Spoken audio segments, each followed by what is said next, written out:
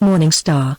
Henry Rider Haggard. Dedication. My dear Budge, only a friendship extending over many years emboldened me, an amateur, to propose to dedicate a romance of old Egypt to you, one of the world's masters of the language and lore of the great people who in these latter days arise from their holy tombs to instruct us in the secrets of history and faith. With doubt I submitted to you this story, asking whether you wished to accept pages that could not, I feared, be free from error, and with surprise in due course I read, among other kind things, your advice to me to leave it exactly as it is. So I take you at your word, although I can scarcely think that in paths so remote and difficult I have not sometimes gone astray. Whatever may be the shortcomings, therefore, that your kindness has concealed from me, since this tale was so fortunate as to please and interest you, its first critic, I offer it to you as an earnest of my respect for your learning and your labors. Very sincerely yours, H. Rider Haggard. Ditchingham, to Dr. Wallace Budge, Keeper of Egyptian and Assyrian Antiquities, British Museum. Author's note. It may be thought that even in a story of old Egypt to represent a cow double as remaining in active occupation of a throne, while the owner of the said double goes upon a long journey and achieves sundry adventures, is, in fact, to take a liberty with doubles. Yet I believe that this is scarcely the case. The cow double, which Wiedemann aptly calls the personality within the person, appears, according to Egyptian theory, to have had an existence of its own. It did not die when the body died, for it was immortal and awaited the resurrection of that body, with which, henceforth, it would be reunited and dwell eternally. To quote Wiedemann again, the cow could live without the body, but the body could not live without the cow. It was material in just the same ways as the body itself. Also, it would seem that in certain ways it was superior to and more powerful than the body, since the Egyptian monarchs are often represented as making offerings to their own cows as through these were gods. Again, in the story of Setna and the Magic Book, translated by Maspero and by Mr. Flinders Petrie in his Egyptian Tales, the cow plays a very distinct part of its own. Thus the husband is buried at Memphis and the wife in Coptos, yet the wife goes to live in her husband's tomb hundreds of miles away, and converses with a prince who comes to steal the magic book. Although I know no actual precedent for it, in the case of a particularly powerful double, such as was given in this romance to Queen Nitatu by her spiritual father, Amen, the greatest of the Egyptian gods, it seems, therefore, legitimate to suppose that, in order to save her from the abomination of a forced marriage with her uncle and her father's murderer, the cow be allowed to anticipate matters a little, and to play the part recorded in these pages. It must not be understood, however, that the fact of marriage with an uncle would have shocked the Egyptian mind, since these people, and especially their royal houses, made a habit of wedding their own brothers and sisters, as in this tale Mermes wed his half-sister Isti. I may add that there is authority for the magic waxen image which the sorcerer Kuku and his accomplice used to bewitch Pharaoh. In the days of Ramesses III, over 3,000 years ago, a plot was made to murder the king in pursuance of which such images were used. Gods of wax. For enfeebling the limbs of people, which were great crimes of death, the great abomination of the land. Also a certain magic role was brought into play which enabled its user to employ the magic powers of the gods. Still, the end of these wizards was not encouraging to others, for they were found guilty and obliged to take their own lives. But even if I am held to have stretched the prerogative of the ka, or of the waxen image which, by the way, has survived almost to our own time, and in West Africa, as a fetish, is still pierced with pins or nails, I can urge an excuse that I have tried, so far as a modern may, to reproduce something of the atmosphere and color of old Egypt, as it has appeared to a traveler in that country and a student of its records.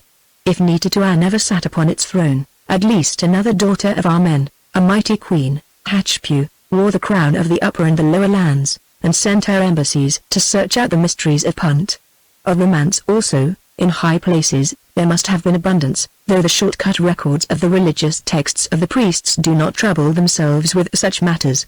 At any rate, so believing, in the hope that it may interest readers of today, I have ventured to discover and present one such romance, whereof the motive, we may be sure, is more ancient, by far, than the old Egyptians, namely, the triumph of true love over great difficulties and dangers. It is pleasant to dream that the gods are on the side of such lovers, and deign for their sakes to work the miracles in which for thousands of years mankind has believed, although the scientist tells us that they do not happen. How large a part marvel and magic of the most terrible and exalted kind played in the life of old Egypt and of the nations with which she fought and traded, we need go no further than the book of Exodus to learn. Also all her history is full of it, since among the Egyptians it was an article of faith that the divinity, which they worshipped under so many names and symbols, made use of such mysterious means to influence or direct the affairs of men and bring about the accomplishment of its decrees. Chapter 1 The Plot of Abi. It was evening in Egypt, thousands of years ago, when the Prince Abi, governor of Memphis and of great territories in the Delta, made fast his ship of state to a quay beneath the outermost walls of the mighty city of Uasta or Thebes, which we moderns know as Luxor and Karnak on the Nile. Abi, a large man, very dark of skin, for his mother was one of the hated Hyksos barbarians who once had usurped the throne of Egypt, sat upon the deck of his ship and stared at the setting sun which for a few moments seemed to rest, a round ball of fire, upon the bare and rugged mountains, that ring round the tombs of the kings. He was angry, as the slave women, who stood on either side fanning him, could see well enough by the scowl on his coarse face and the fire in his large black eyes. Presently they felt it also, for one of them, staring at the temples and palaces of the wonderful city made glorious by the light of the setting sun, that city of which she had heard so often, touched his head with the feathers of her fan. Thereon, as though glad of an excuse to express his ill humor, Abi sprang up and boxed her ears so heavily that the poor girl fell to the deck. "Awkward cat," he cried, "do that again and you shall be flogged until your robe sticks to your back." "Pardon, mighty lord," she said, beginning to weep, "it was an accident. The wind caught my fan, so the rod shall catch your skin, if you are not more careful." "Mitra, stop that sniveling and go send Cuckoo the astrologer here. Go, both, I weary of the sight of your ugly faces." The girl rose, and with her fellow slave ran swiftly to the ladder that led to the waist of the ship. "He called me a cat," Mitra hissed through her white teeth to her companion. "Well, if so, Sekka the cat-headed is my godmother, and she is the lady of vengeance." "Yes," answered the other, "and he said that we were both ugly, we, whom every lord who comes near the court admires so much." "Oh, I wish a holy crocodile would eat him, black pig." "Then why don't they buy us?" "Abi would sell his daughters, much more his fan-bearers at a price, because they hope to get us for nothing, my dear, and what is more, if I can manage it one of them shall, for I am tired of this life. Have your fling while you can, I say. Who knows at which corner Osiris, Lord of Death, is waiting?" "Hush," whispered Mitra, "there is that knave of an astrologer, and he looks cross, too." Then, hand in hand, they went to this lean and learned man and humbly bowed themselves before him. "Master of the stars," said Mitra, "we have a message for you." "No, do not look at my cheek, please, the marks are not magical, only those of the divine fingers of the glorious hand of the most exalted Prince Abi, son of the pharaoh happily ruling in Osiris, etc., etc., etc., of the right, royal blood of Egypt that is on one side, and on the other of a divine lady whom can the spirit, or Ptah the creator, thought fit to dip in a vat of black dye." Said Cuckoo glancing nervously over his shoulder. Then, seeing that there was no one near, he added, "You had better be careful what you say, my dear. The royal Abi does not like to hear the color of his late mother defined so closely." "But why did he slap your face?" She told him. "Well," he answered, "if I had been in his place I would rather have kissed it, for it is pretty, decidedly pretty," and this learned man forgot himself so far as to wink at Mitra. "There, sister," said the girl, "I always told you that rough shells have sweet nuts inside of them. Thank you for your compliment, master of learning. Will you tell us our fortune for nothing?" "Yes, yes," he answered, "at least the fee I want will cost you nothing. Now stop this nonsense," he added, anxiously. "I gather that he is cross. I never saw him crosser, Cuckoo. I am glad it is you who reads the stars, not I. Listen." As he spoke an angry roar reached them from the higher deck above. "Where is that accursed astrologer?" said the roar. "There, what did I tell you?" "Oh. Never mind the rest of the papers, go at once. Your robe is full of rolls as it is." "Yes," answered Cuckoo as he ran to the ladder, "but the question is, how will he like what is in the rolls?" "The gods be with you," cried one of the girls after him, "you will need them all, and if you get back alive, don't forget your promise about the fortunes," said the other. A minute later this searcher of the heavens, a tall, hook-nosed man, was prostrating himself before Abi in his pavilion on the upper deck, so low that his Syrian-shaped cap fell from his bald head. "Why were you so long in coming?" asked Abi. "Because your slaves could not find me, royal son of the Sunday. I was at work in my cabin. Indeed, I thought I heard them giggling with you down there." "What did you call me?" "Royal son of the sun? That is Pharaoh's name. Have the stars shown you?" And he looked at him eagerly. "No, Prince, not exactly that. I did not think it needful to search them on a matter which seems established, more or less." More or less, answered Abby gloomily. What do you mean by your more or less? Here am I at the turning point of my fortunes, not knowing whether I am to be pharaoh of the upper and lower lands, or only the petty lord of a city and a few provinces in the delta, and you satisfy my hunger for the truth with an empty dish of more or less. Man, what do you mean? If your majesty will be pleased to tell his servant exactly what you desire to know, perhaps I may be able to answer the question, replied Cuckoo humbly. Majesty. Well, I desire to know by what warrant you call me majesty, who am only Prince of Memphis. Did the stars give it to you? Have you obeyed me and asked them of the future? Certainly, certainly. How could I disobey? I observed them all last night, and have been working out the results till this moment. Indeed, they are not yet finished. Question and I will answer. You will answer, yes, but what will you answer? Not the truth, I fancy, because you are a coward, though if anyone can read the truth, it is you. Man, he added fiercely, if you dare to lie to me I will cut your head off and take it to Pharaoh as a traitor's, and your body shall lie, not in that fine tomb which you have made, but in the belly of a crocodile whence there is no resurrection. Do you understand? Then let us come to the point. Look, the sun sets behind the tombs of kings, where the departed pharaohs of Egypt take their rest till the day of awakening. It is a bad omen for me, I know, who wished to reach this city in the morning when Ra was in the house of life, the east, and not in the house of death, the west, but that accursed wind sent by Typhon, held me back and I could not. Well, let us begin at the end which must come after all. Tell me, you reader of the heavens, shall I sleep at last in that valley? I think so, Prince, at least, so says your planet. Look, yonder, it springs to life above you, and he pointed to an orb that appeared at the topmost edge of the red glow of the sunset. You are keeping something back from me, said Abby, searching Cuckoo's face with his fierce eyes. Shall I sleep in the tomb of Pharaoh, in my own everlasting house that I shall have made ready to receive me? Son of Ra, I cannot say, answered the astrologer. Divine One, I will be frank with you. Though you be wroth, yet will I tell you the truth as you command me. An evil influence is at work in your house of life. Another star crosses and recrosses your path, and though for a long time you seem to swallow it up, yet at the last it eclipses you and one that goes with it. What star? Asked Abby hoarsely. Pharaoh's? Nay, Prince, the star of Amen, Amen. What Amen? Amen the god, Prince, the mighty father of the gods, Amen the god, repeated Abby in an awed voice. How can a man fight against a god? Say rather against two gods, for with the star of Amen goes the star of Hathor, Queen of Love. Not for many periods of thousands of years have they been together, but now they draw near to each other, and so will remain for all your life. Look, and Cuckoo pointed to the eastern horizon where a faint rosy glow still lingered reflected from the western sky. As they watched this glow melted, and there in the pure heavens, lying just where it met the distant land, seeming to rest upon the land, indeed, appeared a bright and beautiful star, and so close to it that, to the eye, they almost touched, a twin star. For a few minutes only were they seen, then they vanished beneath the line of the horizon. The morning star of Amen, and with it the star of Hathor, said the astrologer. Well, fool, what of it? Exclaimed Abby. They are far enough from my star, moreover, it is they that sink, not I, who ride higher every moment. Aye, Prince, but in a year to come they will certainly eclipse that star of yours. Prince, Amen and Hathor are against you.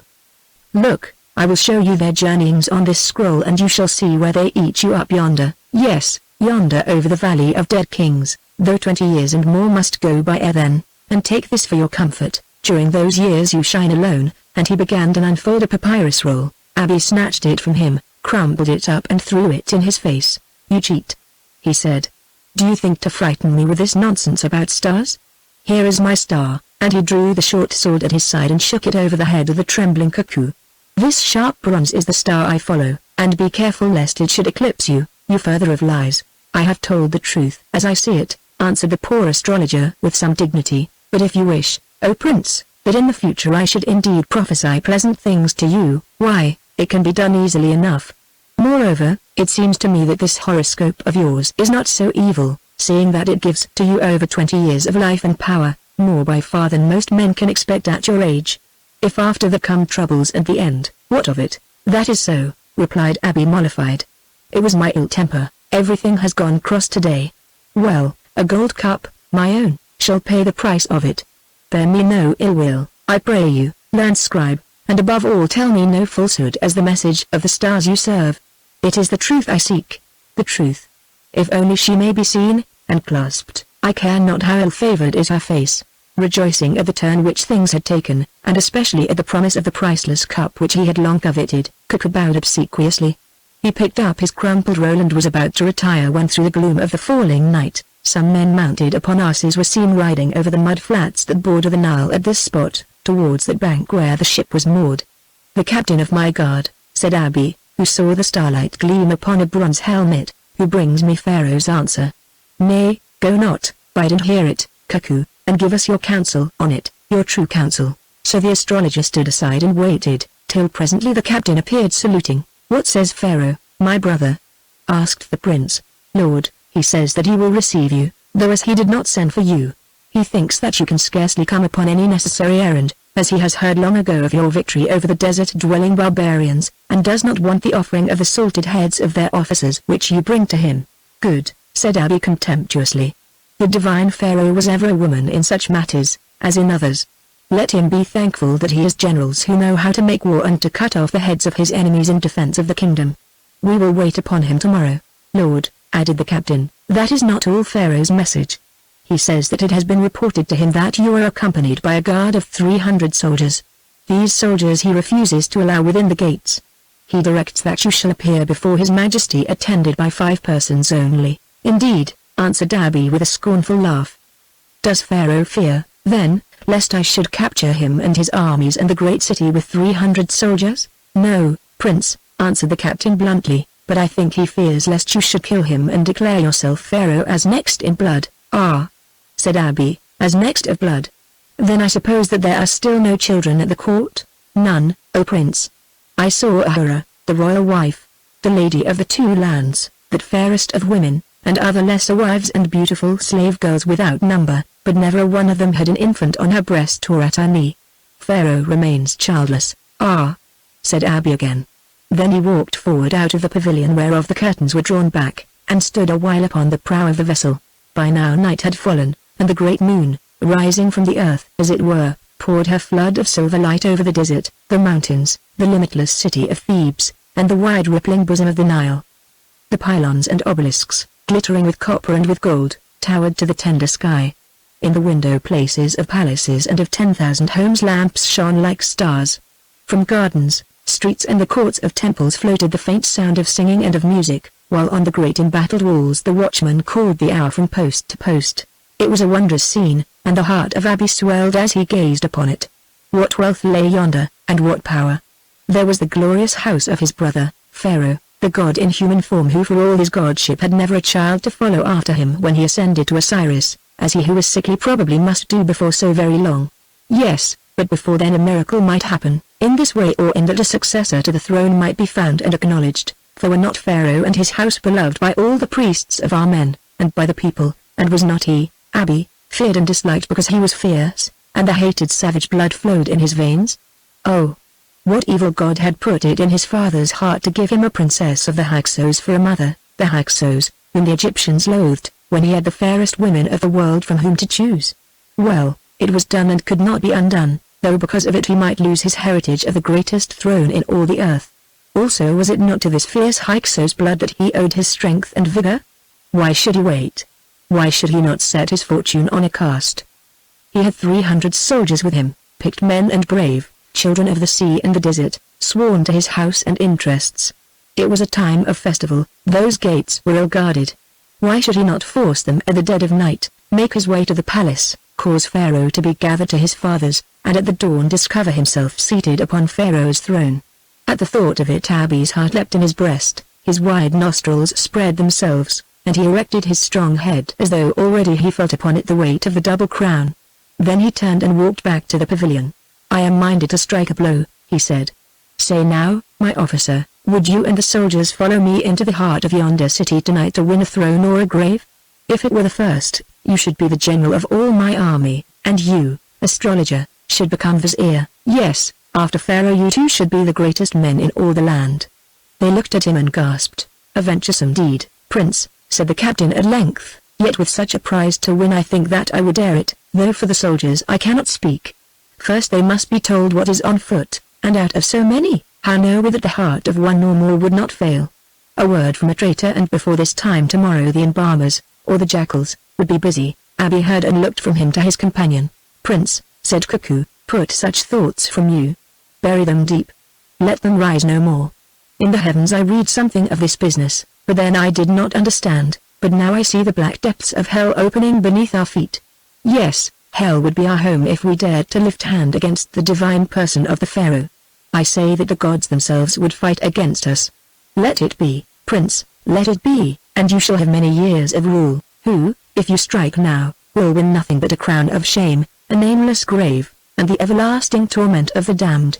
As he spoke, Abi considered the man's face and saw that all craft had left it. This was no charlatan that spoke to him, but one in earnest who believed what he said. So be it, he answered.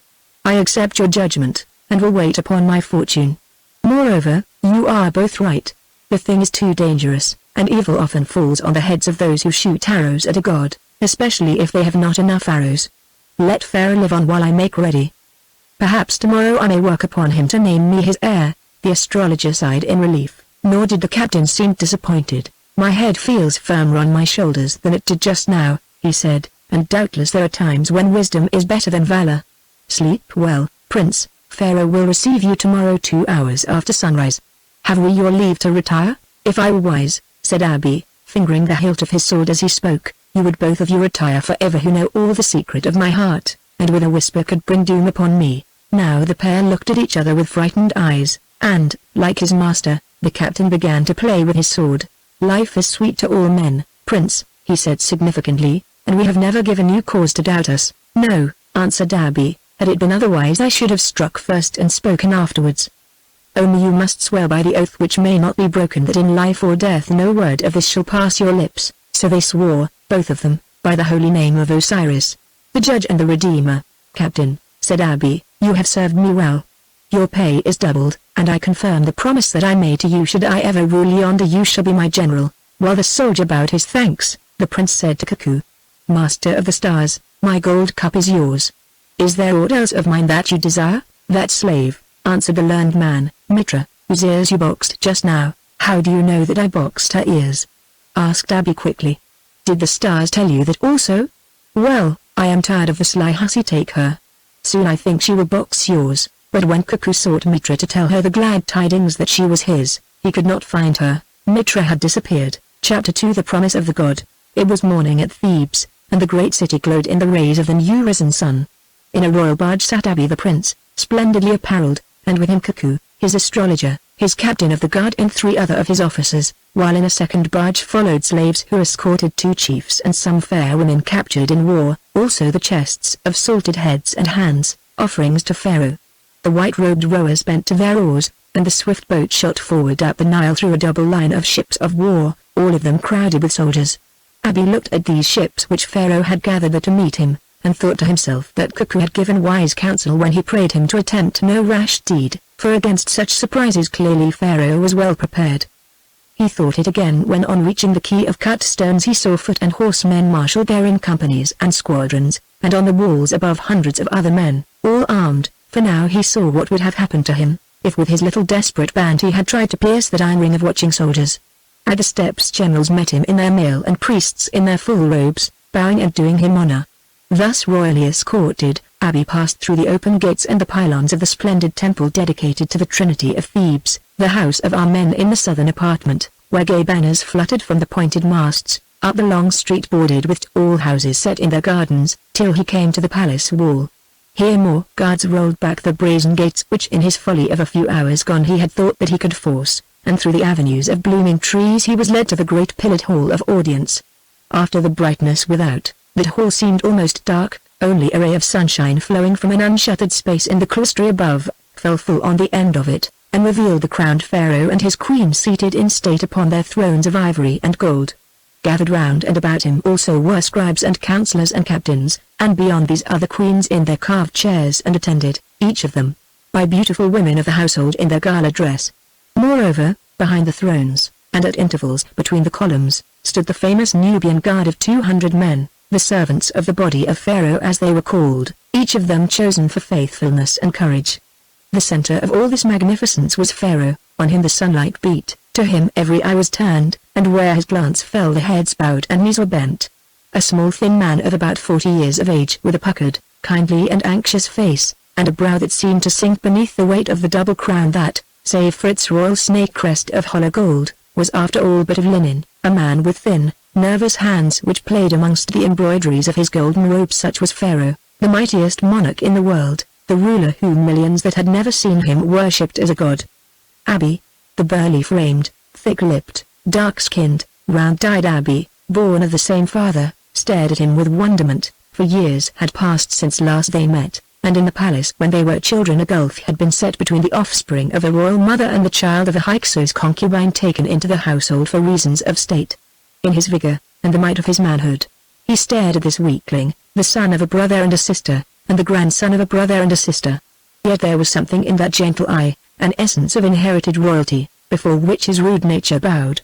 The body might be contemptible, but within it dwelt the proud spirit of the descendant of 100 kings. Abi advanced to the steps of the throne and knelt there, till after a little pause Pharaoh stretched out the scepter in his hand for him to kiss. Then he spoke in his light, quick voice. "Welcome, Prince and my brother," he said. "We quarreled long ago, did we not, and many years have passed since we met, but time heals all wounds and welcome, son of my father. I need not ask if you are well," and he glanced enviously at the great-framed man who knelt before him. "Hail to your divine majesty," answered Abi in his deep voice. "Health and strength be with you, holder of the scourge of Osiris, wearer of the feathers of our men, mortal crowned with the glory of Ra." "I thank you, Prince," answered Pharaoh gently, "and that health and strength I need, who fear that I shall only find them when I have yielded up the scourge of Osiris whereof you speak to him who lent it me. But enough of myself. Let us to business, afterwards we will talk of such matters together. Why have you left your government at Memphis without leave asked, to visit me here in my city of the gates?" "Be not wroth with me," answered Abi humbly. "A while ago, in obedience to your divine command, I attacked the barbarians who threatened your dominions in the desert. Like Menthur, god of war, I fell upon them. I took them by surprise, I smote them, thousands of them bit the dust before me. 2 of their kings I captured with their women they wait without, to be slain by your majesty. I bring with me the heads of 100 of their captains and the hands of 500 of their soldiers, in earnest of the truth of my word. Let them be spread out before you. I report to your divine majesty that those barbarians are no more, that for a generation, at least, I have made the land safe to your uttermost dominions in the north. Suffer that the heads and the hands be brought in and counted out before your majesty, that the smell of them may rise like incense to your divine nostrils." "No, no," said Pharaoh, "my officers shall count them without, for I love not such sights of death, and I take your word for the number. What payment do you ask for this service, my brother, for with great gifts would I reward you, who have done so well for me and Egypt." Before he answered Abi looked at the beautiful queen, Ahura, who sat at Pharaoh's side, and at the other royal consorts and women. "Your majesty," he said, "I see here many wives and ladies, but royal children I do not see. Grant, for doubtless they are in their own chambers, grant, O Pharaoh, that they may be led hither, that my eyes may feed upon their loveliness, and that I may tell of them, each of them, to their cousins who await me at Memphis." At these words a flush as of shame spread itself over the lovely face of Ahura, the royal wife, the lady of the 2 lands, while the women turned their heads away whispering to each other bitterly, for the insult hurt them. Only Pharaoh set his pale face and answered with dignity, "Prince Abi, to affront those whom the gods have smitten, be they kings or peasants, is an unworthy deed which the gods will not forget. You know well that I have no children. Why then do you ask me to show you their loveliness?" "I had heard rumors, O Pharaoh," answered the prince, "no more. Indeed, I did not believe them, for where there are so many wives I was certain that there would be some mothers. Therefore I asked to be sure before I proffered a petition which now I will make to you, not for my own sake but for Egypt's and yours, O Pharaoh." "Have I your leave to speak here in public?" "Speak on," said Pharaoh sternly. "Let aught that is for the welfare of Egypt be heard by Egypt." "Your majesty has told me," replied Abi bowing, "that the gods, being wroth, have denied you children. Not so much as one girl of your blood have they given to you to fill your throne after you, when in due season it pleases you to depart to Osiris. Were it otherwise, were there even but a single woman child of your divine race, I would say nothing, I would be silent as the grave. But so it is, and though your queens be fair and many, so it would seem that it must remain, since the ears of the gods, having been deaf to your pleadings for so long, although you have built them glorious temples and made them offerings without count, will scarcely now be opened. Even Amen your father, Amen, whose name you bear, will perform no miracle for you, O Pharaoh, who are so great that he has decreed that you shall shine alone like the full moon at night, not sharing your glory with a single star. Now Ahura the queen, who all this while had been listening intently, spoke for the first time in a quick angry voice, saying, How know you that, Prince of Memphis? Sometimes the gods relent, and that which they have withheld for a space, they give. My lord lives, and I live, and a child of his may yet fill the throne of Egypt. It may be so, O queen, said Abi bowing, and for my part one pray that it will be so, for who am I that I should know the purpose of the kings of heaven? If but one girl be born of you and Pharaoh, then I take back my words and give to you that title which for many years has been written falsely upon your thrones and the monuments, the title of royal mother. Now Ahura would have answered again, for this sneering taunt stung her to the quick. But Pharaoh laid his hand upon her knee and said, Continue, prince and brother. We have heard from you that which we already know too well, that I am childless. Tell us what we do not know, the desire of your heart which lies hid beneath all these words. Pharaoh, it is this: I am of your holy blood, sprung of the same divine father, but of a mother who was not divine, broke in Ahura, of a mother taken from a race that has brought many a curse upon Chem, as any mirror will show you, Prince of Memphis. Pharaoh, went on Abi without heeding her, you grow weak, heaven desires you, the earth melts beneath you. In the north and in the south many dangers threaten Egypt. Should you die suddenly without an heir, barbarians will flow in from the north and from the south, and the great ones of the land will struggle for your place. Pharaoh, I am a warrior, I am built strong, my children are many, my house is built upon a rock, the army trusts me, the millions of the people love me. Take me then to rule with you, and in the hearing of all the earth name me and my sons as your successors, so that our royal race may continue for generation after generation. So shall you end your days in peace and hope. I have spoken. Now, as the meaning of this bold request sank into their hearts, all the court gathered gasped and whispered, while the queen Ahura in her anger crushed the lotus flower which she held in her hand and cast it to the floor. Only Pharaoh sat still and silent, his head bent and his eyes shut as though in prayer. For a minute or more he sat thus, and when he lifted his pale, pure face, there was a smile upon it. Abi, my brother, he said in his gentle voice, listen to me. There are those who filled this throne before me, who on hearing such words would have pointed to you with their scepters, whereon, Abi, those lips of yours would have grown still forever, and you and your name and the names of all your house would have been blotted out by death. But, Abi, you were ever bold, and I forgive you for laying open the thoughts of your heart to me. Still, Abi, you have not told us all of them. You have not told us, for instance, he went on slowly, and in the midst of an intense silence, that but last night you debated whether it would not be possible with that guard of yours to break into my palace and put me to the sword and name yourself Pharaoh by right of blood. Abi, yes, by right of blood, my blood shed by you, my brother. As these words left the royal lips a tumult arose in the hall. The women and the great officers sprang up. The captains stepped forward drawing their swords to avenge so horrible a sacrilege. But Pharaoh waved his scepter, and they were still. Only Abi cried in a great voice, who has dared to whisper a lie so monstrous? And he glared first at Cuckoo and then at the captain of his guard who stood behind him, and choked in wrath, or fear, or both. Suspect not your officers, prince, went on the Pharaoh, still smiling, for on my royal word they are innocent. Yet, Abi, a pavilion set upon the deck of a ship is no good place to plot the death of kings. Pharaoh has many spies, also, at times, the gods, to whom as you say he is so near, whisper tidings to him in his sleep.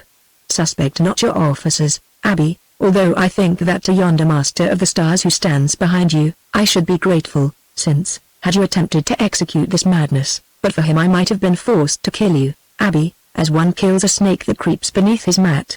Astrologer, you shall have a gift from me, for you are a wise man. It may take the place, perhaps, of one that you have lost. Was it not a certain woman slave whom your master gave to you last night after he had punished her for no fault? Cuckoo prostrated himself before the glory of Pharaoh, understanding at last that it was the lost girl Matra who had overheard and betrayed them. But heeding him no more, his majesty went on. Abi, prince and brother, I forgive you a deed that you purposed but did not attempt. May the gods and the spirits of our fathers forgive you also, if they will. Now as to your demand. You are my only living brother, and therefore I will weigh it. Perchance, if I should die without issue, although you are not all royal, although there flows in your veins a blood that Egypt hates, although you could plot the murder of your lord and king, it may be well that when I am gone you should fill my place, for you are brave and of the ancient race on one side, if base-born on the other. But I am not yet dead, and children may still come to me. Abi, will you be a prisoner until Osiris calls me, or will you swear an oath? I will swear an oath, answered the prince hoarsely, for he knew his shame and danger. Then kneel here, and by the dreadful name swear that you will lift no hand and plot no plot against me. Swear that if a child, male or female, should be given to me, you will serve such a child truly as your lord and lawful pharaoh. In the presence of all this company, swear, knowing that if you break the oath in letter or in spirit, then all the gods of Egypt shall pour their curse upon your head in life, and in death shall give you over to the everlasting torments of the damned. So, having little choice, Abi swore by the name and kissed the scepter in token of his oath. It was night. Dark and solemn was the innermost shrine of the vast temple, the house of Amen in the northern apartment, which we call Karnak, the very holy of holies where, fashioned of stone, and with the feathered crown upon his head, stood the statue of Amen-Ra, father of the gods. Here, where none but the high priest and the royalties of Egypt might enter, Pharaoh and his wife Ahura, wrapped in brown cloaks like common folk, knelt at the feet of the god and prayed. With tears and supplications did they pray that a child might be given to them.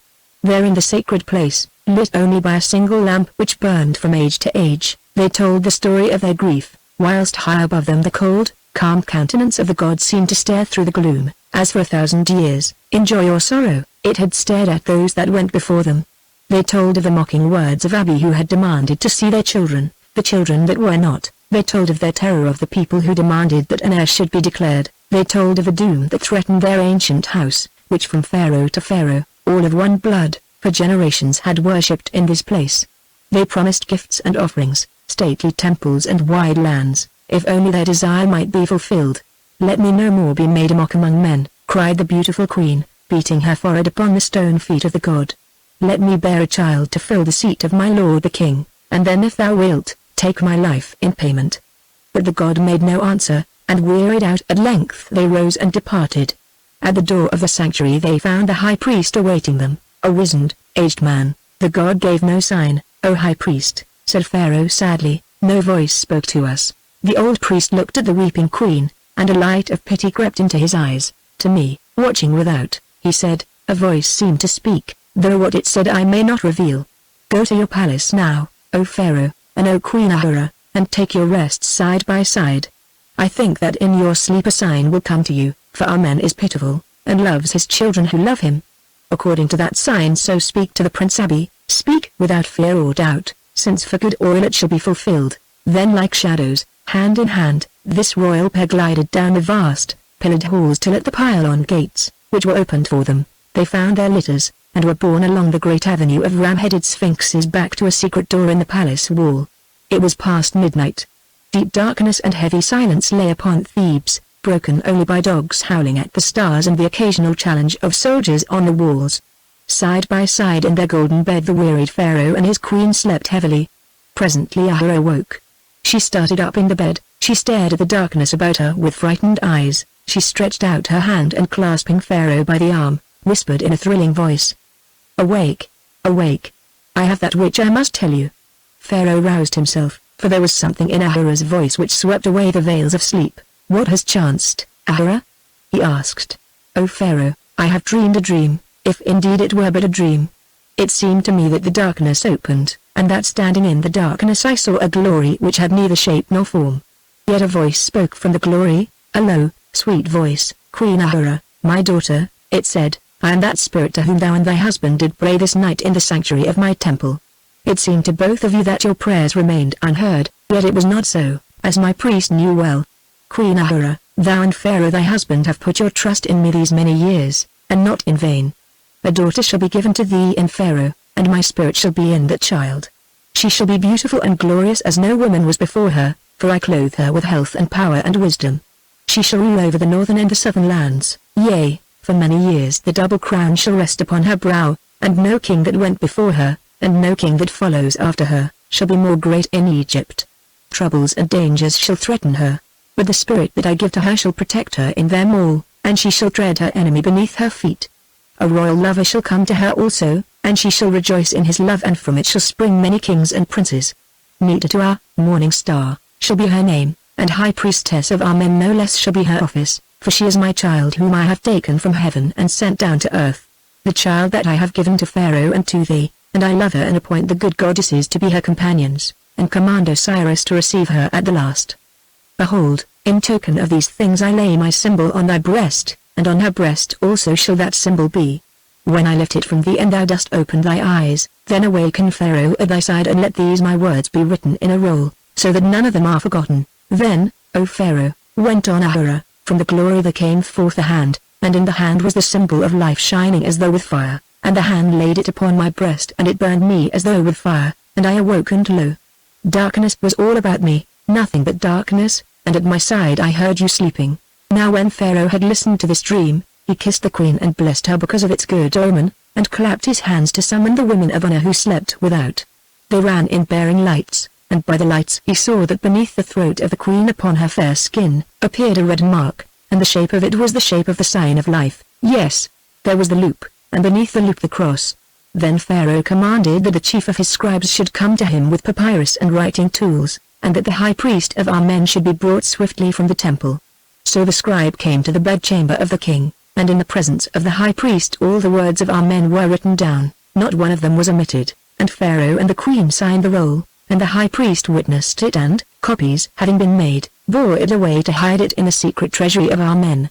But the mark of the cross of life remained upon the breast of the queen Ahura till the day that she died. Now in the morning Pharaoh summoned his court and commanded that the Prince Abi should be brought before him. So the prince came and Pharaoh addressed him kindly. Son of my father, he said, I have considered your request that I should take you to rule with me on the throne of Egypt, and name you and your sons to be pharaohs after me, and it is refused. Know that it has been revealed to me and to the royal wife, Ahura, by the greatest of the gods, that a daughter shall be born to us in due season, who shall be called Morning Star of Amen, and that she and her seed shall be pharaohs after me. Therefore rejoice with us and return to your government, Prince Abi, and be happy in our love, and in the goods and greatness that the gods have given you. Now Abi shook with anger, for he thought that all this tale was a trick and a snare. But knowing that his peril was greater in the hand of Pharaoh, he answered only that when this morning star arose, his star should do it reverence, though as the words passed his lips he remembered the prophecy of his astrologer cuckoo, that the morning star of Amen should blot out that star of his. You think that I speak falsely, Prince Abi? Yes, that I stain my lips with lies, said Pharaoh with indignation. Well, I forgive you this also. Go hence and await the issue and know by this sign that truth is in my heart. When the princess Metutua is born, upon her breast shall be seen the symbol of the sign of life. Depart now, lest I grow angry. The gifts I have promised shall follow you to Memphis. So Abi returned to the white-walled city of Memphis and sat there sullenly, putting it about that a plot was on foot to deprive him of his heritage. But Cuckoo shook his head, saying in secret that the star, Metutua, would arise, for so it was decreed by Amen, father of the gods. Chapter 3 Rames, the Princess, and the Crocodile. At the appointed time to Ahura, the royal wife, was born a child, a girl with a fresh and lovely face and waving hair and eyes that from the first were blue like the summer sky at even. Also on her breast was a mole of the length of a fingernail, which mole was shaped like the holy sign of life. Now Pharaoh and his house and the priests in every temple, and indeed all Egypt went mad with joy, though there were many who in secret mourned over the sex of the infant, whispering that a man and not a woman should wear the double crown.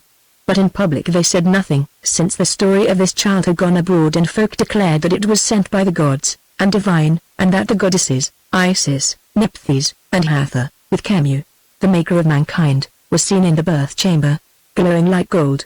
Also Pharaoh issued a decree that wherever the name of the Queen Ahura was graven in all the land, to it should be added the title by the will of Amen, mother of his morning star, and that a new hall should be built in the temple of Amen in the northern apartment, and all about it carved the story of the coming of Prince Abi and of the vision of the queen.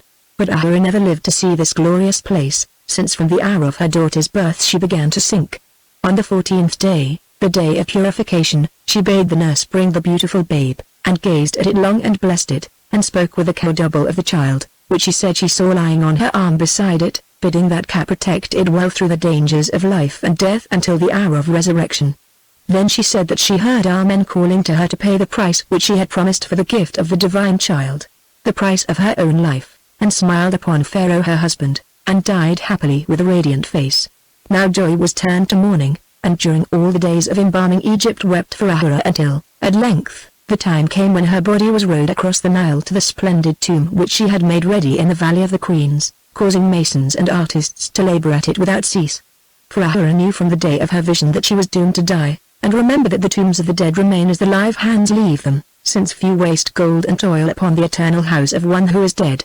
So Ahura was buried with great pomp and all her jewels, and Pharaoh, who mourned her truly, made splendid offerings in the chapel of her tomb, and having laid in the mouth of it the funeral boat in which she was borne across the Nile, he built it up forever, and poured sand over the rock, so that none should find its place until the day of awakening. Meanwhile, the infant grew and flourished, and when it was 6 months old, was taken to the college of the priestesses of Amen, there to be reared and taught. Now on the day of the birth of the princess Nitituah, there happened another birth with which our story has to do. The captain of the guard of the temple of Amen was one Mermes, who had married his own half-sister, Esti, the enchantress. As was well known, this Mermes was by right and true descent the last of the house of pharaohs which had filled the throne of Egypt until their line was cast down generations before by the dynasty that now ruled the land, whereof the reigning pharaoh and his daughter Nitituah alone remained. A long while past, in the early days of his reign, his council had whispered in Pharaoh's ear that he should kill Mermes and his sister, lest a day should come when they rebelled against him, proclaiming that they did so by right of blood. But Pharaoh, who was gentle and hated murder, instead of slaying Mermes sent for him and told him all. Then Mermes, a noble-looking man as became the stock from which he sprang, prostrated himself and said, "O Pharaoh, why should you kill me? It has pleased the gods to debase my house and to set up yours. Have I ever lifted up my heel against you because my forefathers were kings, or plotted with the discontent to overthrow you? See, I am satisfied with my station, which is that of a noble and a soldier in your army. Therefore let me and my half-sister, the wise Lady Esti whom I purpose to marry, dwell on in peace as your true and humble servants. Dip not your hands in our innocent blood, O Pharaoh, lest the gods send a curse upon you and your house and our ghosts come back from the grave to haunt you." When Pharaoh heard these words, his heart was moved in him, and he stretched out his scepter for Mermes to kiss, thereby granting to him life and protection. "Mermes," he said, "you are an honorable man, and my equal in blood if not in place. For their own purposes the gods raise up one and cast down another that at last their ends may be fulfilled. I believe that you will work no harm against me and mine, and, therefore, I will work no harm against you and your sister Esti, mistress of magic. Rather shall you be my friend and counselor." Then Pharaoh offered high rank and office to him, but Mermes would not take them, answering that if he did, envy would be stirred up against him, and in this way or that bring him to his death, since tall trees are the first to fall. So in the end Pharaoh made Mermes captain of the guard of Amen, and gave him land and houses enough to enable him to live as a noble of good estate, but no more. Also he became a friend of Pharaoh and one of his inner council, to whose voice he always listened, for Mermes was a true-hearted man. Afterwards Mermes married Esti, but like Pharaoh for a long while he remained childless, since he took no other wives. On the day of the birth of the Princess Tuah, the morning star of Amen, however, Esti bore a son, a royal-looking child of great strength and beauty and very fair in color, as tradition said that the kings of his race had been before him, but with black and shining eyes. "See," said the midwife, "here is a head shaped to wear a crown," whereon Esti, his mother, forgetting her caution in her joy, or perhaps inspired by the gods, for from her childhood she was a prophetess, answered, "Yes, and I think that this head and a crown will come close together," and she kissed him and named him Rames after her royal forefather, the founder of their line. As it chanced a spy overheard this saying and reported it to the council, and the council urged Pharaoh to cause the boy to be put away, as they had urged in the case of his father, Mermes, because of the words of omen that Esti had spoken, and because she had given her son a royal name, naming him after the majesty of Ra, as though he were indeed the child of a king. But Pharaoh would not, asking with his soft smile whether they wished him to baptize his daughter in the blood of another infant who drew his first breath upon the same day, and adding, "Ra sheds his glory upon all, and this high-born boy may live to be a friend in need to her whom Amen has given to Egypt. Let things befall as the gods decree. Who am I that I should make myself a god and destroy a life that they have fashioned?" So the boy Rames lived and throve, and Mermes and Esti, when they came to hear of these things, thanked Pharaoh and blessed him. Now the house of Mermes, as captain of the guard, was within the wall of the great temple of Amen, near to the palace of the priestesses of Amen where the princess Nitituah was nurtured. Thus it came about that when the Queen Ahura died, the Lady Asti was named as nurse to the princess, since Pharaoh said that she should drink no milk save that of one in whose veins ran royal blood. So Asti was to as foster mother, and night by night she slept in her arms together with her own son, Rames. Afterwards, too, when they were weaned, the babes were taught to walk and speak together, and later, as children, they became playmates. Thus from the first these two loved each other, as brother and sister love when they are twins. But although the boy was bold and brave, this little princess always had the mastery of him, not because she was a princess and heir to the throne of Egypt, for all the high titles they gave her fell idly on her ears, nor did she think anything of the bowings of courtiers and of priests, but from some strength within herself. She it was that set the games they played, and when she talked he was obliged to listen, for although she was so sound and healthy, this too differed from other children. Thus she had what she called her silent hours, when she would suffer no one to come near her, not her ladies or her foster mother, Asti herself, nor even Rames. Then, followed by the women at a distance, she would wander among the great columns of the temple and study the sculptures on the walls, and, since all places were open to her, Pharaoh's child, enter the sanctuaries, and stare at the gods that sat in them, fashioned in granite and in alabaster. This she would do even in the solemn moonlight, when mortals were afraid to approach these sacred shrines, and condense unconcerned and smiling. "What do you see there, O morning star?" asked little Rames of her once. "They are dull things, those stone gods that have never moved since the beginning of the world. Also they frighten me, especially when Ra is set." "They are not dull, and they do not frighten me," answered Tua. "They talk to me, and although I cannot understand all they say, I am happy with them." "Talk?" he said contemptuously. "How can stones talk? I do not know. I think it is their spirits that talk, telling me stories which happened before I was born and that shall happen after I am dead." "Yes, and after they seem to be dead." "Now be silent, I say that they talk to me, it is enough." "For me it would be more than enough," said the boy, "but then I am not called child of Amen, who only worship Menthu, god of war."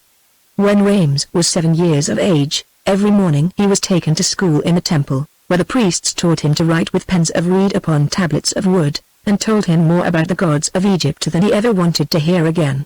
During these hours, except when she was being instructed by the great ladies of the court, or by high priestesses, Tua was left solitary, since by the command of Pharaoh no other children were allowed to play with her. Perhaps because there were none in the temple of her age whose birth was noble. Once when he came back from his school in the evening, Rames asked her if she had not been lonely without him. She answered, no, as she had another companion. "Who is it?" he asked jealously. "Show me and I will fight him." "No one that you can see, Rames," she replied. "Only my own Ka." "Your Ka?" "I have heard of Kas, but I never saw one." "What is it like?" "Just like me, except that it throws no shadow, and only comes when I am quite by myself, and then, although I hear it often, I see it rarely, for it is mixed up with the light." "I don't believe in Kas," exclaimed Rames scornfully. "You make them up out of your head." A little while after this talk something happened that caused Rames to change his mind about Kas, or at any rate the Ka of Tua. In a hidden court of the temple was a deep pool of water with cemented sides, where, it was said, lived a sacred crocodile, an enormous beast that had dwelt there for hundreds of years. Rames and Tua, having heard of this crocodile, often talked of it and longed to see it, but could not, for there was a high wall round the tank, and in it a door of copper that was kept locked, except when once in every 8 days the priests took in food to the crocodile, living goats and sheep, and sometimes a calf, none of which ever came back again. Now one day Rames, watching them return, saw the priest, who was called guardian of the door, put his hand behind him to thrust the key with which he had just locked the door, into his wallet, and missing the mouth of the wallet, let it fall upon the sand, then go upon his way knowing nothing of what he had done. When he had gone in a great hurry, for he was a fat old priest and the dinner hour was at hand, Rames pounced upon the key and hid it in his robe. Then he sought out the princess and said, "Morning Star, this evening, when I come back from school and am allowed to play with you, we can look at the wonderful beast in the tank, for look, I have the key which that fat priest will not search for till 7 days are gone by, before which I can take it to him, saying that I found it in the sand, or perhaps put it back into his wallet." When she heard this, Tua's eyes shone, since above all things she desired to see this holy monster. But in the evening when the boy came running to her eagerly, for he had thought of nothing but the crocodile all day, and had bought a pigeon from a schoolfellow with which to feed the brute, he found Tua in a different mood. "I don't think that we will go to see the holy crocodile, Rames," she said, looking at him thoughtfully. "Why not?" he asked amazed. "There is no one about, and I have put fat upon the key so that it will make no noise. Because my Ka has been with me, Rames, and told me that it is a bad act and if we do trouble will come to us. Oh! May the fiend Set take your Ka, replied the lad in a rage. Show it to me and I will talk with it. I cannot, Rames, for it is me. Moreover, if Seth took it, he would take me also, and you are wicked to wish such a thing. Now the boy began to cry with vexation, sobbing out that she was not to be trusted, and that he had paid away his bronze knife, which Pharaoh had given him when last he visited the temple, for a pigeon to tempt the beast to the top of the water, so that they might see it, although the knife was worth many pigeons, and Pharaoh would be angry if he heard that he had parted with it. Why should we take the life of a poor pigeon to please ourselves? Asked Tua, softening a little at the sight of his grief. It's taken already, he answered. It fluttered so that I had to sit on it to hide it from the priest, and when he had gone it was dead.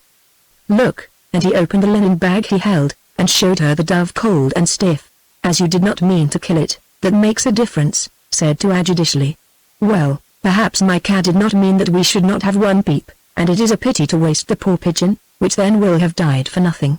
Rames agreed that it would be the greatest of pities, so the two children slipped away through the trees of the garden into the shadow of the wall, along which they crept till they came to the bronze door. Then guiltily enough Rames put the great key into the lock, and with the help of a piece of wood which he had also made ready, that he set in the ring of the key to act as a lever.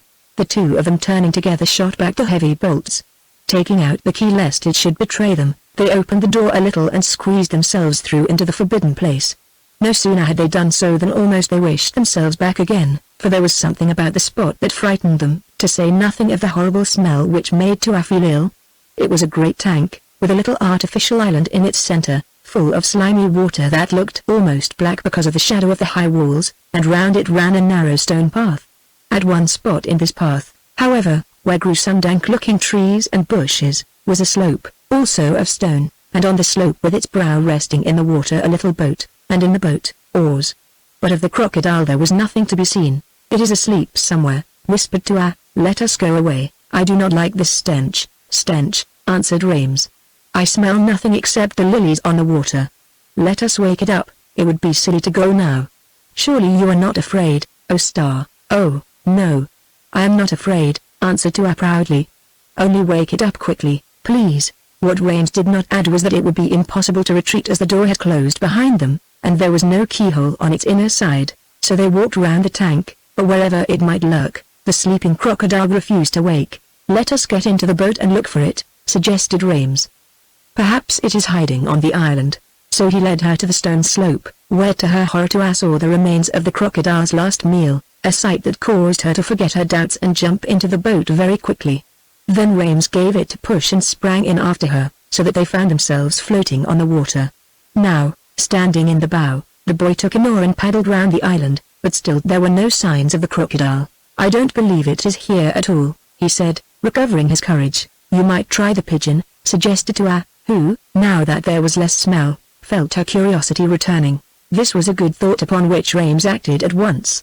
Taking the dead bird from the bag he spread out its wings to make it look as though it were alive, and threw it into the water, exclaiming, Arise, O holy crocodile! Then with fearful suddenness, whence they knew not, that crocodile arose.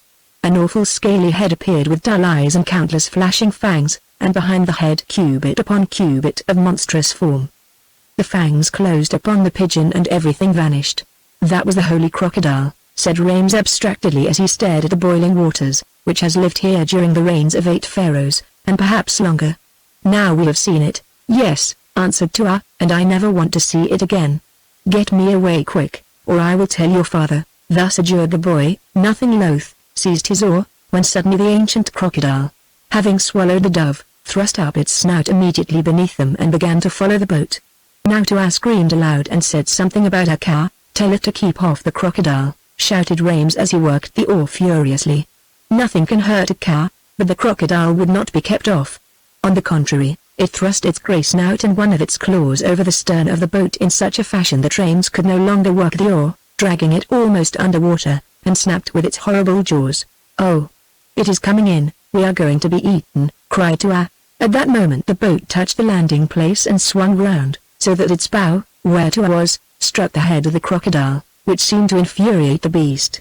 At least, it hurled itself upon the boat, causing the forepart to heel over, fill with water, and begin to sink. Then the little lad, Rames, showed the courage that was in him.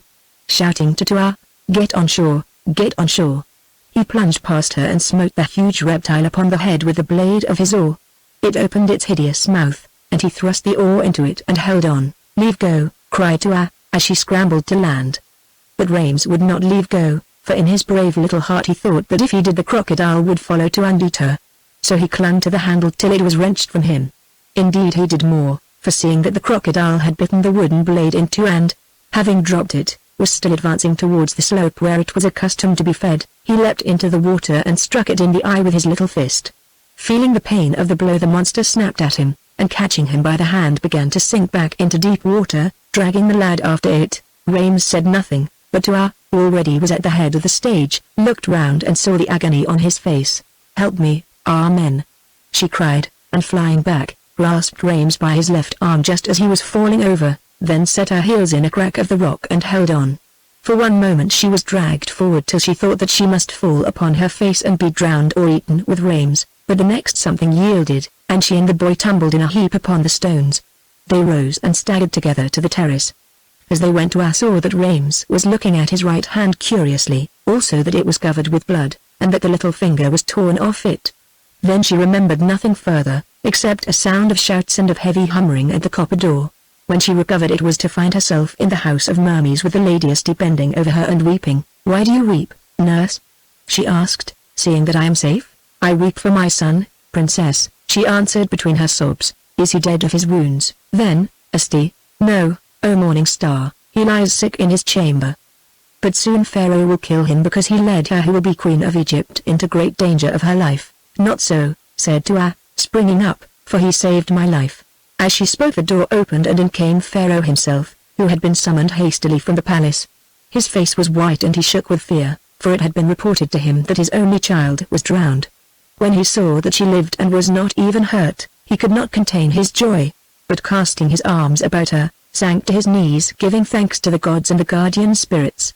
She kissed him, and studying his face with her wise eyes, asked why he was so much afraid.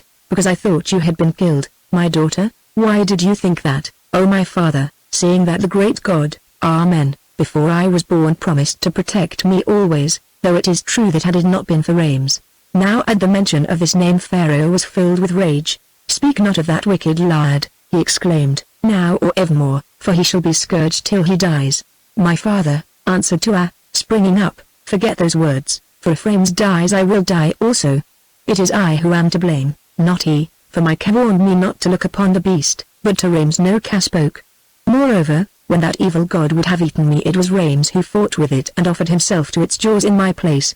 Listen, my father, while I tell you all the story." So Pharaoh listened, and when it was done he sent for Rames.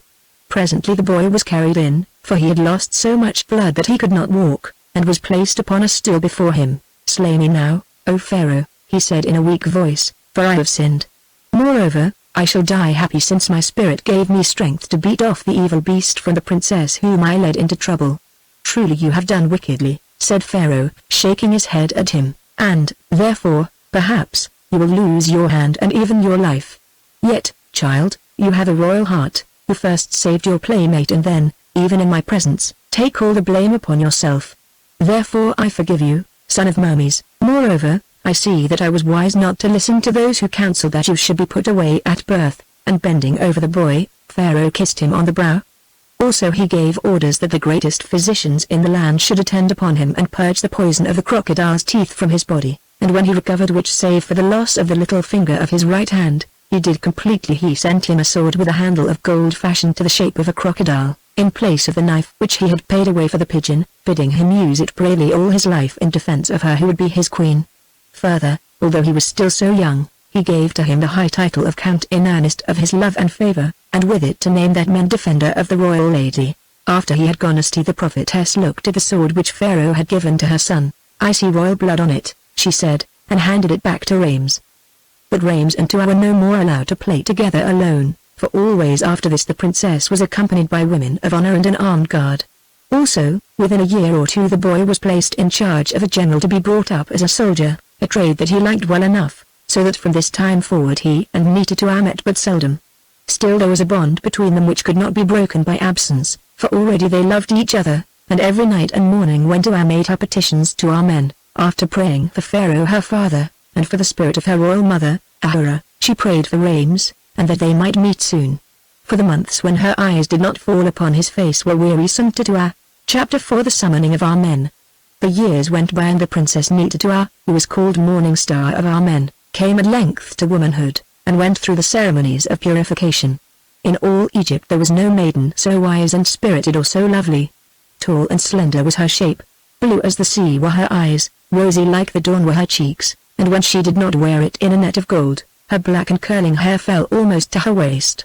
Also she was very learned, for priests and priestesses taught her all things that she ought to know, together with the arts of playing on the harp and of singing and dancing, while her own excellent spirit, that coach Amen had given her, instructed her in a deeper wisdom which she gathered unconsciously in sleep and waking dreams, as the slumbering earth gathers dew at night. Moreover, her father, the wise old Pharaoh, opened to her the craft of statesmanship, by help of which she might govern men and overthrow her enemies.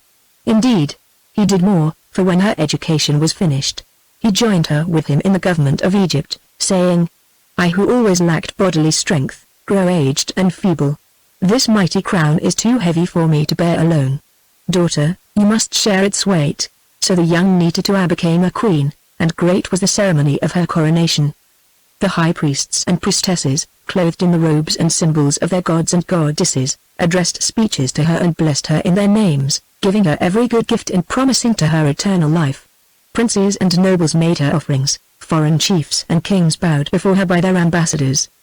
The counts and headmen of the two lands swore allegiance to her, and, finally, in the presence of all the court, Pharaoh himself set the double crown upon her brow and gave her throne names of glorious in Ra and Hath strong in beauty. So for a while Tua sat splendid on her golden seat while the people adored her, but in that triumphant hour her eyes searched for one face only, that of the tall and gallant captain, Rames, her foster brother, and for a moment rested the content. Yes, their eyes met, those of the new Grand Empress on her throne and of the youthful noble in the throng below. Short was the greeting, for next instant she looked away, yet more full of meaning than whole days of speech. The queen does not forget what the child remembered, the goddess is still a woman, it seemed to say. And so sweet was that message that Rames staggered from the court like one stricken by the sun. Night came at last, and having dismissed her secretaries, scribes and tirewomen, the weary girl, now clad in simple white, sat in her chamber alone. She thought of all the splendors through which she had passed, she thought of the glories of her imperial state, of the power that she wielded, and of the proud future which stretched before her feet. But most of all she thought of the face of the young Count Rames, the playmate of her childhood, the man she loved, and wondered, how she wondered, if with all her power she could ever draw him to her side. If not, of what use was this rule over millions, this dominion of her world? They called her a goddess, and in truth, at times, she believed that she was half divine, but if so, why did her heart ache like that of any common maid? Moreover, was she really set above the misfortunes of the race? Could a throne, however bright with gold, lift her above the sorrows of humankind? She desired to learn the truth, the very truth. Her mind was urgent, it drove her on to search out things to come, to stand face to face with them, even if they were evil.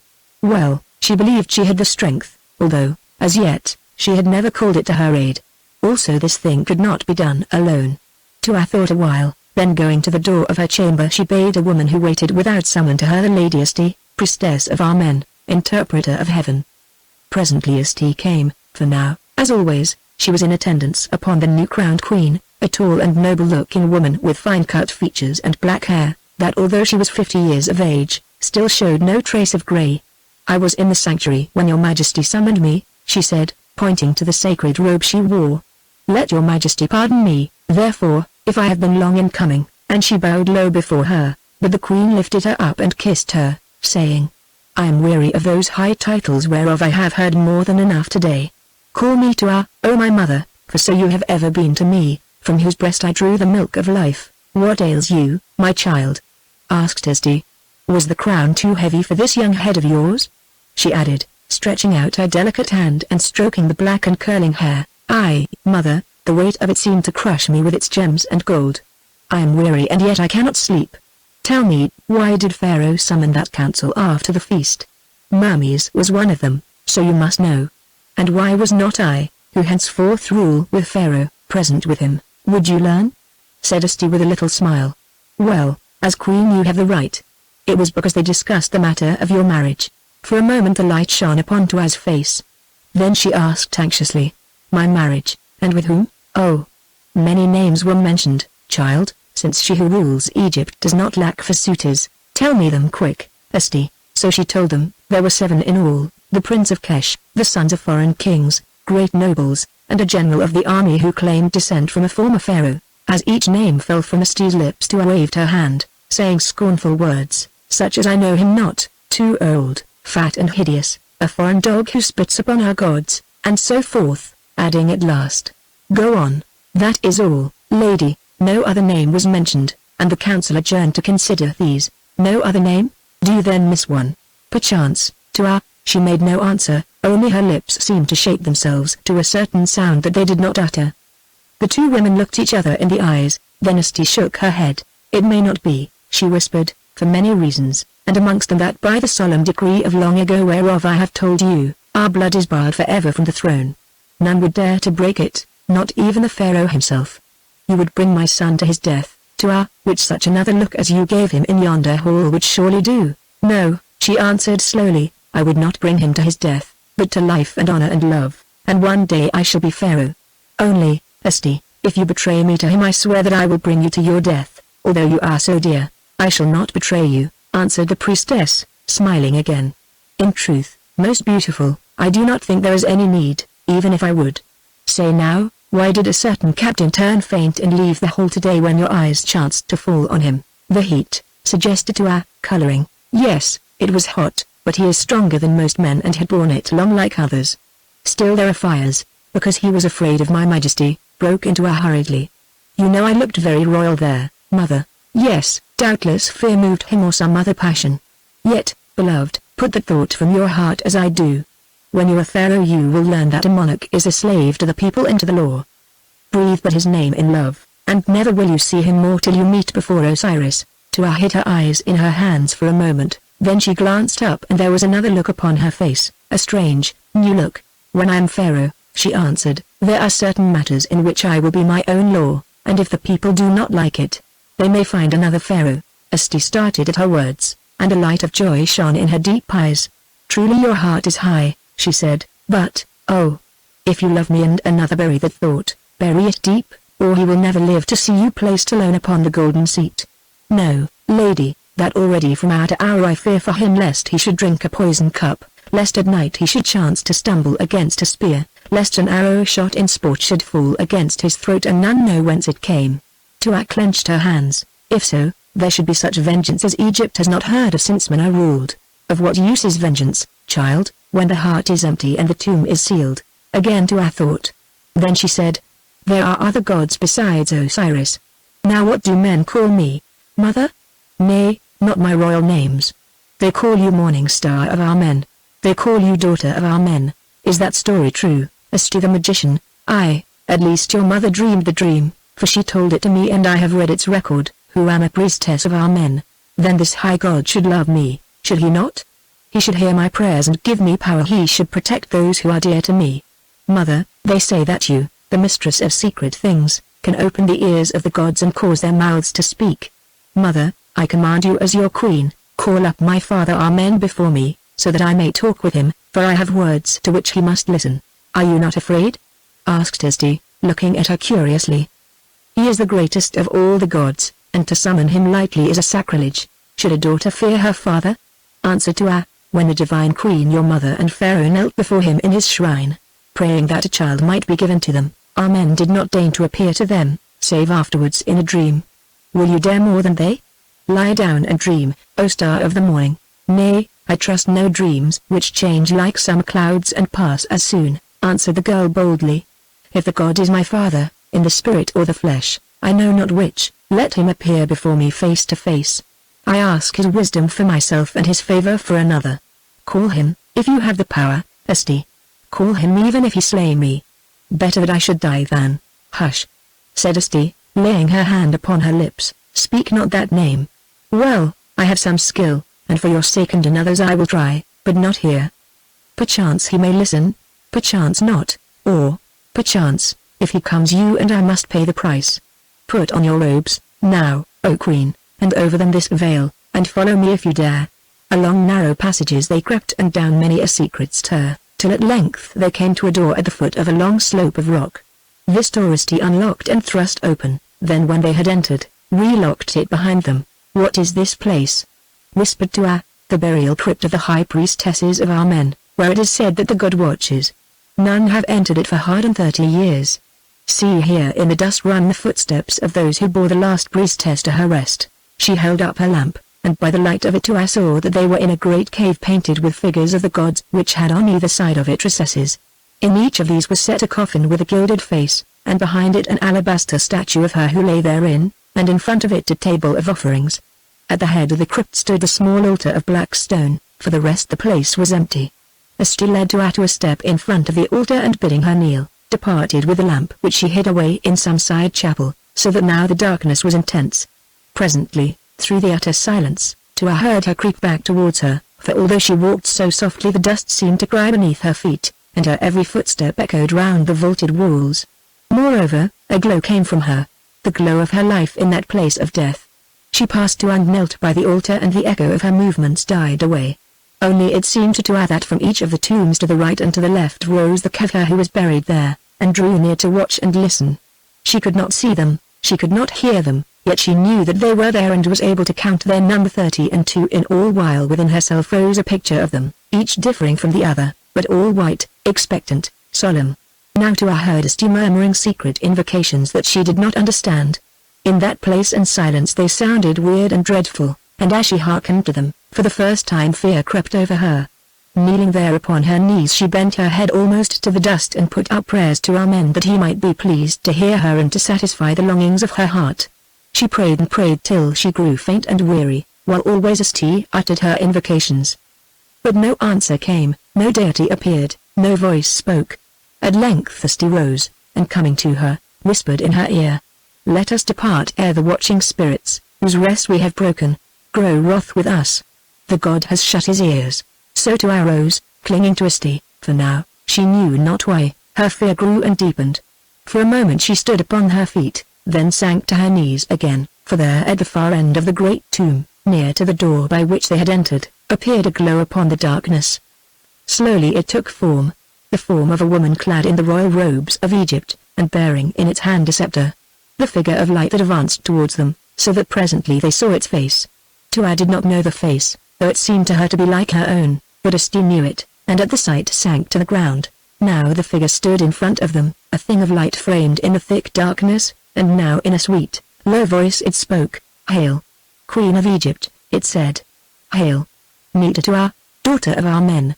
Art thou afraid to look on the spirit of her who bore thee, thou that didst dare to summon the father of the gods to do thy bidding?" "I am afraid," answered Tua, shaking in all her limbs. "And thou, Rusty the magician, art thou afraid also, who but now wast bold enough to cry to our men, Ra come from thy high heaven, and make answer?" "It is even so, O Queen Ahura," murmured Rusty.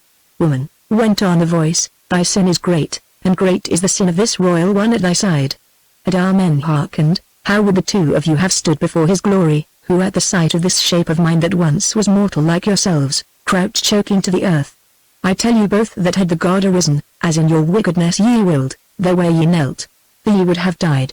But he who knows all is merciful, and in his place has sent me his messenger that ye may live to look upon tomorrow's sun. Let our men pardon us." Gasped Tua, "It was my sin, O mother, for I commanded Rusty and she obeyed me. On me be the blame, not on her, for I am torn with doubts and fears, for myself and for another. I would know the future." "Why, O Queen Tua, why wouldst thou know the future? If hell yawns beneath thy feet, why wouldst thou peep through its golden doors before the time? The future is hid from mortals because, could they pierce its veil, it would crush them with its terrors. If all the woes of life and death lay open the gaze, who would dare to live and who could dare to die? Then woes await me, O thou who wast my mother, how can it be otherwise? Light and darkness make the day, joy and sorrow make the life. Thou art human, be content. Divine also, O Ahura, if all tales be true, then pay for thy divinity in tears and be satisfied. Content is the guerdon of a beast, but gods are wafted upwards on the wings of pain. How can that gold be pure which has not known the fire? Thou tellest me nothing, wailed Tua, and it is not for myself I ask. I am fair, I am Amen's daughter, and splendid is my heritage. Yet, O dweller in Osiris, thou who once didst fill the place I hold today, I tell thee that I would pay away this pomp, could I but be sure that I shall not live loveless, that I shall not be given as a chattel to one whom I hate, that one whom I do not hate will live to call me wife. Great dangers threaten him and me, Amen is mighty. He is the potter that molds the clay of men, if I be his child, if his spirit is breathed into me, oh! Let him help me now. Let thine own faith help thee. And not the words of Amen, which he spake concerning thee, written down. Study them and ask no more. Love is an arrow that does not miss its mark, it is the immortal fire from on high which winds and waters cannot quench. Therefore love on. Thou shalt not love in vain. Queen and daughter, fare thee well awhile. Nay, nay, one word, immortal. I thank thee, thou messenger of the gods, but when these troubles come upon me and another, when the sea of dangers closes o'er our heads, when shame is near and I am lonely, as well may chance, then to whom shall I turn for succor? Then thou hast one within thee who is strong to aid.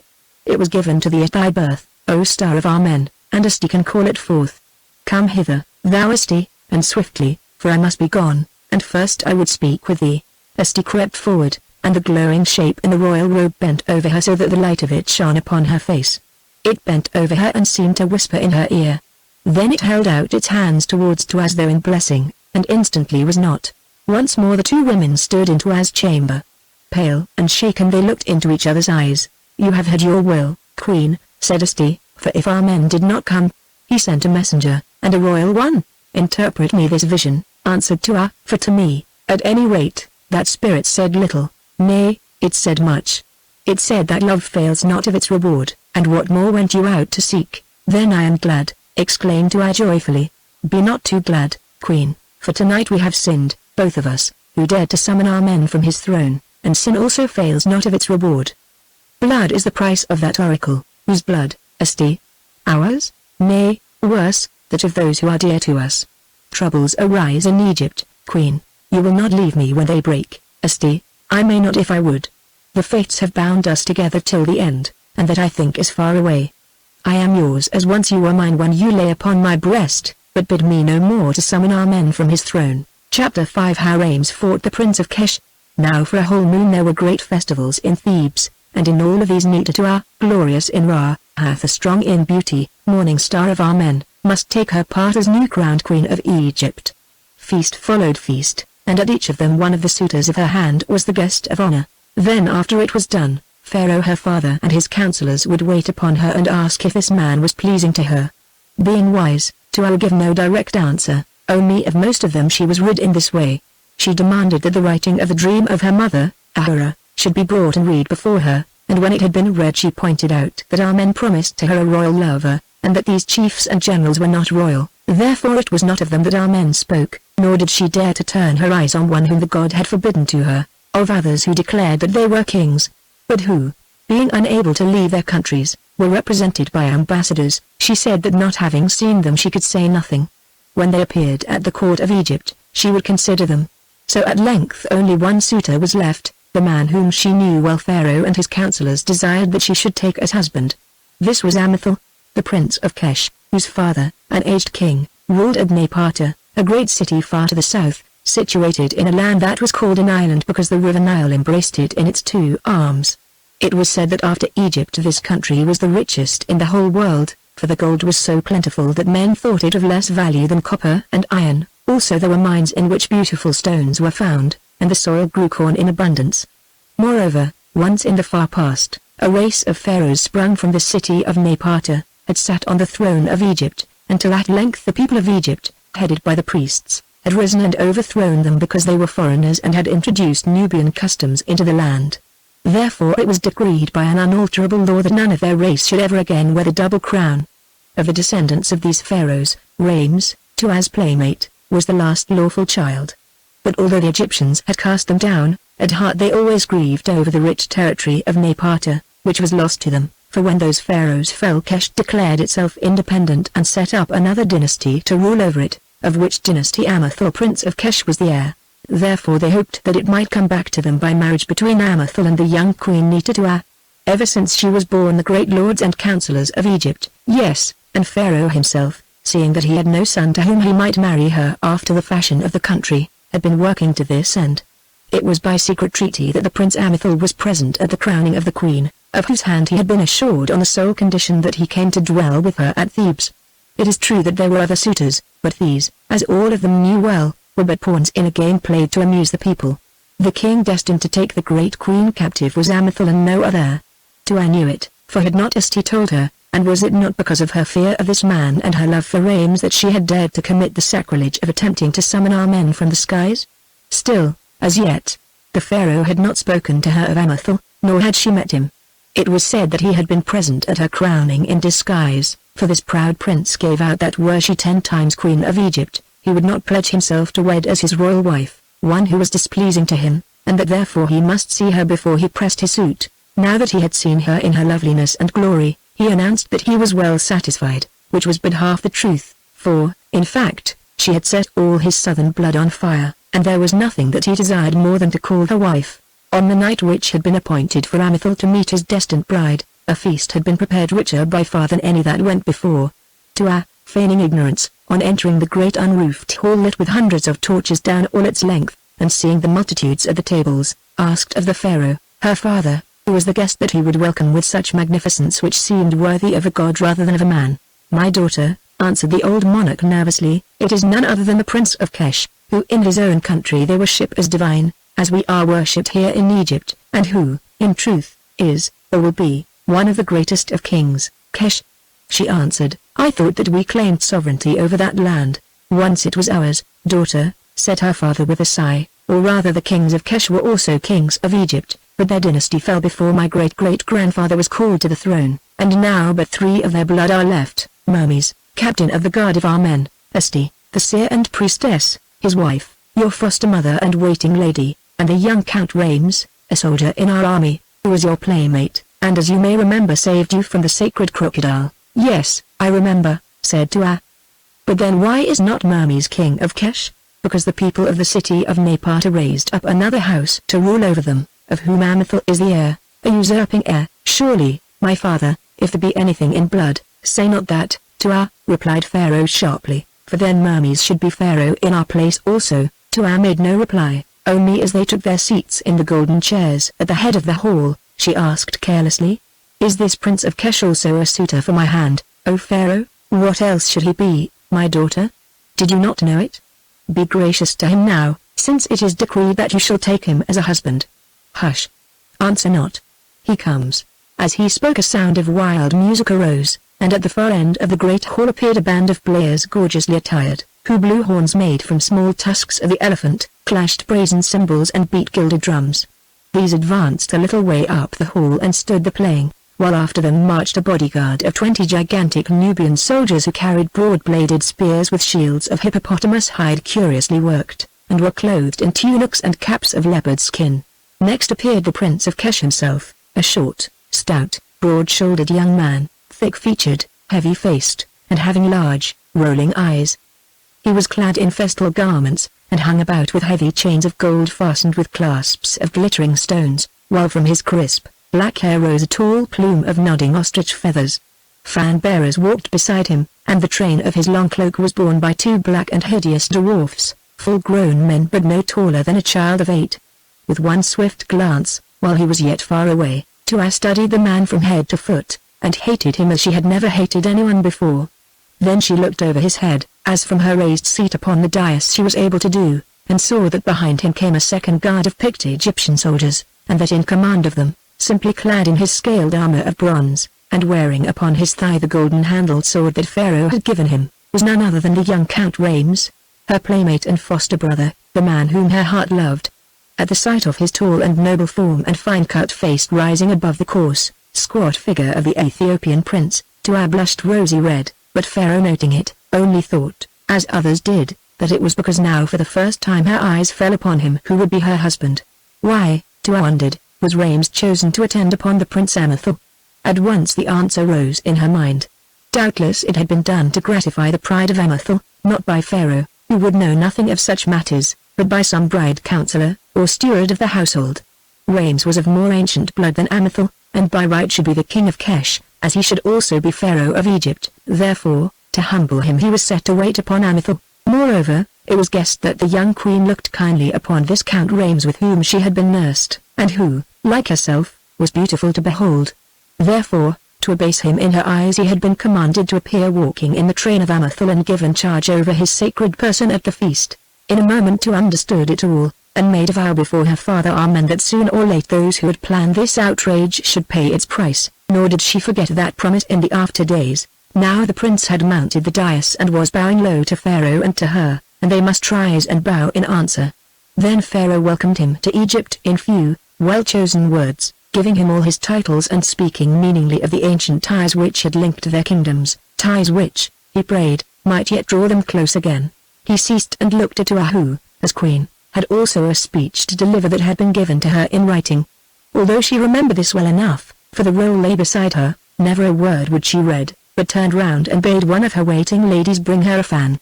So after a pause that seemed somewhat long Amethel delivered his answer that was learned by rote, for it replied to gentle words from the lips of the divine queen that made his heart to flower like the desert after rain, not one of which had she spoken.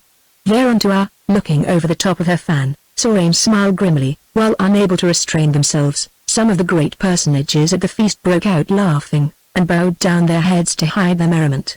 With an angry scowl the prince turned and commanded that the gifts should be brought. Now slaves advanced bearing cups of worked gold, elephants and other beasts fashioned in gold, and golden vases full of incense, which he presented to Pharaoh on behalf of his father, the king of Kesh and himself, saying boastfully that in his country such things were common, and that he would have brought more of them had it not been for their weight. When Pharaoh had thanked him, answering gently that Egypt too was not poor, as he hoped that he would find upon the morrow, the prince, on his own behalf alone, offered to the queen other presents, among them pectorals and necklaces without price fashioned of amethysts and sapphires. Also, because she was known to be the first of musicians and the sweetest-voiced lady in the land, for these were the greatest of the gifts that Tua had from Amen. He gave to her a wonderfully worked harp of ivory with golden strings, the frame of the harp being fashioned to the shape of a woman, and 2 black female slaves laden with ornaments, who were said to be the best singers in the southern land. Now Pharaoh whispered to Tua to put on one of the necklaces, but she would not, saying that the color of the stones did not match her white robe and the blue lotus flowers which she wore. Instead, she thanked Amethel coldly but courteously, and without looking at his gifts, told the royal nurse, Esti, who stood behind her, to bear them away and to place them at a distance, as the perfumes that had been poured over them oppressed her. Only, as though by an afterthought, she bade them leave the ivory harp. Thus inauspiciously enough the feast began. At it Amethel drank much of the sweet wine of Asil Cyprus, commanding Rames, who stood behind him, to fill his cup again and again, though whether he did this because he was nearest to him, or to lower him to the rank of a butler, Tua did not know. At least, having no choice, Rames obeyed, though cup-filling was no fitting task for a count of Egypt and an officer of Pharaoh's guard. When the waiting women, clad in net worked with spangles of gold, had borne away the meats, conjurers appeared who did wonderful feats, amongst other things causing a likeness of Queen Nita to wearing her royal robes and having a star upon her brow, to arise out of a vase. Then, as they had arranged, they strove to do the same for the Prince Amethel, but Esti, who had more magic than all of them, watching behind Tua's chair, put out her strength and threw a spell upon them. Behold! Instead of the form of the prince, which these conjurers summoned loudly and by name, there appeared out of the vase a monkey wearing a crown and feathers that yet resembled him somewhat, which black and hideous ape stood there for a while seeming to gibber at them, then fell down and vanished away. Now some of the audience laughed and some were silent, but Pharaoh, not knowing whether this were a plot or an evil omen from the gods, frowned and looked anxiously at his guest. As it chanced, however, the prince, fired with wine, was so engaged in staring at the loveliness of Tua, that he took no note of the thing, while the queen looked upwards and seemed to see nothing. As for the conjurers, they fled from the hall, fearing for their lives, and wondering what strong spirit had entered into the vase and spoiled the trick which they had prepared. As they went, singers and dancing women hurriedly took their place, till Tua, wearying of the stare of Amethel, waved her hand and said that she wished to hear those 2 Nubian slaves whose voices were said to be so wonderful. So they were brought forward with their harps, and having prostrated themselves, began to play and sing very sweetly, Nubian songs melancholy and wild, whereof few could understand the meaning. So well did they sing, indeed, that when they had done, Nita Tua said, "You have pleased me much, and in payment I give you a royal gift." I give you your freedom, and appoint that henceforth you shall sing before the court, if you think fit to stay here, not as slaves but for hire." Then the two women prostrated themselves again before Her Majesty and blessed her, for they knew that they could earn wealth by their gift, and the rich courtiers, taking the queen's cue, flung rings and ornaments to them, so that in a minute they got more gold than ever they had dreamed of, who were but kidnapped slaves. But Prince Amethel grew angry and said, "Some might have been pleased to keep the priceless gift of the best singers in the world. Do you say that these sweet-voiced women are the best singers in the world, O Prince?" asked Tua, speaking to him for the first time. "Now if you will be pleased to listen, you provoke me to make trial of my own small skill that I may learn how far I fall short of the best singers in the world." Then she lifted up the ivory harp with the strings of gold and swept her fingers over it, trying its notes and adjusting them with the agate screws, looking at Amethel all the while with a challenge in her lovely eyes. "Nay, nay, my daughter," said Pharaoh, "it is scarcely fitting that a queen of Egypt should sing before all this noble company." "Why not, my father?" she asked. "Tonight we all do honor to the heir of His Majesty of Kesh." Pharaoh receives him. Pharaoh's daughter accepts his gifts, the highest in the land surround him. Then she paused and added slowly, "One of blood more ancient than his own waits on him as cup-bearer, one whose race built out the throne his further fills," and she pointed to Rames, who stood near by holding the vase of wine. "Why, then, should not Egypt's queen seek to please our royal guest as best she may, since she has no other gift to give him?" Then in the dead silence which followed this bold speech, whereof none could mistake the meaning, Tua, morning star of our men, rose from her seat. Pressing the ivory harp against her young breast, she bent over it, her head crowned with the crown of Upper Egypt whereon glistened the royal urus, a snake about to strike, and swept the well-tuned strings. Such magic was in her touch that instantly all else was forgotten, even the pharaoh leaned back in his golden chair to listen. Softly she struck at first, then by slow degrees ever louder till the music of the harp rang through the pillared hall. Now, at length, she lifted up her heavenly voice and began to sing in a strain so wild and sweet that it seemed to pierce to the watching stars. It was a sad and ancient love tale that she sang, which told how a priestess of Hathor of high degree loved and was beloved by a simple scribe whom she might not wed. It told how the scribe, maddened by his passion, crept at night into the very sanctuary of the temple hoping to find her there, and for his sacrilege was slain by the angry goddess. It told how the beautiful priestess, coming alone to make prayer in the sanctuary for strength to resist her love, stumbled over the lover's corpse and, knowing it, died of grief. It told how Hathor, goddess of love, melted by the piteous sight, breathed back life into their nostrils, and since they might not remain upon earth, wafted them to the underworld, where they awoke and embraced and dwell on forever and for aye, triumphant and rejoicing. All had heard this old story, but none had ever heard it so divinely sung. As Tua's pure and lovely voice floated over them, the listeners seemed to see that lover, daring all in his desire, creep into the solemn sanctuary of the temple. They saw Hathor appear in her wrath and smite him cold in death. They saw the beauteous priestess with her lamp, and heard her wail her life away upon her darling's corpse, saw, too, the dead borne by spirits over the borders of the world. Then came that last burst of music, thrilling and divine, and its rich, passionate notes seemed to open the heavens to their sight. There in the deep sky they perceived the awakening of the lovers and their embrace of perfect joy, and when a glory hid them, heard the victorious chant of the priestess of love sighing itself away, faint and ever fainter, till at length its last distant echoes died in the utter silence of the place of souls. Tua ceased her music. Resting her still quivering harp upon the board, she sank back in her chair of state, outworn, trembling, while in her pale face the blue eyes shone like stars. There was stillness in the hall. The spell of that magical voice lay on the listeners. None applauded. It seemed even that none dared to move, for men remembered that this wonderful young queen was said to be daughter of Amen, master of the world, and thought that it had been given to them to hearken, not to a royal maiden, but to a goddess of the skies. Quiet they sat as though sleep had smitten them, only every man of their number stared at the sweet pale face and at those radiant eyes. Drunk with passion and with wine, Amethel, Prince of Kesh, leaned his heavy head upon his hand and stared like the rest. But those eyes did not stay on him. Had he been a stone they could not have noted him less. They passed over him seeking something beyond. Slowly he turned to see what it might be, at which the morning star of our men gazed, and perceived that the young captain who waited on him, he who was said to be of a race more ancient and purer than his own, he whose house had reigned in the southern land when his ancestors were but traffickers in gold, was also gazing at this royal singer. Yes, he bent forward to gaze as though a spell drew him, a spell, or the eyes of the queen, and there was that upon his face which even a drunken Nubian could not fail to understand. In the hands of Rames was the tall, golden vase of wine, and as Amethel thrust back his chair its topmost ivory bar struck the foot of the vase and tilted it, so that the red wine poured in a torrent over the prince's head and gorgeous robes, staining him from his crest of plumes to his feet as though with blood. Up sprang the Prince of Kesh roaring with fury. "Dog-descended slave!" he shouted. "Hog-headed brother of swine, is it thus that you wait upon my royalty?" And with the cup in his hand he smote Rames on the face, then drew the sword at his side to kill him.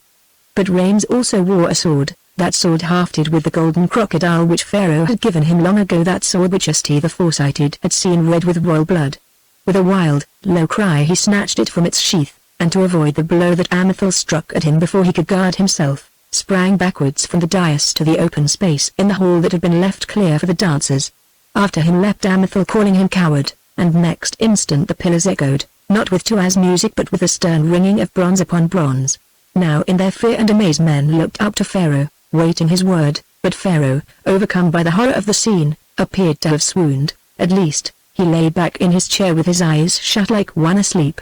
Then they looked to the queen, but Tuaz made no sign, only with parted lips and heaving breast watched and waited for the end. As for Rames, he forgot everything save that he, a soldier and a noble of royal race, had been struck across the mouth by a black Nubian who called himself a prince. His blood boiled up in him, and through a red haze as it were, he saw Tuaz's glorious eyes beckoning him on to a victory. He saw and sprang as springs the lion of the desert, sprang straight at the throat of Amethel. The blow went high, an ostrich plume floated to the ground no more, and Amethel was a sturdy fighter and had the strength of madness. Moreover, his was the longer weapon. It fell upon the scales of armor of Rames and beat him back. It fell again on his shoulder and struck him to his knee. It fell a third time, and glancing from the mail wounded him in the thigh so that the blood flowed. Now a soldier of Pharaoh's guard shouted to encourage his captain, and the Nubians shouted back, crying to their prince to slit the hog's throat. Then Rames seemed to awake. He leapt from his knees. He smote and the blow went home, though the iron which the Nubian wore beneath his robe stayed it. He smote again more fiercely, and now it was the blood of Amethel that flowed. Then bending almost to the ground before the answering stroke, he leapt and thrust with all the strength of young limbs trained to war. He thrust and behold! Between the broad shoulders of Amethel, pierced from breast to back, appeared the point of the Egyptian's sword. For a moment the prince stood still, then he fell backwards heavily and lay dead. Now, with a shout of rage the giants of the Nubian guard rushed at Rames to avenge their master's death, so that he must fly backwards before their spears, backwards into the ranks of the Pharaoh's guard. In a flash the Nubians were on them also, and, how none could tell, a fearful fray began, for these soldiers hated each other, as their fathers had done before them, and there were none who could come between them, since at this feast no man bore weapons save the guards. Fierce was the battle, for the Nubians lacked a captain while Rames led veterans of Thebes picked for their valor. The giants began to give. Here and there they fell till at length but 3 of them were left upon their feet, who threw down their arms and cried for mercy. Then it was for the first time that Rames understood what he had done. With bent head, his red sword in his hand, he climbed the dais and knelt before the throne of Pharaoh, saying, "I have avenged my honor and the honor of Egypt. Slay me, O Pharaoh." But Pharaoh made no answer, for his swoon still held him. Then Rames turned to Tuaz and said, "Pharaoh sleeps, but in your hand is the scepter. Slay me, O Queen." Now Tuaz, who all this while had watched like one frozen into stone, seemed to thought alive again. Her danger was past. She could never be forced to wed that coarse, black-souled Nubian, for Rames had killed him. Yonder he lay dead in all his finery with his hideous giants about him like fallen trees, and oh! In her rebellious human heart she blessed Rames for the deed. But as she, who was trained in statecraft, knew well enough, if he had escaped the sword of Prince Amethel, it was but to fall into a peril from which there seemed to be no escape. This dead prince was the heir of a great king, of a king so great that for a century Egypt had dared to make no war upon his country, for it was far away, well fortified and hard to come at across deserts and through savage tribes. Moreover, the man had been slain at a feast in Pharaoh's court, and by an officer of Pharaoh's guard, which afterwards had killed his escort under the eyes of Egypt's monarchs, the hand of one of whom he sought in marriage. Such a deed must mean a bitter war for Egypt, and to those who struck the blow death, as Rames himself knew well. Tuaz looked at him kneeling before her, and her heart ached. Fiercely, despairingly she thought, throwing her soul afar to seek out wisdom and a way of escape for Rames. Presently in the blackness of her mind there arose a plan and, as ever was her fashion, she acted swiftly. Lifting her head she commanded that the doors should be locked and guarded so that none might go in or out, and that those physicians who were amongst the company should attend to the wounded, and to Pharaoh, who was ill. Then she called the high council of the kingdom, all of whom were gathered there about her, and spoke in a cold, calm voice, while the company flocked round to listen. "Lords and people," she said, "the gods for their own purposes have suffered a fearful thing to come to pass. Egypt's guest and his guard have been slain before Egypt's kings, yes, at their feast and in their very presence, and it will be said far and wide that this has been done by treachery. Yet you know well, as I do, that it was no treachery, but a mischance. The divine prince who is dead, as all of you saw, grew drunken after the fashion of his people, and in his drunkenness he struck a high-born man, a count of Egypt and an officer of Pharaoh, who to do him greater honor was set to wait upon him, calling him by vile names, and drew his sword upon him to kill him. Am I right? Did you see and hear these things?" "Aye," answered the council and the audience. Then, went on to this officer, forgetting all save his outraged honor, dared to fight for his life even against the prince of Kesh, and being the better man, slew him. Afterwards the servants of the prince of Kesh attacked him and Pharaoh's guard, and were conquered and the most of them killed, since none here had arms wherewith to part them. Have I spoken truth?" "Yea, O queen," they answered again by their spokesman. Rames and the royal guard have little blame in the matter, and from the rest of them rose a murmur of assent. Now, went on to with gathering confidence, for she felt that all saw with her eyes, to add to our woes Pharaoh, my father, has been smitten by the gods. He sleeps. He cannot speak, I know not whether he will live or die, and therefore it would seem that I, the duly crowned queen of Egypt, must act for him as was provided in such a case, since the matter is very urgent and may not be delayed. Is it your will," she added, addressing the council, "that I should so act as the gods may show me how to do?" "It is right and fitting," answered the vizier, the king's companion, on behalf of all of them. "Then, priests, lords and people," continued the queen, "what course shall we take in this sore strait? Speaking with the voice of all of you and on your behalf, I can command that the Count Rames and all those other chosen men whom Pharaoh loves, who fought with him, shall be slain forthwith. This, indeed," she added slowly, "I should wish to do, since although Rames had suffered intolerable insults such as no high-born man can be asked to bear even from a prince, and he and all them were but fighting to save their lives and to show the Nubians that we are not cowards here in Egypt, without doubt they have conquered and slain the heir of Kesh and his black giants who were our guests, and for this deed their lives are forfeit." She paused watching, while although here and there a voice answered yes or they must die, from the rest arose a murmur of dissent. For in their hearts the company were on the side of Rames and Pharaoh's guards. Moreover, they were proud of the young captain's skill and courage, and glad that the Nubians, whom they hated with an ancient hate, had been defeated by the lesser men of Egypt, some of whom were their friends or relatives. Now, while they argued among themselves, Ta arose from her chair and went to look at Pharaoh, whom the physicians were attending, chafing his hands and pouring water on his brow. Presently she returned with tears standing in her beautiful eyes, for she loved her father, and said in a heavy voice, "Alas! Pharaoh is very ill. Seth evil has smitten him, and it is hard, my people, that he perchance may be taken from us and we must bear such woe, because of the ill behavior of a royal foreigner, for I cannot forget that it was he who caused this tumult." The audience agreed that it was very hard, and looked angrily at the surviving Nubians, but Tua, conquering herself, continued, "We must bear the blows that the fates rain on us, nor suffer our private grief to dull the sword of justice. Now, as I have said, even though we love them as our brothers or our husbands, yet the Count Rames and his brave comrades should perish by a death of shame, such a death as little befits the flower of Pharaoh's guard." Again she paused, then went on in the midst of an intense silence, for even the physicians ceased from their work to hearken to her decree, as supreme judge of Egypt. And yet, my people, even as I was about to pass sentence upon them, uttering the doom that may not be recalled, some guardian spirit of our land sent a thought into my heart, on which I think it right to take your judgment. If we destroy these men, as I desire to destroy them, will they not say in the southern country and in all the nations around, that first they had been told to murder the Prince of Kesh and his escort, and then were themselves executed to cover up our crime? Will it not be believed that there is blood upon the hands of Pharaoh and of Egypt, the blood of a royal guest who, it is well known, was welcomed here with love and joy, that he might forgive me, I am but a maiden, I cannot say it. Nay, Pity me not and answer not till I have set out all the case as best I may, which I fear me is but ill. It is certain that this will be said and believed, and we of Egypt all called traitors, and that these men, who after all, however evil has been their deed, are brave and upright, will be written in all the books of all the lands as common murderers, and go down to Osiris with that ill name branded on their brows. Yes, and their shame will cling to the pure hands of Pharaoh and his counselors. Now at this picture the people murmured, and some of the noble women that began to weep outright. But, proceeded to with her pleading voice, how if we were to take another course?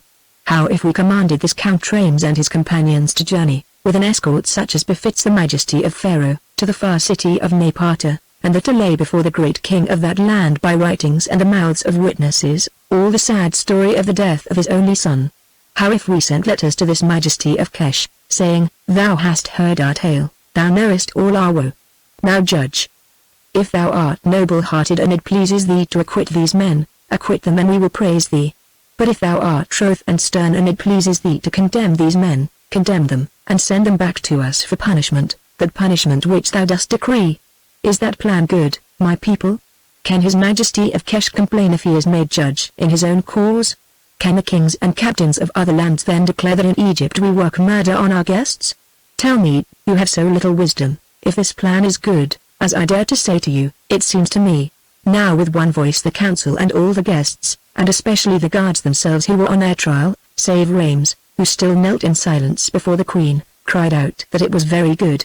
Yes, they clapped their hands and shouted, vowing to each other that this young queen of theirs was the spirit of wisdom come to earth, and that her excellent person was filled with the soul of a god. But she frowned at their praises and, holding up her scepter, sternly commanded silence.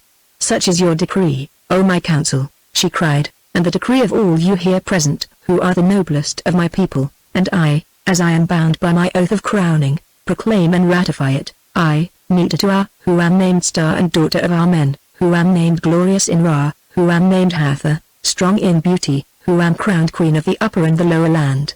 I proclaim, write it down, O scribes, and let it be registered this night that the decree may stand while the world endures, that 2,000 of the choicest troops of Egypt shall sail up Nile, forthwith, for Kesh, and that in command of them, so that all may know his crime, shall go the young Count Rames, and with him those others who also did the deed of blood.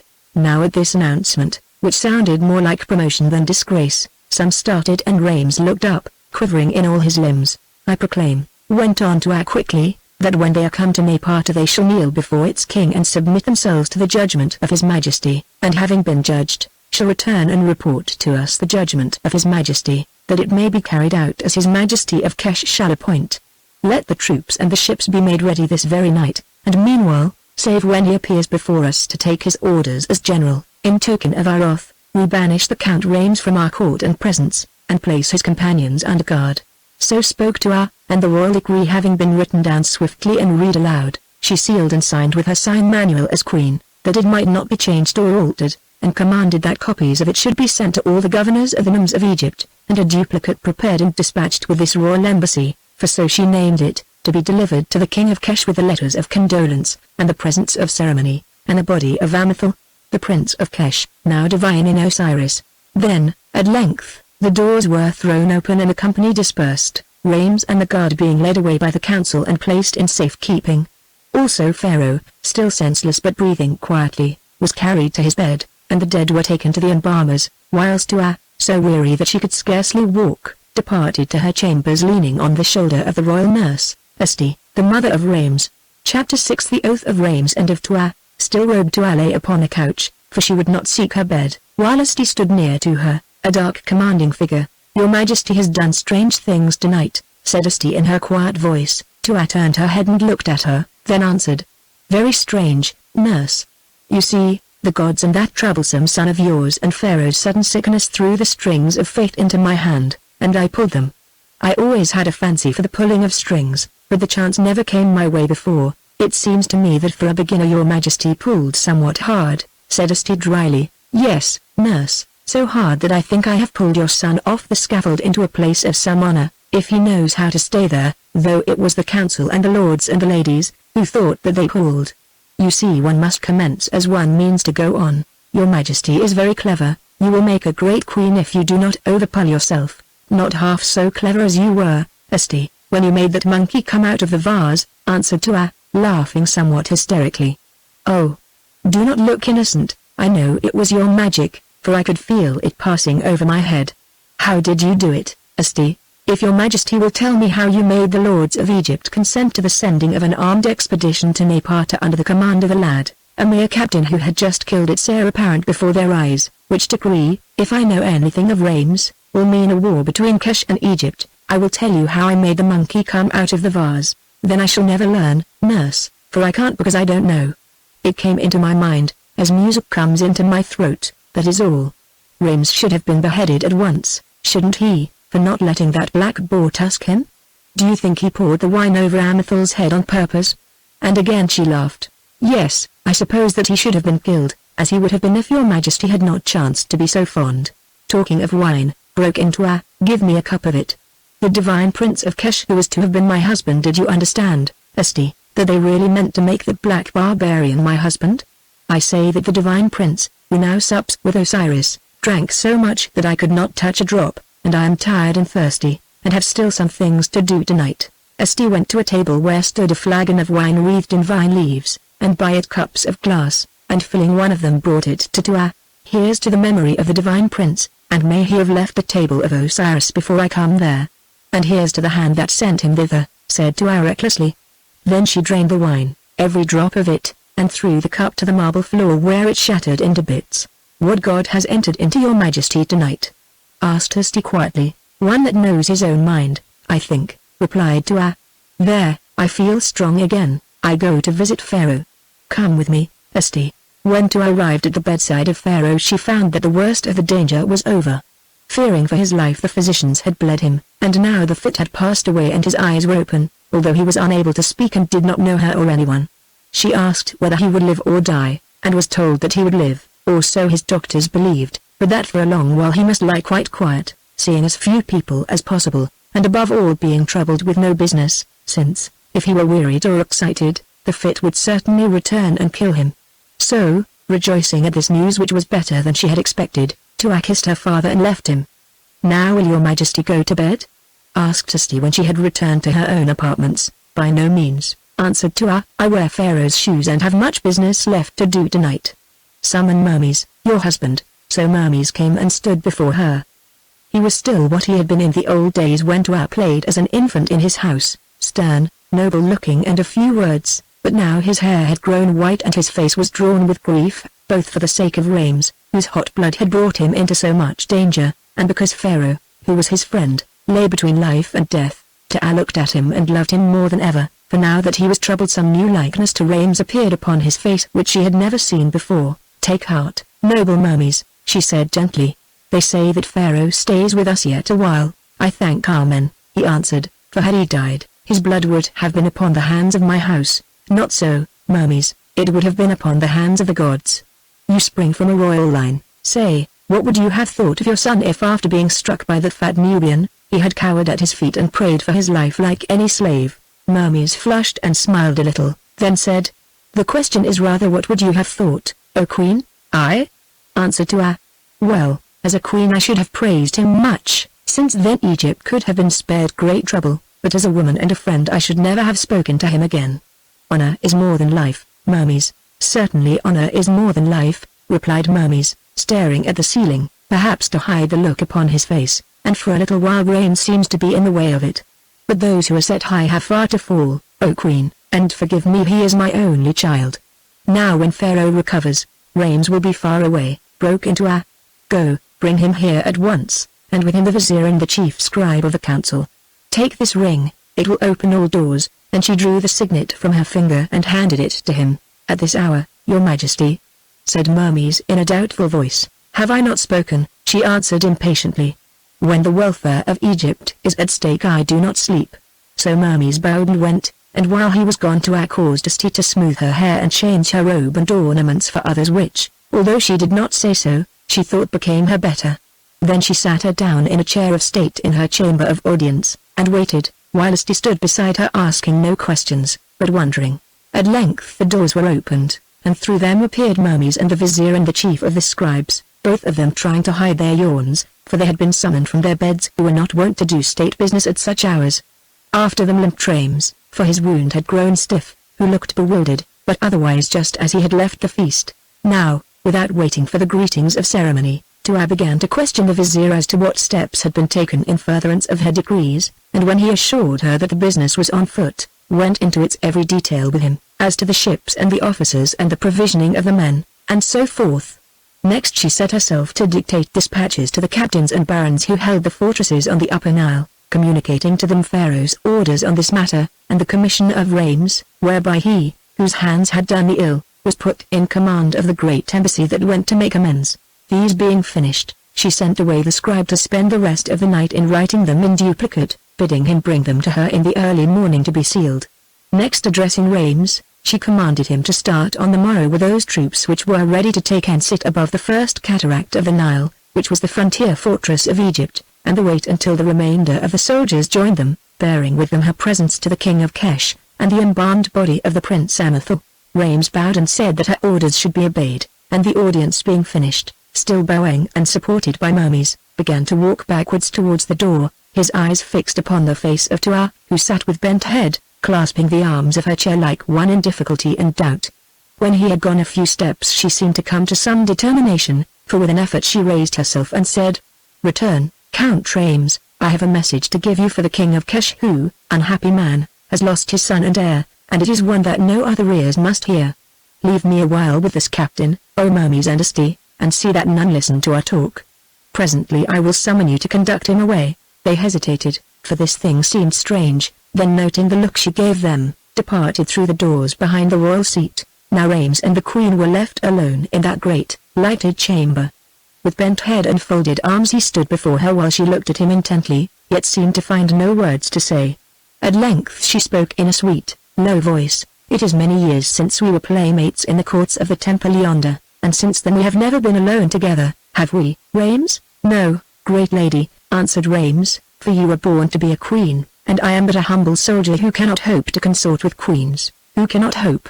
"Would you wish to then if you could, O queen?" answered Rames, biting his lips. "Why does it please you to make a mock of me?" "It does not please me to do any such thing, for by my father amen, Rames, I wish that we were children once more, for those were happy days before they separated us and set you to soldiering and me to statecraft." "You have learnt your part well, star of the morning," said Rames, glancing at her quickly. "Not better than you, playmate Rames, if I may judge from your sword play this night. So it seems that we both of us are in the way of becoming masters of our trades. What am I to say to your majesty? You have saved my life when it was forfeit, as once you saved mine when it was forfeit, and at greater risk. Look at your hand, it will remind you. It was but tit for tat. And, friend Rames, this day I came near to being eaten by a worse crocodile than that which dwells in the pool yonder. I guessed as much, queen, and the thought made me mad. Had it not been for that I should only have thrown him down. Now that crocodile will eat no more maidens." "No," answered Tua, rubbing her chin. "He has gone to be eaten by Set, devourer of souls, has he not? But I think there may be trouble between Egypt and Kesh, and what Pharaoh will say when he recovers I am sure I do not know. May the gods protect me from his wrath. Tell me, if it pleases your majesty, what is my fate? I have been named general of this expedition over the heads of many, I who am but a captain and a young man and an evildoer. Am I to be killed on the journey, or am I to be executed by the king of Kesh? If any kill you on the journey, Rames, they shall render me an account, be it the gods themselves, and as for the vengeance of the king of Kesh, well, you will have 2,000 picked men with you and the means to gather more as you go. Listen now, for this is not in the decree or in the letters," she added, bending towards him and whispering. "Egypt has spies in Kesh, and, being industrious, I have read their reports. The people there hate the upstart race that rules them, and the king, who alone is left now that Amethel is dead, is old and half-witted, for all that family drink too much. So if the worst comes to the worst, do you think that you need be killed, you?" she added meaningly, "who, if the house of Amethel were not, would by descent be king of Kesh, as, if I and my house were not, you might be pharaoh of Egypt." Rames studied the floor for a little, then looked up and asked, "What shall I do?" "It seems that is for you to find out," replied Tua, in her turn studying the ceiling. "Were I in your place, I think that, if driven to it, I should know what to do. One thing, however, I should not do. Whatever may be the judgment of the divine king of Kesh upon you, and that can easily be guessed, I should not return to Egypt with my escort, until I was quite sure of my welcome. No, I think that I should stop in Napata, which I am told is a rich and pleasant city, and try to put its affairs in order, trusting that Egypt, to which it once belonged, would in the end forgive me for so doing. I understand, said Rames, that whatever happens, I alone am to blame. Good, and of course there are no witnesses to this talk of ours. Have you also been taking lessons in statecraft in your spare hours, Rames, much as I have tried to learn something of the art of war? Rames made no answer, only these two strange conspirators looked at each other and smiled. Your Majesty is weary. I must leave your Majesty, he said presently. You must be wearier than I am, Rames, with that wound, which I think has not been dressed, although it is true that we have both fought tonight. Rames, you are going on a far journey.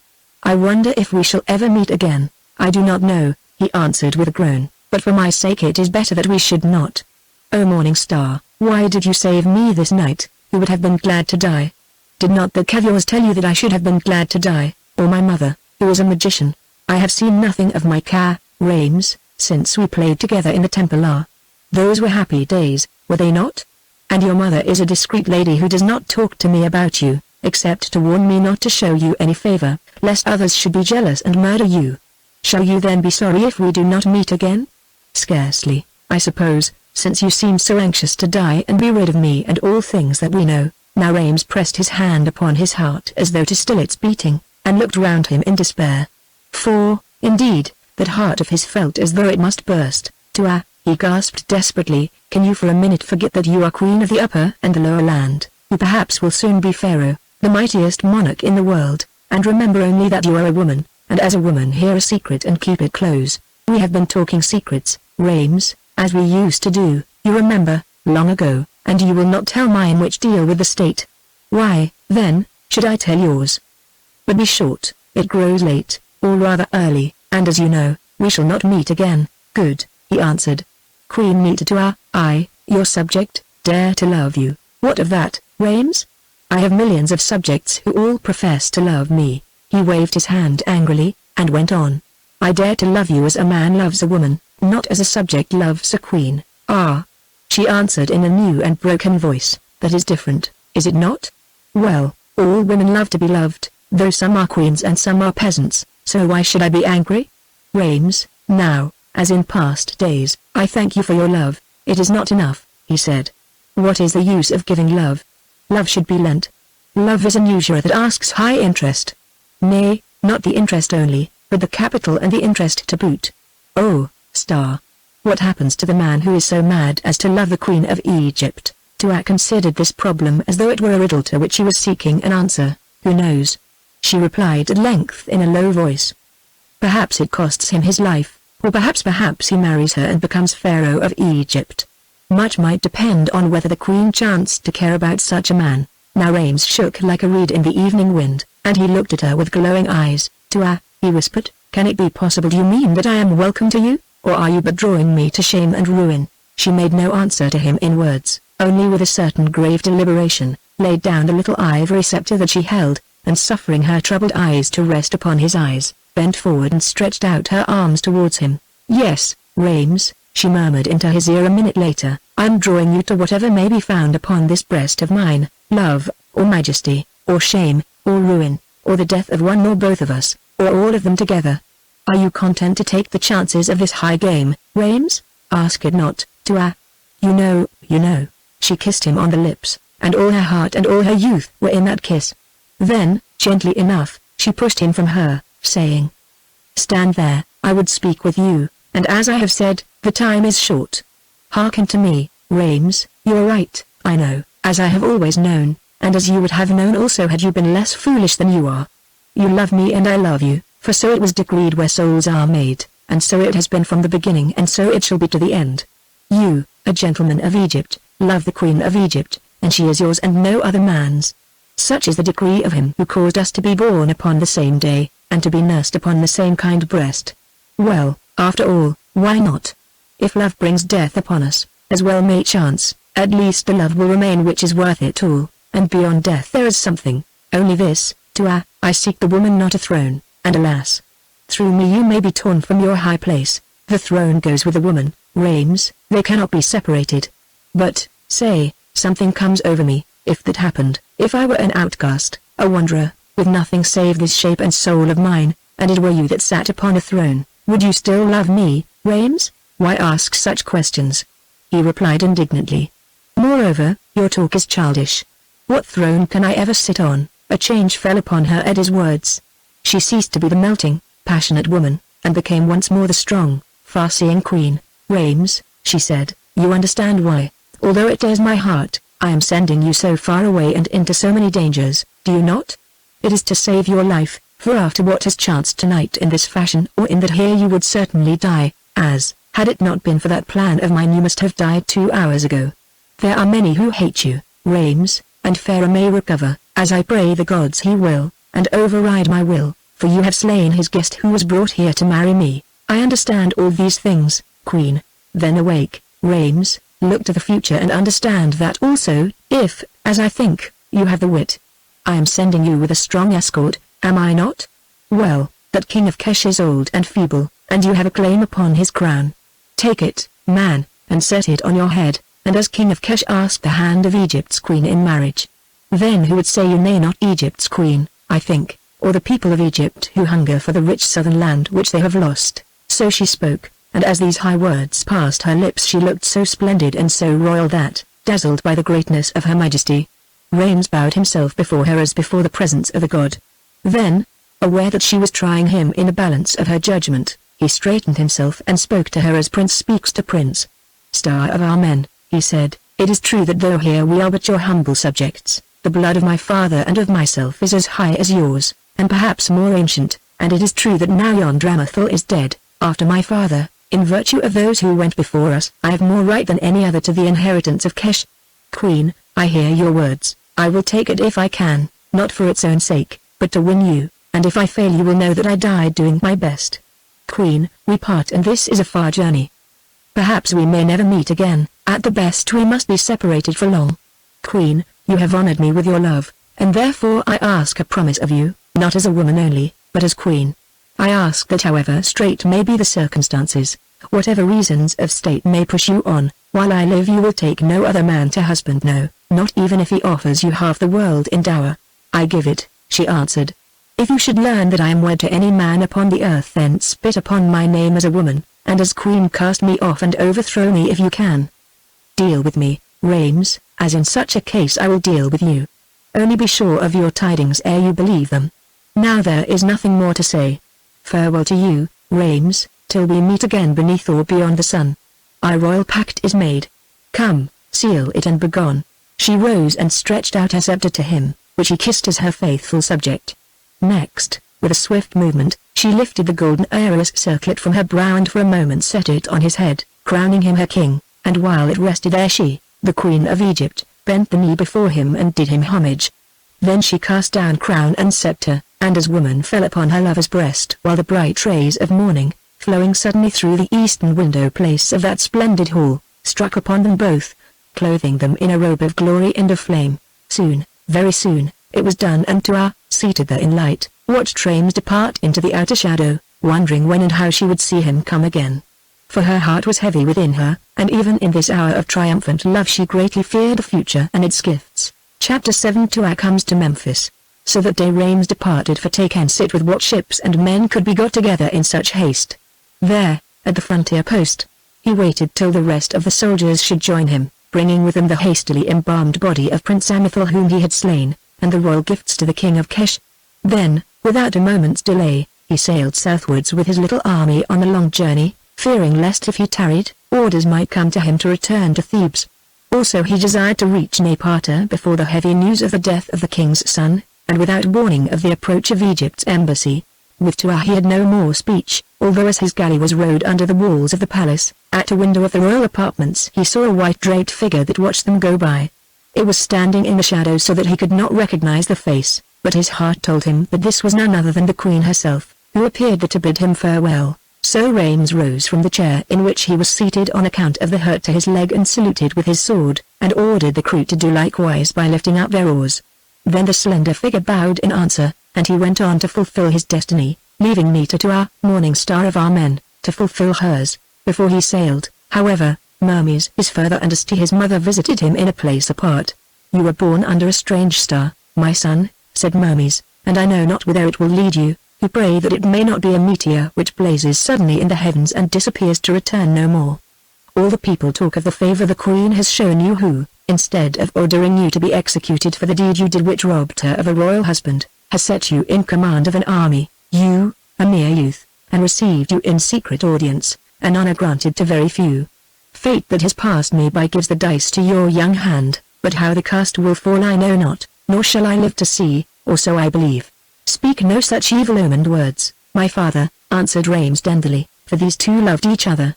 To me it seems more likely that it is I who shall not live, for this is a strange and desperate adventure upon which I go, to tell to a great king the news of the death of his only son at my own hand. Mother, you are versed in the books of wisdom and can see that which is hidden to our eyes. Have you no word of comfort for us? My son, answered Asti, I have searched the future, but with all my skill it will open little of its secrets to my sight. Yet I have learned something. Great fortunes lie before you, and I believe that you and I shall meet again. But to your beloved further bid farewell. At these words Rames turned his head aside to hide his tears, but Mermes bade him not to grieve, saying, Great is the mystery of our fates, my son. Some there be who tell us that we are but bubbles born of the stream to be swallowed up by the stream, clouds born of the sky to be swallowed up by the sky, the offspring of chance like the beasts and the birds, gnats that dance for an hour in the sunlight and are gone. But I believe it not, who hold that the gods clothe us with this robe of flesh for their own purpose, and that the spirit within us has been from the beginning and eternally will be. Therefore I love not life and fear not death, knowing that these are but doors leading to the immortal house that is prepared for us. The royal blood you have came to you from your mother and myself, but that our lots should have been humble, while yours, mayhap, will be splendid, does not move me to envy who perchance have been that you may be. You go forth to fulfill your fortunes which I believe are great, I bide here to fulfill mine which lead me to the tomb. I shall never see you in your power, if power comes to you, nor will your triumphant footsteps stir my sleep. Yet, Rames, remember that though you tread on cloth of gold and the bowed necks of your enemies, though love be your companion and diadems your crown, though flatteries float about you like incense in a shrine till, at length, you deem yourself a god, those footsteps of yours still lead to that same dark tomb and through it on to judgment. Be great if you can, but be good as well as great. Take no man's life because you have the strength and hate him, wrong no woman because she is defenseless or can be bought. Remember that a beggar child playing in the sand may have a destiny more high than yours when all the earthly count is reckoned. Remember that you share the air you breathe with the cattle and the worm. Go your road rejoicing in your beauty and your youth and the good gifts that are given you, but know, Rames, that at the end of it I, who wait in the shadow of Osiris, your father, shall ask an account thereof, and that beyond me stand the gods of justice to test the web that you have woven. Now, Rames, my son, my blessing and the blessing of him who shaped us be with you, and farewell. Then Mermes kissed him on the brow and, turning, left the room, nor did they ever meet again. But Asti stayed a while, and coming to him presently, looked Rames in the eyes, and said, Mourn not. Separations are no new thing. Death is no new thing. All these sorrows have been on the earth for millions of years, and for millions of years yet shall be. Live out your life, rejoicing if the days be good, content if they be but ill, regretting nothing save your sins, fearing nothing, expecting nothing, since all things are appointed and cannot be changed. I hear, he answered humbly, and I will not forget. Whether I succeed or fail you shall not be ashamed for me. Now his mother turned to go also, but paused and said, I have a gift for you, Rames, from one whose name may not be spoken. Give it to me. He said eagerly, I feared that it was all but a dream. Oh, replied Asti scanning his face, so there was a dream, was there?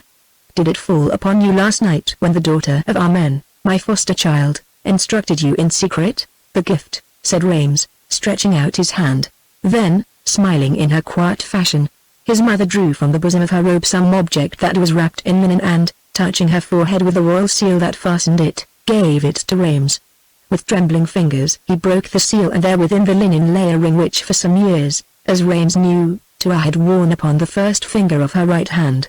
It was massive and of plain gold, and upon the bezel of it was cut the symbol of the sun, on either side of which knelt a man and a woman crowned with the double crown of Egypt, and holding in their right hands the looped sign of life which they stretched up towards the glory of the sun. Do you know who wore that ring in long past days? asked Asti of Rames, who pressed it to his lips. He shook his head, who remembered only that Tua had worn it. It was your forefather and mine, Rames, the last of the royal rulers of our line, who reigned over Egypt and also over the land of Kesh. A while ago the embalmers reclothed his divine body in the tomb, and the princess, who was present there with your father and myself, drew this ring off his dead hand and offered it to Hermes, who would not take it, seeing that it is a royal signet. So she wore it herself, and now for her own reasons she sends it to you, perhaps to give you authority in Kesh where that mighty seal is known. I thank the queen, he murmured. I shall wear it always, then let it be on your breast till you have passed the frontier, lest some should ask questions that you find it hard to answer. My son, she went on quickly, you dare to love this queen of ours. In truth I do, mother. Did not you, who know everything, know that? Also it is your fault who brought us up together. Nay, my son, the fault of the gods who have so decreed. But does she love you? You are always with her, mother, ask her yourself, if you need to ask. At least, she has sent me her own ring. Oh. Mother, guard her night and day, for if harm comes to her, then I die.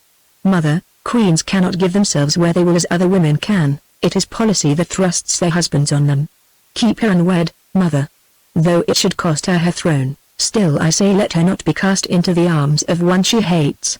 Protect her in her trial, if such should come, and if strength fails and the gods desert her, then hide her in the web of the magic that you have, and preserve her undefiled, for so shall I bless your name forever. You fly at a rare bird, Rames, and there are many stronger hawks about besides that one you slew, yes, royal eagles who may strike down a pair of you. Yet I will do my best, who have long foreseen this hour, and who pray that before my eyes shut in death, they may yet behold you seated on the throne of your forefathers, crowned with power and with such love and beauty as have never yet been given to man. Now hide that ring upon your heart and your secret in it, as I shall, lest you should return no more to Egypt. Moreover, follow your royal star and no other. Whatever counsel she may have given you, follow it also, stirring not to right or left, for I say that in that maiden breast of hers there dwells the wisdom of the gods. Then holding up her hands over his head as though in blessing, Asti, too, turned and left him. So Rames went and was no more seen, and by degrees the talk as to the matter of his victory over the prince of Kesh, and as to his appointment by the whim of the maiden queen to command the splendid embassy of atonement which she had dispatched to the old king, the dead man's father, died away for lack of anything to feed on. Tua kept her counsel well, nor was aught known of that midnight interview with the young counter-general.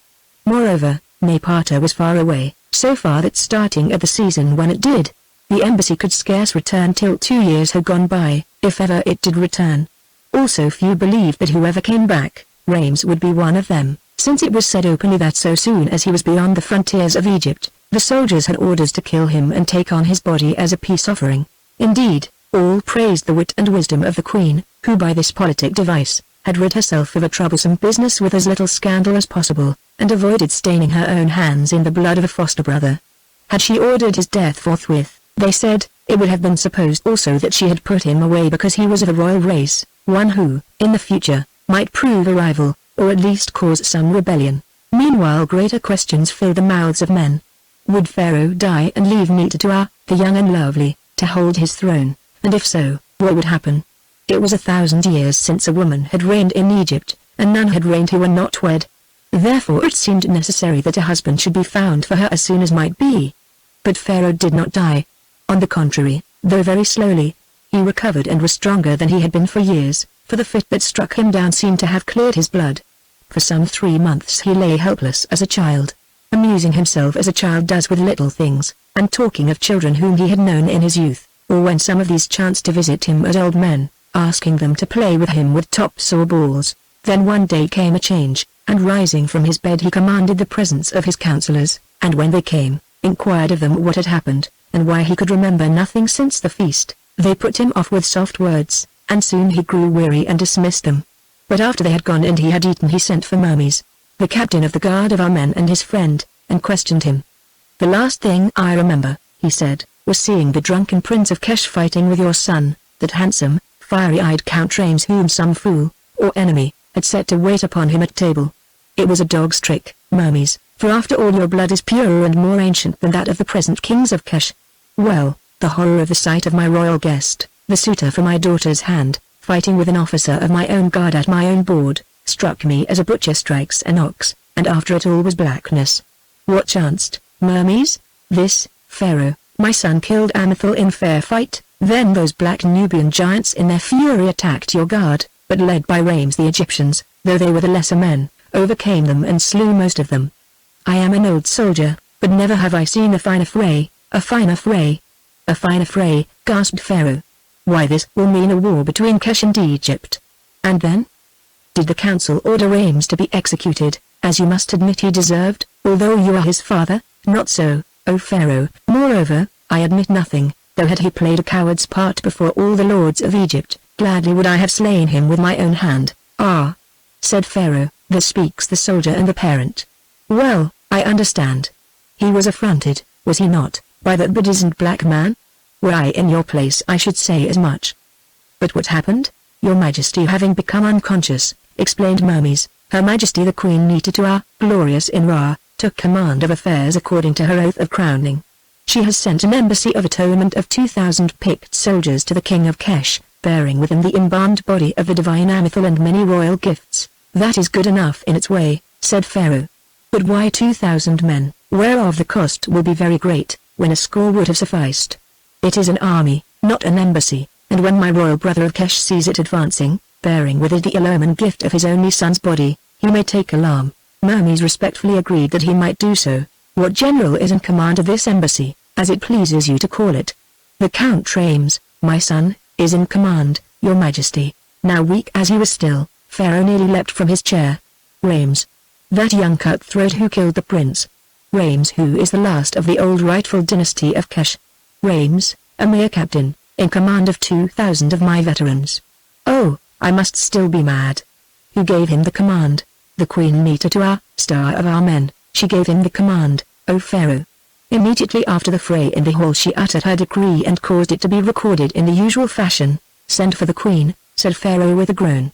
So Tua was summoned, and presently swept in gloriously arrayed, and on seeing her father sitting up and well, ran to him and embraced him and for a long time refused to listen to his talk of matters of state. At length, however, he made her sit by him still holding his hand, and asked her why in the name of our men she had sent that handsome young firebrand, Rames, in command of the expedition to Kesh. Then she answered very sweetly that she would tell him. And tell him she did, at such length that before she had finished, Pharaoh, whose strength as yet was small, had fallen into a doze. Now, you understand, she said as he woke up with a start. The responsibility was thrust upon me, and I had to act as I thought best. To have slain this young Rames would have been impossible, for all hearts were with him. But surely, daughter, you might have got him out of the way, my father. That is what I have done. I have sent him to Napata, which is very much out of the way, many months' journey, I am told. But what will happen, Tua? Either the King of Kesh will kill him and my 2,000 soldiers, or perhaps he will kill the King of Kesh as he killed his son, and seize the throne which his own forefathers held for generations. Have you thought of that? Yes, my father, I thought of it, and if this last should happen through no fault of ours, would Egypt weep, think you? Now Pharaoh stared at Tua, and Tua looked back at Pharaoh and smiled. I perceive, daughter, he said slowly, that in you are the makings of a great queen, for within the silken scabbard of a woman's folly I see the statesman's sword of bronze. Only run not too fast lest you should fall upon that sword and it should pierce you. Now Tua, who had heard such words before from Isti, smiled again but made no answer. You need a husband to hold you back, went on Pharaoh, some great man whom you can love and respect. Find me such a man, my father, and I will wed him gladly, answered Tua in a sweet voice. Only, she added, I know not where he may be sought now that the divine Amethel is dead at the hand of the Count Rames, our general and ambassador to Kesh. So when he grew stronger Pharaoh renewed his search for a husband meet to marry the Queen of Egypt. Now, as before, suitors were not lacking, indeed. His ambassadors and counselors sent in their names by twos and threes, but always when they were submitted to her, Tua found something against every one of them, till at last it was said that she must be destined for a god since no mere mortal would serve her turn.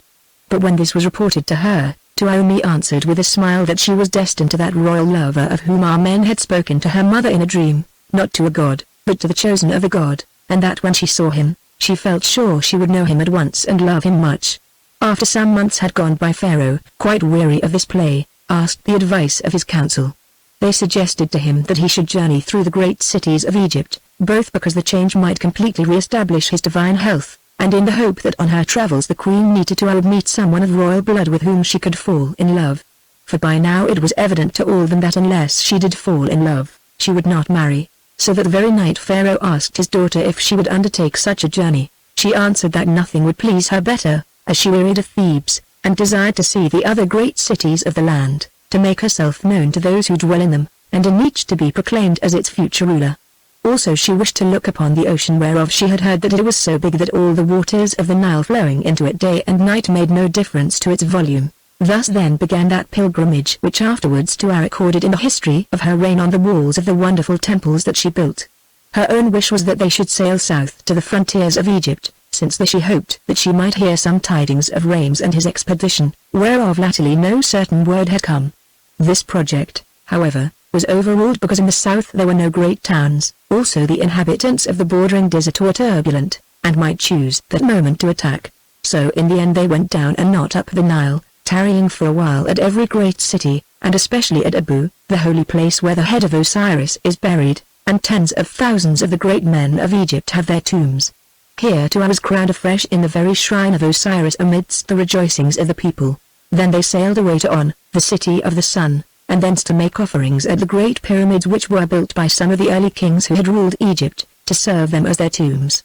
Nitatua entered the pyramids to look upon the bodies of these pharaohs who had been dead for thousands of years, and whose deeds were all forgotten, though her father would not accompany her there because the ways were so steep that he did not dare to tread them. Afterwards, with Asti and a small guard of the Arab chiefs of the desert, she mounted a dromedary and rode round them in the moonlight, hoping that she would meet the ghosts of those kings, and that they would talk with her as the ghost of her mother had done. But she saw no ghosts, nor would Asti try to summon them from their sleep, although Tua prayed her to do so. "Leave them alone," said Asti, as they paused in the shadow of the greatest of the pyramids and stared at its shining face engraved from base to summit with many a mystic writing. "Leave them alone lest they should be angry as Amen was, and tell your majesty things which you do not wish to hear. Contemplate their mighty works, such as no monarch can build today, and suffer them to rest therein undisturbed by weaker folk." "Do you call these mighty works?" asked Tua contemptuously, for she was angry because Asti would not try to raise the dead. "What are they after all, but so many stones put together by the labor of men to satisfy their own vanity? And of those who built them what story remains? There is none at all save some vain legends. Now if I live I will rear a greater monument, for history shall tell of me till time be dead. Perhaps, Nitatua, if you live and the gods will it, though for my part one think that these old stones will survive the story of most deeds." On the morrow of this visit to the pyramids Pharaoh and the queen his daughter made their state entry into the great white-walled city of Memphis, where they were royally received by Pharaoh's brother, the Prince Sabi, who was still the ruler of all this town and district. As it chanced these two had not met since Sabi, many years before, came to Thebes, asking a share in the government of Egypt and to be nominated as successor to the throne. Like every other lord and prince, he had been invited to be present at the great ceremony of the crowning of Nitatua, but at the last moment sent his excuses, saying that he was ill, which seemed to be true. At any rate, the spies reported that he was confined to his bed, though whether sickness or his own will took him thither at this moment, there was nothing to show. At the time Pharaoh and his council wondered a little that he had made no proposal for the marriage of one of his sons, of whom he had 4, to their royal cousin, Nitatua, but decided that he had not done so because he was sure that it would not be accepted. For the rest, during all this period Abiy had kept quiet in his own government, which he ruled well and strongly, remitting his taxes to Thebes at the proper time with a ceremonial letter of homage, and even increasing the amount of them. So it came about that Pharaoh, who by nature was kindly and unsuspicious, had long ago put away all mistrust of his brother, whose ambitions, he was sure, had come to an end with the birth of an heiress to the throne. Yet, when escorted only by 500 of his guard, for this was a peaceful visit, Pharaoh rode into the mighty city and saw how impregnable were its walls and how strong its gates, saw also that the streets were lined with thousands of well-armed troops. Doubts which he dismissed as unworthy, did creep into his heart. But if he said nothing of them, Tua, who rode in the chariot with him, was not so silent. "My father," she said in a low voice while the crowds shouted their welcome, for they were alone in the chariot, the horses of which were led. "This uncle of mine keeps a great state in Memphis." "Yes, daughter, why should he not? He is its governor." A stranger who did not know the truth might think he was its king, my father, and to be plain, if I were Pharaoh, and had chosen to enter here, it would have been with a larger force, We can go away when we like, said Pharaoh uneasily. You mean, my father, that we can go away when it pleases the prince your brother to open those great bronze gates that I heard clash behind us then and not before? At this moment their talk came to an end, for the chariot was stayed at the steps of the great hall where Abi waited to receive his royal guests. He stood at the head of the steps, a huge, coarse, vigorous man of about 60 years of age, on whose fat, swarthy face there was still, oddly enough, some resemblance to the delicate, refined-featured Pharaoh. Tuah summed him up in a single glance, and instantly hated him even more than she had hated Amethil, Prince of Kesh. Also she who had not feared the empty-headed, drunken Amethil, was penetrated with a strange terror of this man whom she felt to be strong and intelligent, and whose great, greedy eyes rested on her beauty as through they could not tear themselves away. Now they were ascending the steps, and now Prince Abi was welcoming them to his humble house, giving them their throne names, and saying how rejoiced he was to see them, his sovereigns, within the walls of Memphis, while all the time he stared at Tuah. Pharaoh, who was tired, made no reply, but the young queen, staring back at him, answered, "We thank you for your greeting, but then, my uncle Abi, why did you not meet us outside the gates of Memphis where we expected to find its governor waiting to deliver up the keys of Pharaoh's city to the officers of Pharaoh?" Now Abi, who had thought to see some shrinking child clothed in the emblems of a queen, looked astonished at this tall and royal maiden who had so sharp a tongue, and found no words to answer her. So she swept past him and commanded to be shown where she should lodge in Memphis. They led her to its greatest palace that had been prepared for Pharaoh and herself, a place surrounded by palm groves in the midst of the city, but having studied it with her quick eyes, she said that it did not please her. So search was made elsewhere, and in the end she chose another smaller palace that once had been a temple of Sekhet, the tiger-headed goddess of vengeance and of chastity, whereof the pylon towers fronted on the Nile which at its flood washed against them. Indeed, they were now part of the wall of Memphis, for the great unused gateway between them had been built up with huge blocks or stone. Surrounding this palace and outside its courts, lay the old gardens of the temple where the priests of Sekhet used to wander, enclosed within a lofty limestone wall. Here, saying that the air from the river would be more healthy for him, Tuah persuaded Pharaoh to establish himself and his court, and to encamp the guards under the command of his friend Mermes, in the outer colonnades and gardens. When it was pointed out to the queen that, owing to the lack of dwelling rooms, none which were fitting were left for her to occupy, she replied that this mattered nothing, since in the old pylon tower were 2 small chambers hollowed in the thickness of its walls, which were very pleasing to her, because of the prospect of the Nile and the wide flat lands and the distant pyramids commanded from the lofty roof and window places. So these chambers, in which none had dwelt for generations, were hastily cleaned out and furnished, and in them Tuah, her foster mother, took up their abode. Chapter 8 The Magic Image. That night Pharaoh and Tuah rested in privacy with those members of the court whom they had brought with them, but on the morrow began a round of festivals such as history scarcely told of in Egypt. Indeed, the feast with which it opened was more splendid than any Tuah had seen at Thebes even at the time of her crowning, or on the day of blood and happiness when Amethil and his Nubian guards were slain and she and Rames declared their love. At this feast Pharaoh and the young queen sat in chairs of gold, while the Prince Abi was placed on her right hand, and not on that of Pharaoh as he should have been as host and subject. "I am too much honored," said Tuah, looking at him sideways. "Why do you not sit by Pharaoh, my uncle? Who am I that I should take the seat of honor when my sovereigns come to visit me?" answered Abi, bowing his great head. "Let it be reserved for the high priest of Osiris, that holy one whom, after Ptah, we worship here above all other deities, for he is clothed with the majesty of the god of death." "Of death," said Tuah. "Is that why you put him by my father?" "Indeed not," replied Abi, spreading out his hands, "though if a choice must be made, I would rather that he sat near one who is old and must soon be called the ever-living, than at the side of the loveliest queen that Egypt has ever seen, to whom it is said that Amen himself has sworn a long life." And again he bowed. "You mean that you think Pharaoh will soon die?" "Nay, deny it not, Prince Abi, I can read your thoughts, and they are ill-omened," said Tuah sharply and, turning her head away, began to watch those about her. Soon she noticed that behind Abi amongst his other officers stood a tall, grizzled man clad in the robes and cap of an astrologer, who appeared to be studying everything, and especially Pharaoh and herself, for whenever she looked round it was to find his quick, black eyes fixed upon her. "Who is that man?" she whispered presently to Asti, who waited on her. "The famous astrologer, Cuckoo, Queen. I have seen him before when he visited Thebes with the prince before your birth. I will tell you of him afterwards. Watch him well." So Tuah watched and discovered several things, among them that Cuckoo observed everything that she and Pharaoh did, what they ate, to whom they spoke, and any words which fell from their lips, such as those that she had uttered about the god Osiris. All of these he noted down from time to time on his waxen tablets, doubtless that he might make use of them afterwards in his interpretation of the omens of the future. Now, among the ladies of the court who fanned Pharaoh and waited on him was that dancing girl of Abby's who many years before had betrayed him at Thebes, Mitra, lady of the footstool, now a woman of middle age, but still beautiful, of whom, although Tuah disliked her, Pharaoh was fond because she was clever and witty of speech and amused him. For this reason, in spite of her history, he had advanced her to wealth and honor, and kept her about his person as a companion of his lighter hours. Something in this woman's manner attracted Tuah's attention, for continually she looked at the astrologer, Cuckoo, who suddenly awoke to her presence and smiled as though he recognized an old friend.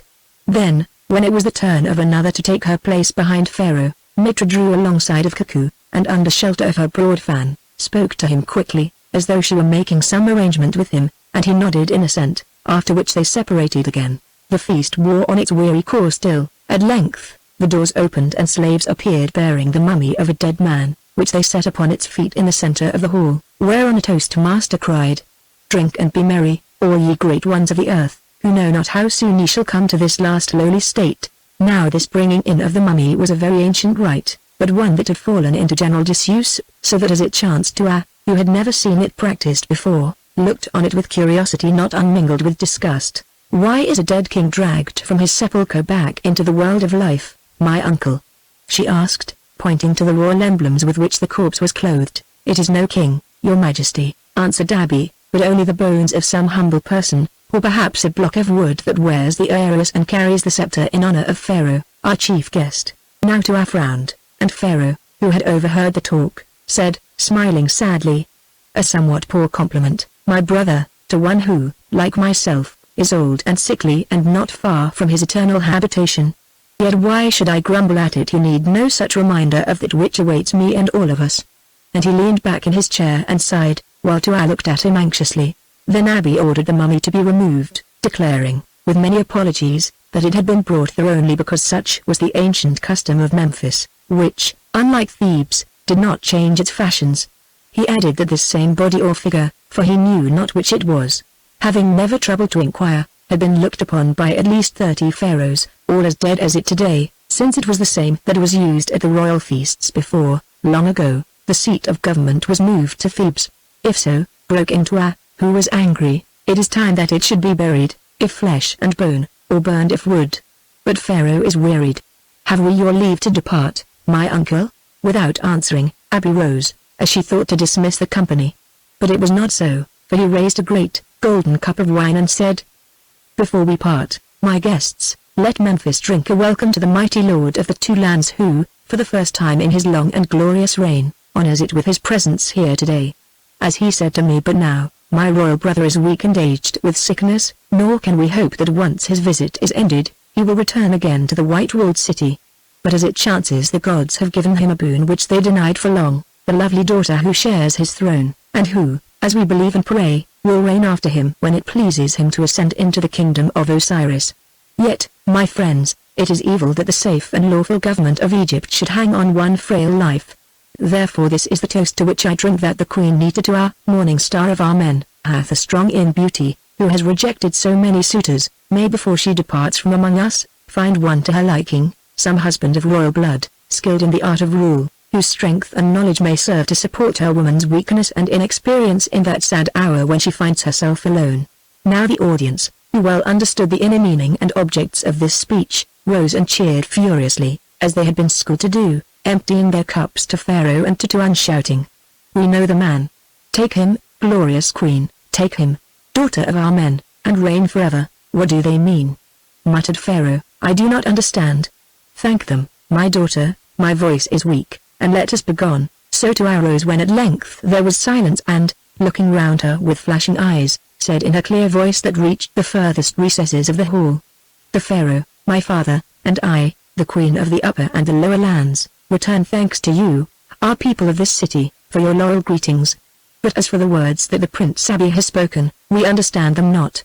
My prayer is that the Pharaoh may still reign in glory for many years, but if he departs and I remain, learn, O people, that you have naught to fear from the weakness and inexperience of your queen. Learn also that she seeks no husband, nor when she seeks will she ever find one within the walls of Memphis. Rest you well, O people, and you, my uncle Abby, as now with your good leave we will do also." Then, turning, she took her further by the hand and went without more words, leaving Abby staring at his guests while his guests stared back at him. When Tua had reached the pylon tower, where she lodged, and her ladies had unrobed her and gone, she called Asti to her from the adjoining chamber and said, "You are wise, my nurse, tell me, what did Abby mean?" "If your majesty cannot guess, then you are duller than I thought," answered Asti in her quick, dry fashion, adding, "However, I will try to translate.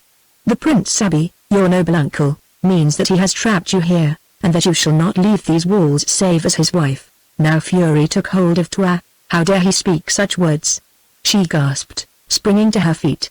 "I, the wife of that old river hog, my father's brother who might be my grandfather, that hideous, ancient lump of wickedness who boasts that he has 100 sons and daughters, I, the Queen of Egypt, whose birth was decreed by our men, I how dare you?" And she ceased, choking in her wrath. "The question is how he dares, Queen. Still, it is his plot which he will carry through if he is able. I suspected it from the first, and that is why I always opposed this visit to Memphis, but you will remember that you bade me be silent, saying that you had determined to see the most ancient city in Egypt. You should not have been silent. You should have said what was in your mind, even if I ordered you from my presence. Neither Abby nor any of his sons proposed for my hand when the others did, therefore I suspected nothing. After the fashion of women who have already given their hearts, Queen, and forget that they have other things to give a kingdom, for instance. The snake does not roar like the lion, yet it is more to be feared. Once I am out of this place it is the snake that shall have cause to fear, Asti, for I will break its back and throw it writhing to the kites. Nurse, we must leave Memphis. That is not easy, Queen, since some ceremony is planned for each of the next 8 days. If Pharaoh were to go away without attending them, he would anger all the people of the north which he has not visited since he was crowned. Then let them be angered, Pharaoh can do as he wills."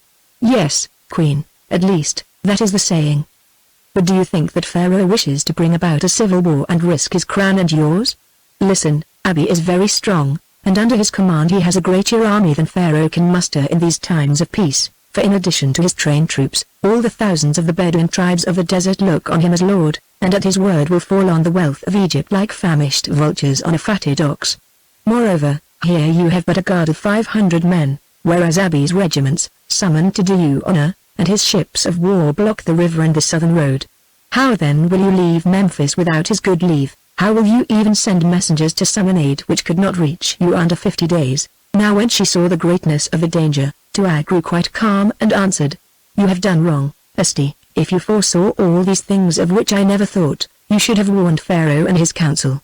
Queen, I did warn them, and Mermes warned them also, but they would not listen, saying that they were but the idle dreams of one who strives to peep into the future and sees false pictures there. More, Pharaoh sent for me himself, and whilst thanking me and Mermes my husband, told me that he had inquired into the matter and found no cause to distrust Abby or those under his command.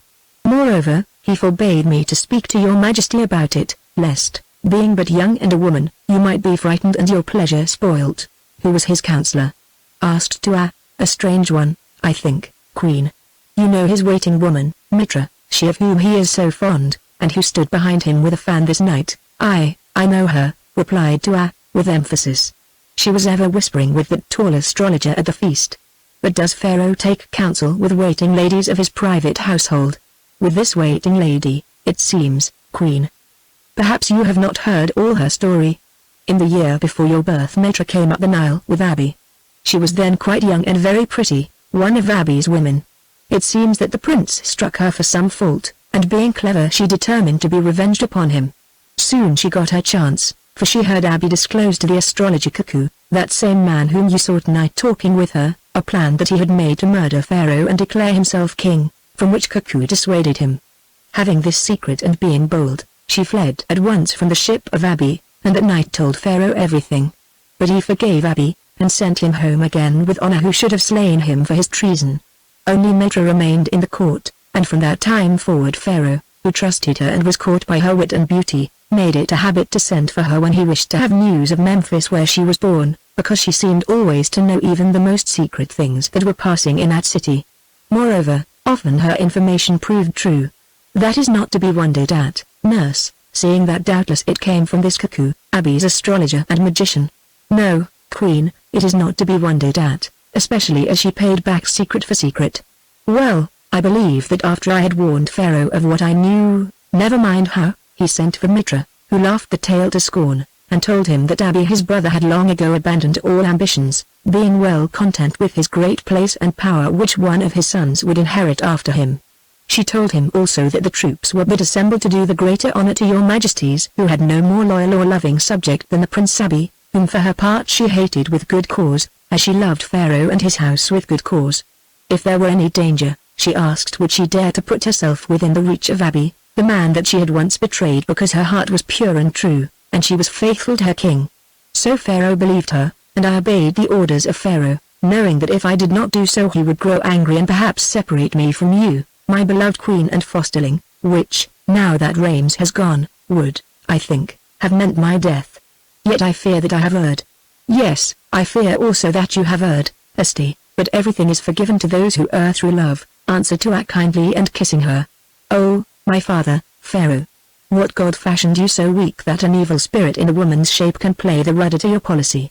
Leave me now, Esti, for I must sleep and call on our men to aid his daughter. The snare is strong and cunning, but, perchance, in my dreams he will show me how it may be broke.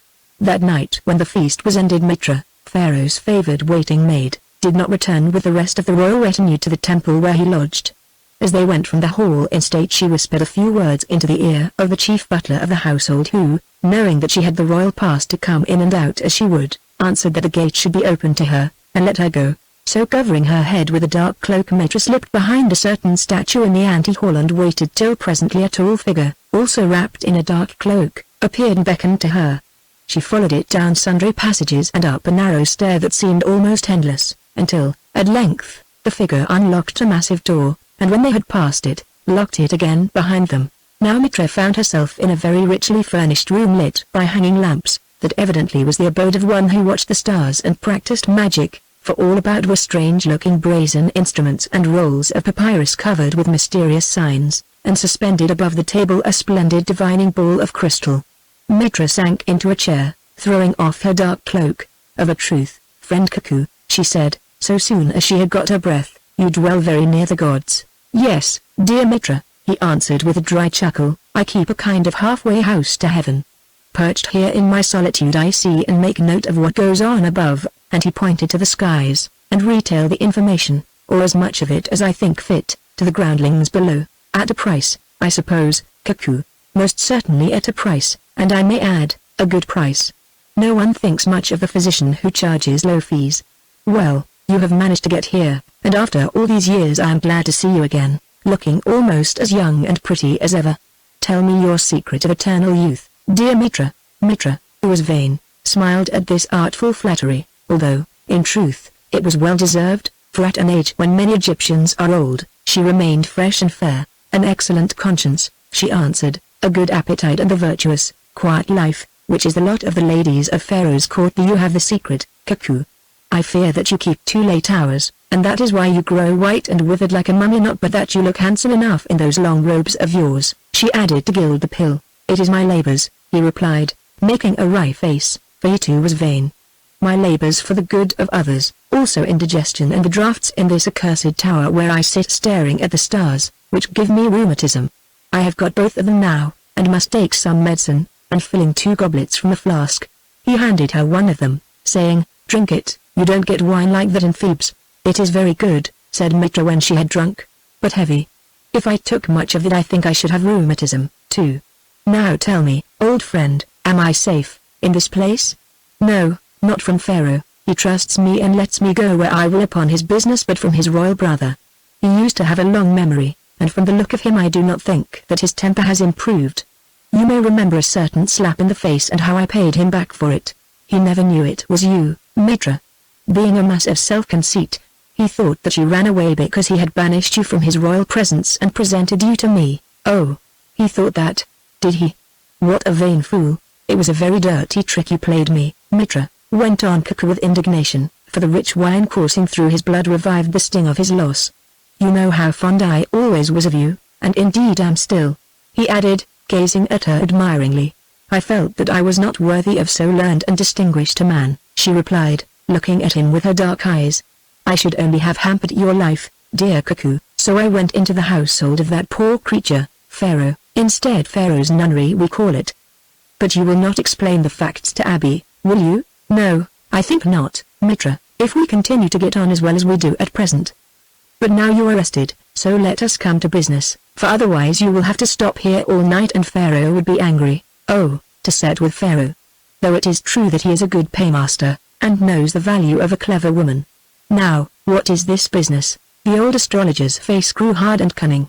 Going to the door he made sure that it was locked and drew a curtain over it. Then he took a stool and sat himself down in front of Mitra, in such a position that the light fell on her face while his own remained in shadow. A big business, Mitra, and by the gods I do not know that I should trust you with it. You tricked me once, you have tricked Pharaoh for years, how do I know that you will not play the same game once more and earn me in order to cut my own throat, and so lose life and soul together? If you think that, cuckoo, perhaps you will unlock the door and give me an escort home, for we are only wasting time. I don't know what to think, for you are as cunning as you are beautiful. Listen, woman, he continued in a savage whisper, and clasping her by the wrist. If you are false, I tell you that you shall die horribly, for if the knife and poison fail, I am no charlatan, I have arts. I can make you turn loathsome to the sight and waste away, I can haunt you at nights so that you may never sleep a wink, save in full sunshine, and I will do it all and more. If I die, Mitra, we go together. Now will you swear to be true, will you swear it by the oath of oaths? The spy looked about her. She knew Cuckoo's power, which was famous throughout Egypt, and that it was said to be of the most evil sort, and she feared him. It seems that this is a dangerous affair, she replied uneasily, and I think that I can guess your aim.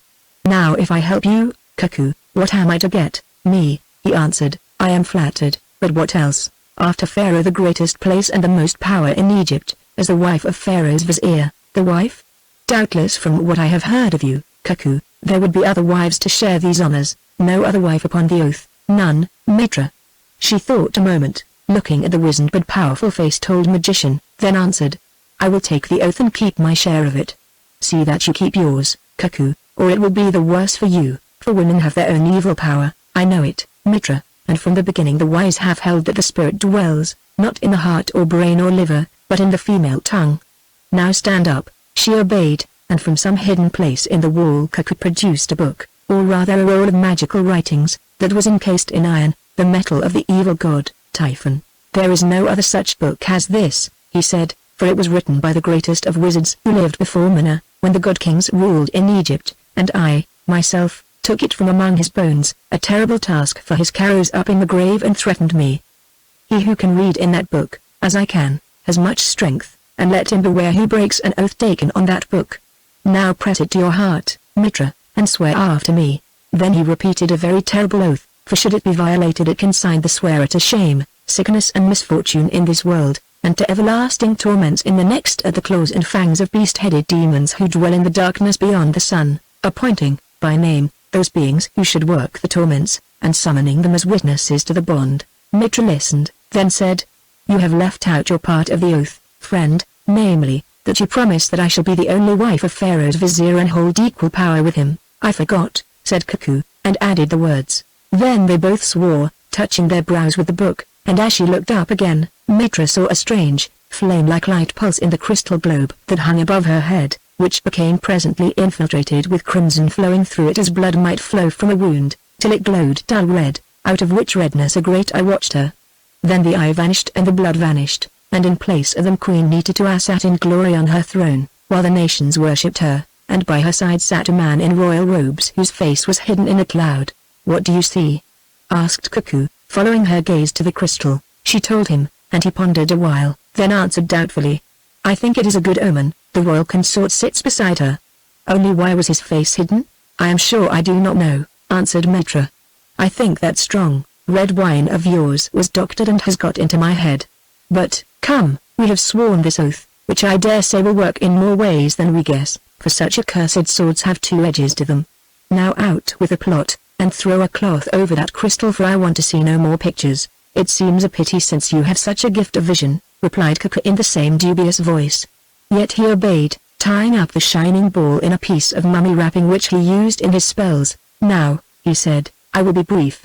My fat master, Abi, means to be Pharaoh of Egypt, and it seems that the best way to do so is by climbing into his niece's throne, where most men would like to sit." "You mean by marrying her, Cuckoo?" "Of course. What else? He who marries the queen, rules in right of the queen." "Indeed. Do you know anything of Nita? "As much as any other man knows, but what do you mean?" "I mean that I shall be sorry for the husband who marries her against her will, however beautiful and high-placed she may be. I tell you that a woman is a flame. She has more strength in her than all the magicians in Egypt, yourself among them. They say she is a daughter of Amen, and I believe it. I believe that the god dwells in her, and woe be to him whom she may chance to hate, if he comes to her as a husband. That is Abi's business, is it not?" "Our business, Mitra, is to get him there. Now we may take it this will not be with her consent." "Certainly not, Cuckoo," she answered. "The gossip goes that she is in love with young Count Rames, who fought and killed the Prince of Kesh before her eyes, and now has gone to make amends to the king his father at the head of an army." "That may be true, Mitra. Why not? He is her foster brother and of royal blood, bold, too, and handsome, they say. Well, queens have no business to be in love. That is the privilege of humbler folk like you and me, Mitra. Say, is she suspicious about Prince Abi? I mean, I do not know, but Asti, her nurse and favorite lady, the wife of Mermes and mother of Rames, is suspicious enough. She is a greater magician than you are, Cuckoo, and if she could have had her way Pharaoh would never have set foot in Memphis. But I got your letter and over-persuaded him. The poor fool. You see, he thinks me faithful to his house, and that is why I am allowed to be here tonight, to collect information. Ah. Well, what Asti knows the queen will know, and she is stronger than Pharaoh, and notwithstanding all Abi's ships and soldiers, may break away from Memphis and make war upon him. So it comes to this: Pharaoh must stay here, for his daughter will not desert him. How will you make him stay here, Cuckoo? Not by. And she glanced towards the shrouded crystal. Nay, no blood if it can be helped. He must not even seem to be a prisoner, it is too dangerous. But there are other ways. What ways? Poison? Too dangerous again. Now, if he fell sick, and he has been sick before, and could not stir, it would give us time to bring about the marriage, would it not? Oh. I know that he is well at present for him, but look here, Mitra, I have something to show you. Then going to a chest, Cuckoo took from it a plain box of cedar wood which was shaped like a mummy case, and, lifting off its lid, revealed within it a waxen figure of the length of a hand. This figure was beautifully fashioned to the living likeness of Pharaoh, and crowned with the double crown of Egypt. What is it? Asked Mitra, shrinking back. A new Shakti to be placed in his tomb? No, woman, a magic calf fashioned with many a spell out of yonder ancient troll, that can bring him to the tomb if it be rightly used, as you shall use it. I. She exclaimed, starting. How? Thus, you, as one of Pharaoh's favorite ladies, have charge of the chamber where he sleeps. Now you must make shift to enter there alone and lay this figure in his bed, that the breath of Pharaoh may enter into it. Then take it from the bed and say these words: Figure, figure, I command thee by the power within thee and in the name of the Lord Ifil, that as thy limbs waste, so shall the limbs of him in whose likeness thou art fashioned waste also. Having spoken thus, hold the legs of the image over the flame of a lamp until it be half melted, and convey the rest of it away to your own sleeping place and hide it there. So it shall come about that during that night the nerves and muscles in the legs of Pharaoh will wither and grow useless to him, and he be paralyzed and unable to stir. Afterwards, if it be needful, I will tell you more. Now, although she was, Mitra grew afraid. I cannot do it, she said. It is black sorcery against one who is a god, and will bring my soul to hell. Find some other instrument, or place the wax nymph in the bed of Pharaoh yourself, Cuckoo. The face of the magician grew fierce and cruel. Come with me, Mitra, he said, and taking her by the wrist he led her to the open window place whence he observed the stars.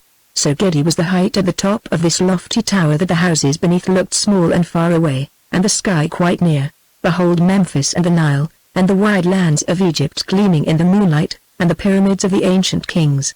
You wish to rule over all these, like myself, do you not, Mitra? And if you obey me you shall do so, and if I do not obey, then I will throw my spell upon you, and your senses shall leave you and you shall fall headlong to the White Line, which is a street, and before tomorrow morning the dogs will have picked your broken bones, so that none can know you, for you have heard too much to go hence alive unless it be to do my bidding. Oh, no. Think not to say I will and afterwards deceive me, for that image which you take with you is my servant, and will keep watch on you and make report to me and to the god, its master. Now choose." "I will obey," said Mitra faintly, and as she spoke she thought that she heard a laugh in the air outside the window. "Good. Now hide the box beneath your cloak and drop it not, for if so that which is within will call aloud after you, and they will kill you for a sorceress. Unless my word come to you, lay the figure in Pharaoh's bed tomorrow evening, and at the hour of moonrise hold its limbs in the flame in your own chamber, and hide it away, and afterwards bring it back to me that I may enchant it afresh, if there be any need. Now come, and I will guard you to the gates of the old temple of Sekhet, where Pharaoh dwells." Chapter 9 The Doom of Pharaoh. On the morrow when the Lady Esti came to dress the queen for that day's ceremony, she asked her if Amen had given her the wisdom that she sought. "Not so," answered the young queen, "all he gave me was very bad dreams, and in every one of them was mixed up that waiting woman of my father, Mitra, of whom you spoke to me. If I believed in omens I should say that she was about to bring some evil upon our house." "It may well be so, queen," answered Esti, "and in that case I think that she is at the work. At any rate, watching from the little window of my room, by the light of the moon I saw her return across the temple court at midnight. Moreover, it seemed to me that she was carrying something beneath her robe." "Whence did she return?" "From a city, I suppose. She was Pharaoh's pass, and can go in and out when she will. I have caused Mermes to question the officer of the guard, and he says that she came to the gate accompanied by a tall man wrapped in a dark cloak, who spoke with her earnestly, and left her. From this description I think it must have been the astrologer, Cuckoo, with whom she was talking at the feast." "That is bad news, nurse." "What else have you to tell?" "Only this, queen. The gates are guarded more closely even than we thought. I tried to send out a man to Thebes this morning with a message on my own account, never mind what it was, and the sentries turned him back. By the gods!"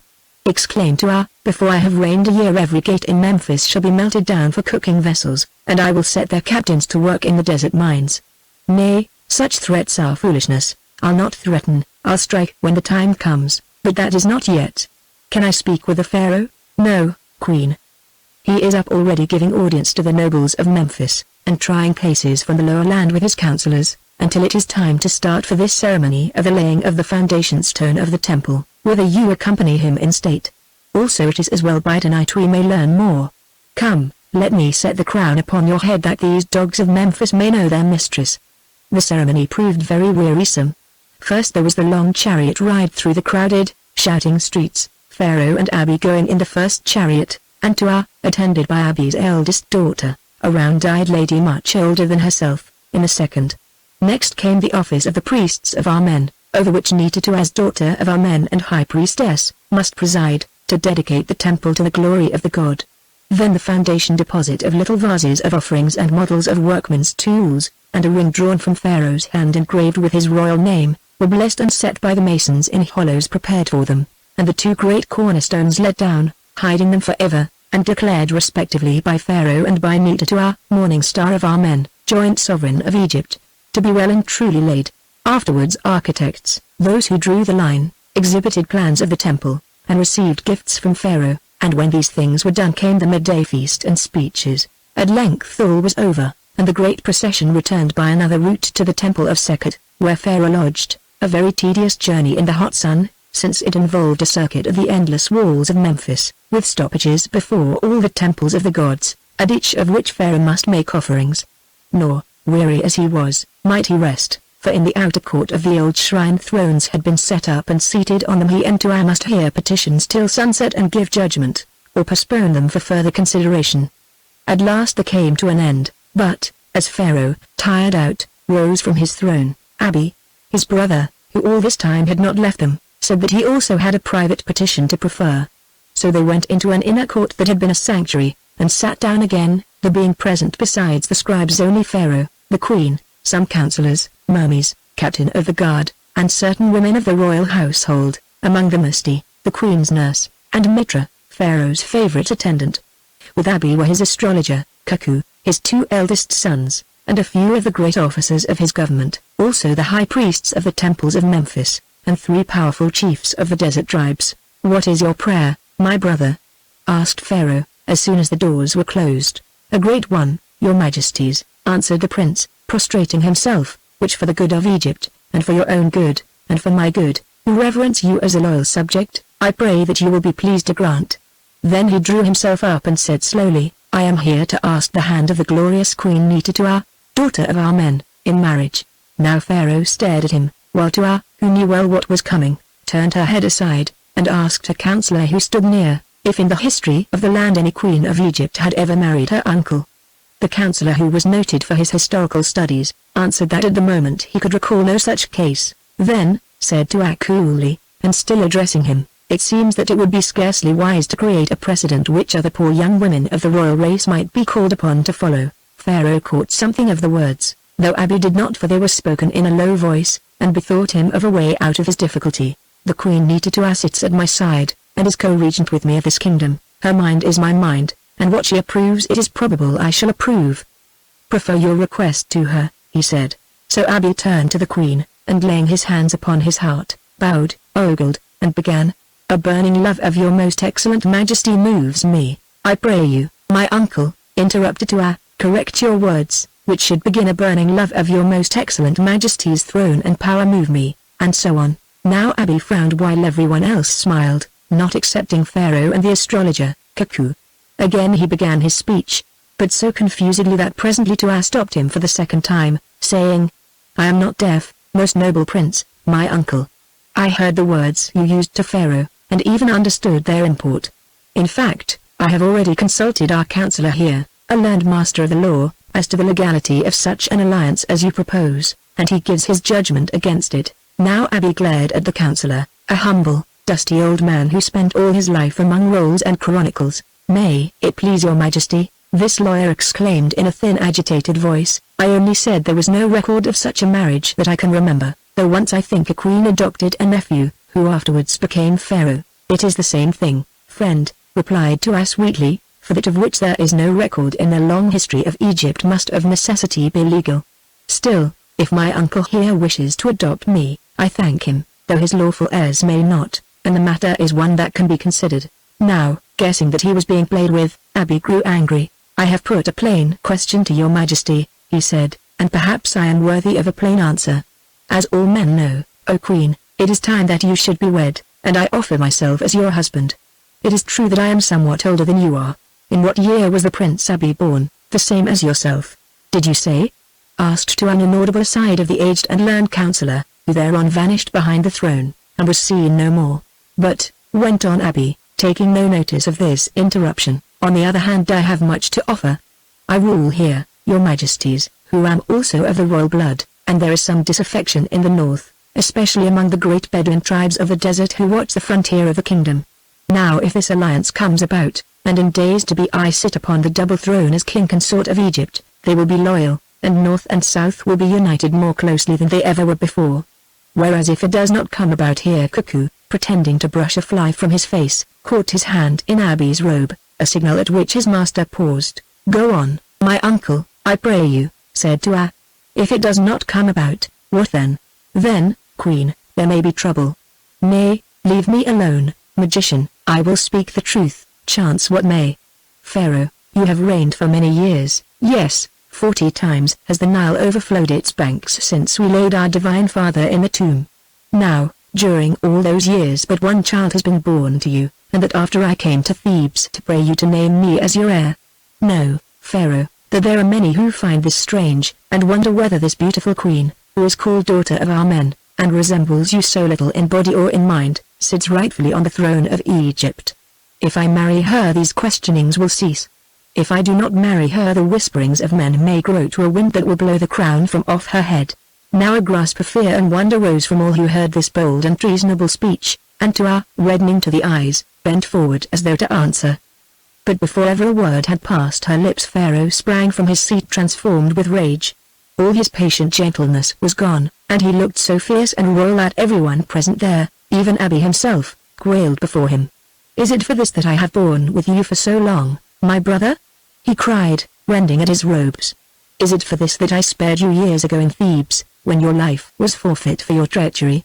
Is it for this that I have suffered you to rise to great honor, and to rule here almost as a king in my city of Memphis?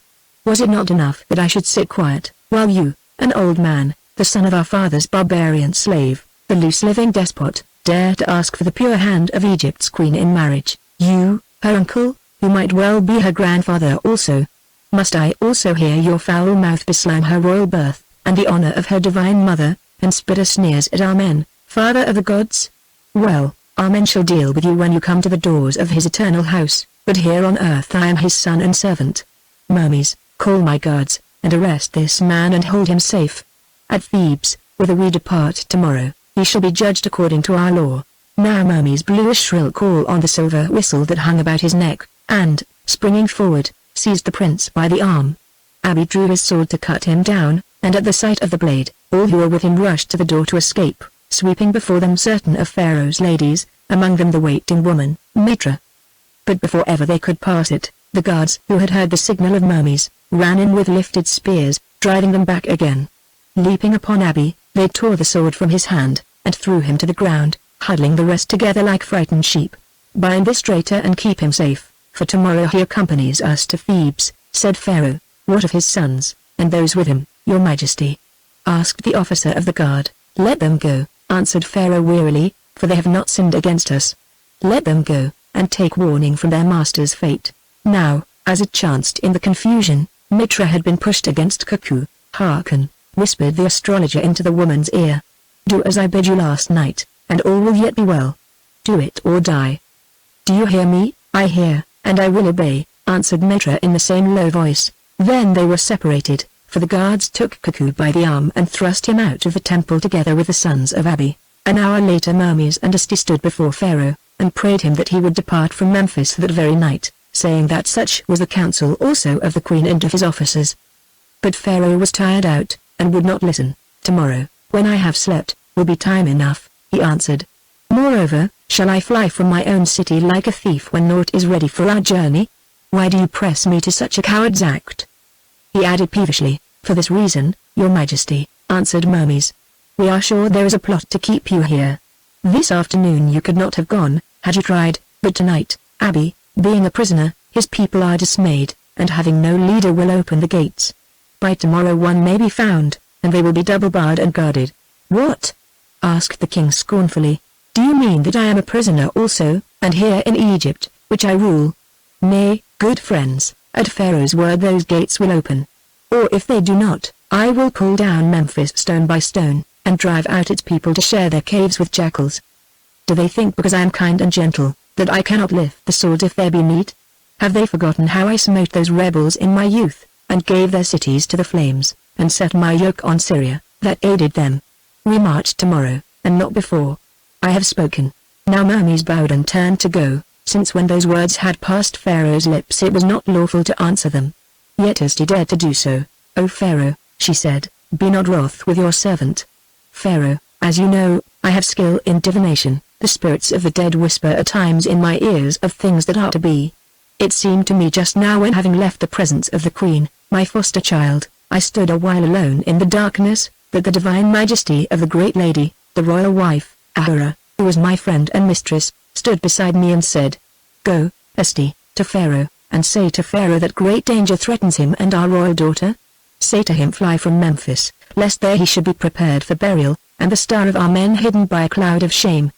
Bid him beware of one about his throne, and of that evil magician with whom she made a pact last night. Now Pharaoh looked at Asti and said, O dreamer of dreams, interpret your own dream. Who is she about my throne of whom I should beware, and who is the magician with whom she made a pact? The divine queen did not tell me, Pharaoh, answered Asti stubbornly, but my own skill tells me. She is Mitra, your favorite, and the magician is Cuckoo, whom she visited last night. What? Exclaimed Pharaoh, laughing.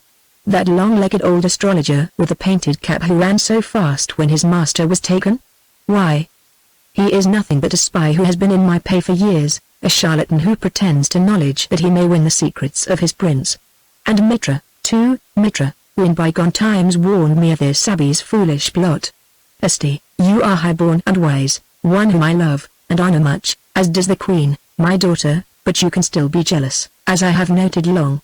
Asti, be not deceived, it was jealousy of Mitra that whispered in your ears, not the spirit of the divine Ahura.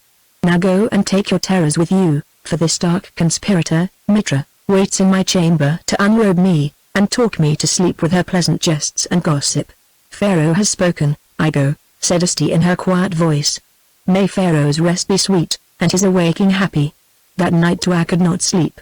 Whenever she shut her eyes, visions rose before her mind, terrifying, fantastic visions in all of which the fat and hideous Abi played a part. Thus she saw again the scene at her father's fatal feast to the priest of Kesh, when Asti by her magic had caused the likeness of a monkey to come from the juggler's vase. Only now it was Abi who emerged from the vase, a terrible Abi, with a red sword in his hand, and Pharaoh's crown upon his head. He leapt from the mouth of the vase. He devoured her with his greedy eyes. With stealthy steps he came to seize her, and she could not stir an inch. Something held her fast upon her throne. She could bear it no more. She opened her eyes, stared at the darkness, and out of the darkness came voices, telling of death and war. She thrust her fingers into her ears, and tried to fix her thoughts on Rames, that bright-eyed, light-footed lover of hers, whom she so longed to see again, without whom she was so lonely and undefended. Where was Rames? She wondered. What fate had overtaken him? Something in her seemed to answer death. Oh! If Rames were dead, what should she do?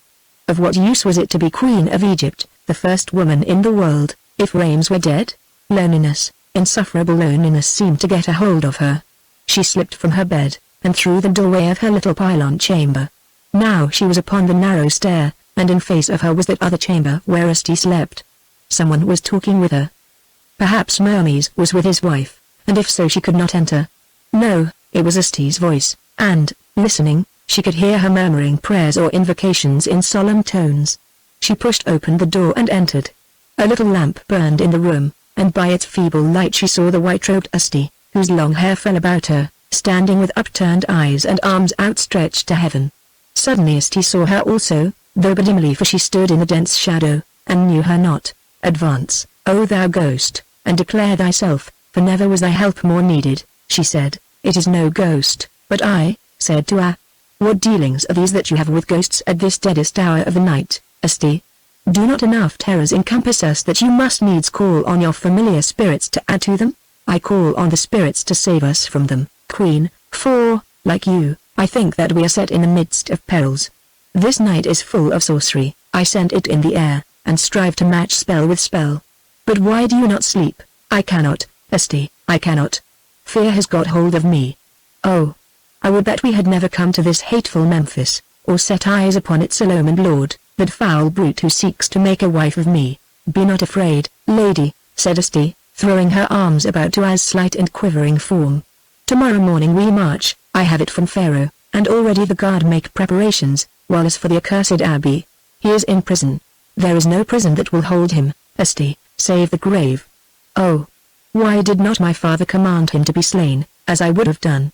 Then, at least, we should be free of him, and he could never marry me, because it was otherwise decreed. O Nita Tua, and Pharaoh must fulfill his fate and ours, for though he is so gentle, none can turn him. As she spoke the words, somewhere, far beneath them, arose a cry, a voice of one in dread or woe, and with it the sound of feet upon the stairs. What passes? Said Asti, leaping to the door. Pharaoh is dead or dying, answered the terrified voice without. Let her majesty come to Pharaoh. They threw on their garments, they ran down the narrow stair and across the halls till they came to the chamber of Pharaoh. There upon his bed he lay, and about him were the physicians of his court. He was speechless, but his eyes were open, and he knew his daughter, for, raising his hand feebly, he beckoned to her, and pointed at his feet. What is it, man? She asked of the head physician, who, by way of answer, lifted the linen on the bed, and showed her Pharaoh's legs and feet, white and withered as though with fire. What sickness is this? Asked Tua again. We know not, O Queen, answered the physician, for in all our lives we have never seen its like. The flesh is suddenly wasted, and the limbs are paralyzed. But I know, broke in Asti. This is not sickness, it is sorcery. Pharaoh has been smitten by some foul spell of the Prince Abi, or of his wizards. Say, who was with him last? It seems that the lady of the footstool, Mitra, sang him to sleep, as was her custom, answered the physician, and left him about 2 hours ago, so say the guard. When I came in to see how his majesty rested, but now, I found him thus. Now Tua lifted up her head and spoke, saying, My divine father is helpless, and therefore again I rule alone in Egypt. Hear me and obey. Let the Prince Abi be brought from his prison to the inner hall, for I would question him at once. Let the waiting woman, Mitra, be brought also under guard with drawn swords. The officer of the watch bowed and departed to do the bidding of Her Majesty. while others went to light the hall. Soon he returned to an outer chamber where the Tua had withdrawn herself while the physicians examined Pharaoh. "O Queen," he said, with a frightened face, "be not wroth, but the Prince Abi has gone. He has escaped out of his prison, and the waiting woman, Mitra, is gone also." "How came this about?" asked Tua in a cold voice. "O Queen, the small gate was open, for people passed in and out of it continually, making preparation for tomorrow's march. It seems that about an hour ago the Lady Mitra came to the gate and showed Pharaoh's signet to the officer, saying that she was on Pharaoh's business. With her went a fat man dressed in the robe of a master of camels that in the darkness the officer thought was a certain Arab of the desert who has been to and fro about the camels. It is believed that this man was none other than the Prince Abi, dressed in the Arab's robe, and that he escaped from his cell by some secret passage which was known to him, a passage of the old priests. The Arab, whose robes he wore, cannot be found, but perhaps he is asleep in some corner. Bar the gates," said Tua, "and let none pass in or out. Asti, take men with you, and go search the room where Mitra slept. Perchance she has returned again." So Asti went, and a while after reappeared carrying something enveloped in a cloth. "Mitra has gone, O Queen," she said in an ominous voice, leaving this behind hidden beneath her bed. Then she placed the object on a table. "What is it?" "The mummy of a child?" asked Tua, shrinking back. "Nay, Queen, the image of a man." Then throwing aside the cloth Asti revealed a waxen figure shaped to the exact likeness of Pharaoh, or rather what remained of it, for the legs were molten and twisted, and in them could be seen the bones of ivory and the sinews of thin wire, about which they had been molded. Also beneath the chin where the tongue would be, sharp thorns had been thrust up to the root of the mouth. The thing was lifelike and horrible, and as it was, so was the dumb and stricken Pharaoh on his bed. Tua hid her eyes for a while, and leaned against the wall. Then she drew herself up and said, "Call the physicians and the members of the council, and those who can be spared of the officers of the guard, that every one of them may see and bear witness to the hideous crime which has been worked against Pharaoh by his brother, the Prince Abi, and the wizard Cuckoo, and their accomplice, the woman Mitra." So they were called, and came, and when they saw the dreadful thing lying in its waxen whiteness before them, they wailed and cursed those who had wrought this abominable sorcery. "Curse them not," said Tua, "who are already accursed, and given over to the devourer of souls when their time shall come. Make a record of this deed, O scribes, and do it swiftly." So the scribes wrote the matter down, and the queen and others who were present signed the writings as witnesses. Then Tua commanded that they should take the image and destroy it before it worked more evil, and a priest of Osiris who was present seized it and departed. But Tua went to Pharaoh's room and knelt by his bed, watching him, for he seemed to be asleep. Presently he awoke, and looked round him wildly, moving his lips. For a while he could not speak, then of a sudden his voice burst from him in a hoarse, unnatural cry. "They have bewitched me. I burn, I burn," he screamed, rolling himself to and fro upon the bed. "Avenge me, my daughter, and fear nothing, for the gods are about you. I see their awful eyes. Oh, I burn, I burn." Then his head fell back, and the peace of death descended on his tortured brow. Tua kissed his dead brow, and knelt at his side in prayer. After a little while she rose and said, "It has pleased Pharaoh, the just and perfect, to depart to his everlasting habitation in Osiris. Make it known that this god is dead, and that I rule alone in Egypt. Send hither the priest of Osiris, that he may repeat the ritual of departing, and you, physicians, do your office." So the priest came, but at the door Asti caught him by the hand and asked, "How did you destroy the image of wax?" "I burned it upon the altar in the old sanctuary of this temple," he answered. "Oh, fool," said Asti, "you should have buried it. Know that with the enchanted thing you have burned away the life of Pharaoh also." Then that priest fell swooning to the ground, and another had to be summoned to utter the ritual of departing. Chapter 10 The Coming of the Ka. Now it was morning, and while the physicians embalmed the body of Pharaoh as best they could, Tua consulted with her officers. Long and earnest was that council, for all of them felt that their danger was very great. Abi had escaped, and if he were retaken, none knew better than he that his death and that of all his house would be the reward of his crimes and sorceries, which could only be covered up in one way, by marriage with the Queen of Egypt. Moreover, he had thousands of soldiers in the city and around it, all of them sworn to his service, whereas the royal guard was but 5 companies, each of 100 men, trapped in a snare of streets and stone. One of them suggested that they should break a way through the wall of the temple, and escape to the royal barges that lay moored on the Nile beneath them, and this plan was approved. But when they went to set about the work, it was seen that these barges had been seized and were already sailing away up the river. so but two alternatives remained: to bide within the fortifications of the old temple, and send out messengers for help, or to march through the city boldly, break down the gates if these were shut against them, seize boats, and sail up the Nile for some loyal town, or if that could not be done, to take their chance in the open lands. Now some favored one scheme, and some the other, so that at last the decision was left with Her Majesty. She thought a while, then said, "Here I will not stay, to be starved out as we must wherever an army could be gathered to rescue us, and be given into the power of that vile and wicked man, the murderer of the good God, my father. Better that I should die fighting in the streets, for then at least I shall pass undefiled to join him in his eternal habitation beyond the sun. We march at midnight." So they bowed beneath her word, and made ready while the women of his household raised a death wail for Pharaoh, and criers standing on the high towers proclaimed the accession of Nita to our morning star of our men, glorious in Ra, Hathor, strong in beauty, as sole lord and sovereign of the north and south, and of Egypt's subject lands. Again and again they proclaimed it, and of the multitudes who listened some cheered, but the most remained silent, fearing the vengeance of their prince, whom the heralds summoned to do homage, but who made no sign. Night came at last. At a signal the gates were opened, and through them, borne upon the shoulders of his counselors, preceded by a small body of guards, and followed by his women and household, went the remains of Pharaoh, in a coffin roughly fashioned from the sycamore timbers of the temple. With solemn step and slow, they went as though they feared no harm, the priests and singers chanting some ancient, funeral hymn. Next followed the baggage bearers, and after these the royal bodyguard, in the midst of whom the queen, clad in mail, as a man, rode in a chariot, and with her the waiting lady, Esti, wife of Mermes. At first all went well, for the great square inches front of the temple was empty. The procession of the body of Pharaoh passed it, and vanished down the street that led to the main gate, a mile away. Now the guard formed into line to enter this street also, when suddenly, barring the mouth of it, appeared great companies of men who had been hidden in other streets. A voice cried halt.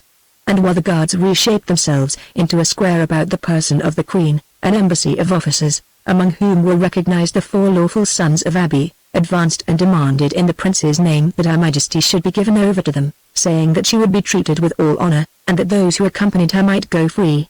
Answer that the Queen of Egypt does not yield herself into the hands of rebels, and of murderers, then fall on them, and slay them all, cried Nita to when Mermes, her captain, had given her this message. So he went forward and returned the answer, and next moment a flight of arrows from the queen's guard laid low the 4 sons of Abi, and most of those who were with them. Then the fight began, one of the fiercest that had been known in Egypt for many a generation. The royal regiment, it is true, was but small, but there were picked men, and mad with despair and rage. Moreover, Tuatha the queen played no woman's part that night, for when these charged, striving to cut a path through the opposing hosts, she charged with them, and by the moonlight was seen standing like an angry goddess in her chariot, and loosing arrows from her bow. Also no hurt came to her or those with her, or even to the horses that drew her. It was as though she were protected by some unseen strength, that caught the sword cuts and turned aside the points of spears. Yet it availed not, for the men of Abi were a multitude, and the royal guard but very few. Slowly, a never-lessening band, they were pressed back, first to the walls of the old temple of Sekhet, and then within its outer court. Now all who were left of them, not 50 men under the command of Mermes, strove to hold the gate. Desperately they fought, and one by one went down to death beneath the rain of spears. Tuatha had dismounted from her chariot, and leaning on her bow, for all her arrows were spent, watched the fray with Esti at her side. With a yell the troops of Abi rushed through the gate, killing as they came. Now, surrounded by all who remained to her, not a dozen men, they were driven back through the inner courts, through the halls, to the pylon stairs. Here the last stand was made. Step by step they held the stairs, till at length there were left upon their feet only Tuatha, Esti and Mermes, her husband, who was sorely wounded in many places. At the little landing between the rooms of the queen and Esti, while the assailants paused a moment, the captain Mermes, mad with grief and pain, turned and kissed his wife. Next he bowed before the queen, saying, "What a man may do, I have done to save your majesty. Now I go to make report to Pharaoh, leaving you in charge of our men, who shall protect you, and to Rames, my son, the heritage of vengeance. Farewell, O daughter of our men, till I see your star rise in the darkness of the underworld, and to you, beloved wife, farewell."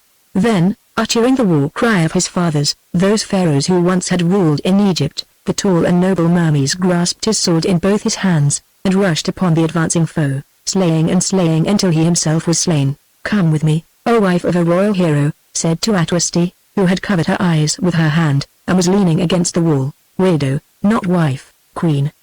Did you not see his spirit pass?" Then Tua led her up more steps to the top of the pylon tower, where Isti sank down moaning in her misery. Tua walked to the outermost edge of the tower and stood there waiting the end. It was the moment of dawn. On the eastern horizon the red rim of the sun arose out of the desert in a clear sky. There upon that lofty pinnacle, clad in shining mail, and wearing a helm shaped like the crown of Lower Egypt, Tua stood in its glorious rays that turned her to a figure of fire set above a world of shadow. The thousands of the people watching from the streets below, and from boats upon the Nile, saw her, and raised a shout of wonder and of adoration. "The daughter of Amen-Ra!" they cried. "Behold her clad in the glory of the god." Soldiers crept up the stairs to the pylon roof and saw her also, while, now that the fray was ended, with them came the Prince Abi. "Seize her," he panted, for the stairs were steep and robbed him of his breath. But the soldiers looked and shrank back before the majesty of Egypt, wrapped in her robe of light. "We fear," they answered, "the ghost of Pharaoh stands before her." Then Tua spoke, saying, "Abi, once a prince of Egypt and hereditary lord of Memphis, but now an outcast murderer, black with the blood of your king, and of many a loyal man, hear me. The anointed queen of Egypt, hear me, O man upon whom I decree the judgment of the first and second death. Come but one step near to my majesty, and before your eyes, and the eyes of all the multitude who watch, I hurl myself from this hideous place into the waters of the Nile. Yet here I go to join dead Pharaoh, and side by side with him to lay our plaint against you before the eternal gods. Listen to our curse upon you. From this day forward a snake shall prey upon your vitals, gnawing upwards to your heart. The spirits of Pharaoh and of all his servants whom you have slain shall haunt your sleep. Never shall you know one more hour of happy rest. Through life henceforth you shall fly from a shadow, and if you climb a throne, it shall be such a one as that on which I stand encircled with the perilous depths of darkness. Thence you shall fall at last, dying by a death of shame, and the evil gods shall seize upon you, O traitor, and drag you to the maw of the eater up of souls, and therein you shall vanish forever for I, you and all your house, and all those who cling to you." Thus saith Tua, speaking with the voice of Amen who created her, her father and the God of gods. Now when the soldiers heard these dreadful words, one by one they turned and crept down the stairs, till at last there were left upon the pylon roof only the queen, Isti crouching at her feet, and the monstrous Abi, her uncle. He looked at her, and thrice he tried to speak but failed, for the words choked in his throat. A fourth time he tried, and they came hoarsely. "Take off your curse, O mighty queen," he said, "and I will let you go. I am old, tonight all my lawful sons are dead. Take off your curse, leave me in my government, and though I desire you more than the throne of Egypt, O beautiful, still I will let you go." "Nay," answered the queen, "I cannot if I would. It is not I who spoke, but a spirit in my mouth. Do your worst, O son of Set. The curse remains upon you." Now Abi shook in the fury of his fear, and answered, "So be it, star of Amen. Having nothing more to dread I will do my worst. Pharaoh my enemy is dead, and you, his daughter, shall be my wife of your own free will, or since no man will lay a finger upon you, here in this tower you shall starve. Death is not yet, I shall have my day, it is sworn to me. Reign with me if you will, or starve without me if you will. I tell you, daughter of Amen, that I shall have my day, and I tell you, son of Set, that after the day comes the long terror of that night which knows no morrow." Then finding no answer, he too turned and went. When he was gone Tua stood a while looking down upon the thousands of people gathered in the great square where the battle had been fought, who stared up at her in a deadly silence. Then she descended from the coping stone, and, taking Isti by the arm, led her from the roof to the little chamber where she had slept. 6 days had gone by, and Queen Tua starved in the pylon tower. Till now the water had held out for there was a good supply of it in jars, but at last it was done, while, as for food, they had eaten nothing except a store of honey which Isti took at night from the bees that hived among the topmost pylon stones. That day the honey was done also, and if had not been, without water to wash it down they could have swallowed no more of the sickly stuff. Indeed, although in after years in memory of its help, Tua chose the bee as her royal symbol, never again could she bring herself to eat of the fruit of its labors. "Come, nurse," said Tua, "let us go to the roof, and watch the setting of Ra, perhaps for the last time, since I think that we follow him through the western gates." So they went, supporting each other up the steps, for they grew weak. From this lofty place they saw that save on the Nile side of it, which was patrolled by the warships of Abi, all the temple was surrounded by a double ring of soldiers, while beyond the soldiers, on the square where the great fight had been, were gathered thousands of the people who knew that the starving queen was wont to appear thus upon the pylon at sunset. At the sight of her, clad in the mail which she still wore, a murmur rose from them like the murmur of the sea, followed by a deep silence, since they dared not declare the pity which moved them all. In the midst of this silence, whilst the sun sank behind the pyramids of the ancient kings, Nitatua lifted up her glorious voice and sang the evening hymn to Amen-Ra. As the last notes died away in the still air, again the murmur rose while the darkness gathered about the pylon, hiding her from the gaze of men. Hand in hand as they had come, the two deserted women descended the stair to their sleeping place. "They dare not help us," Esti said to her. "Let us lie down and die." "Nay, Queen," answered Esti, "let us turn to one that giveth help to the helpless."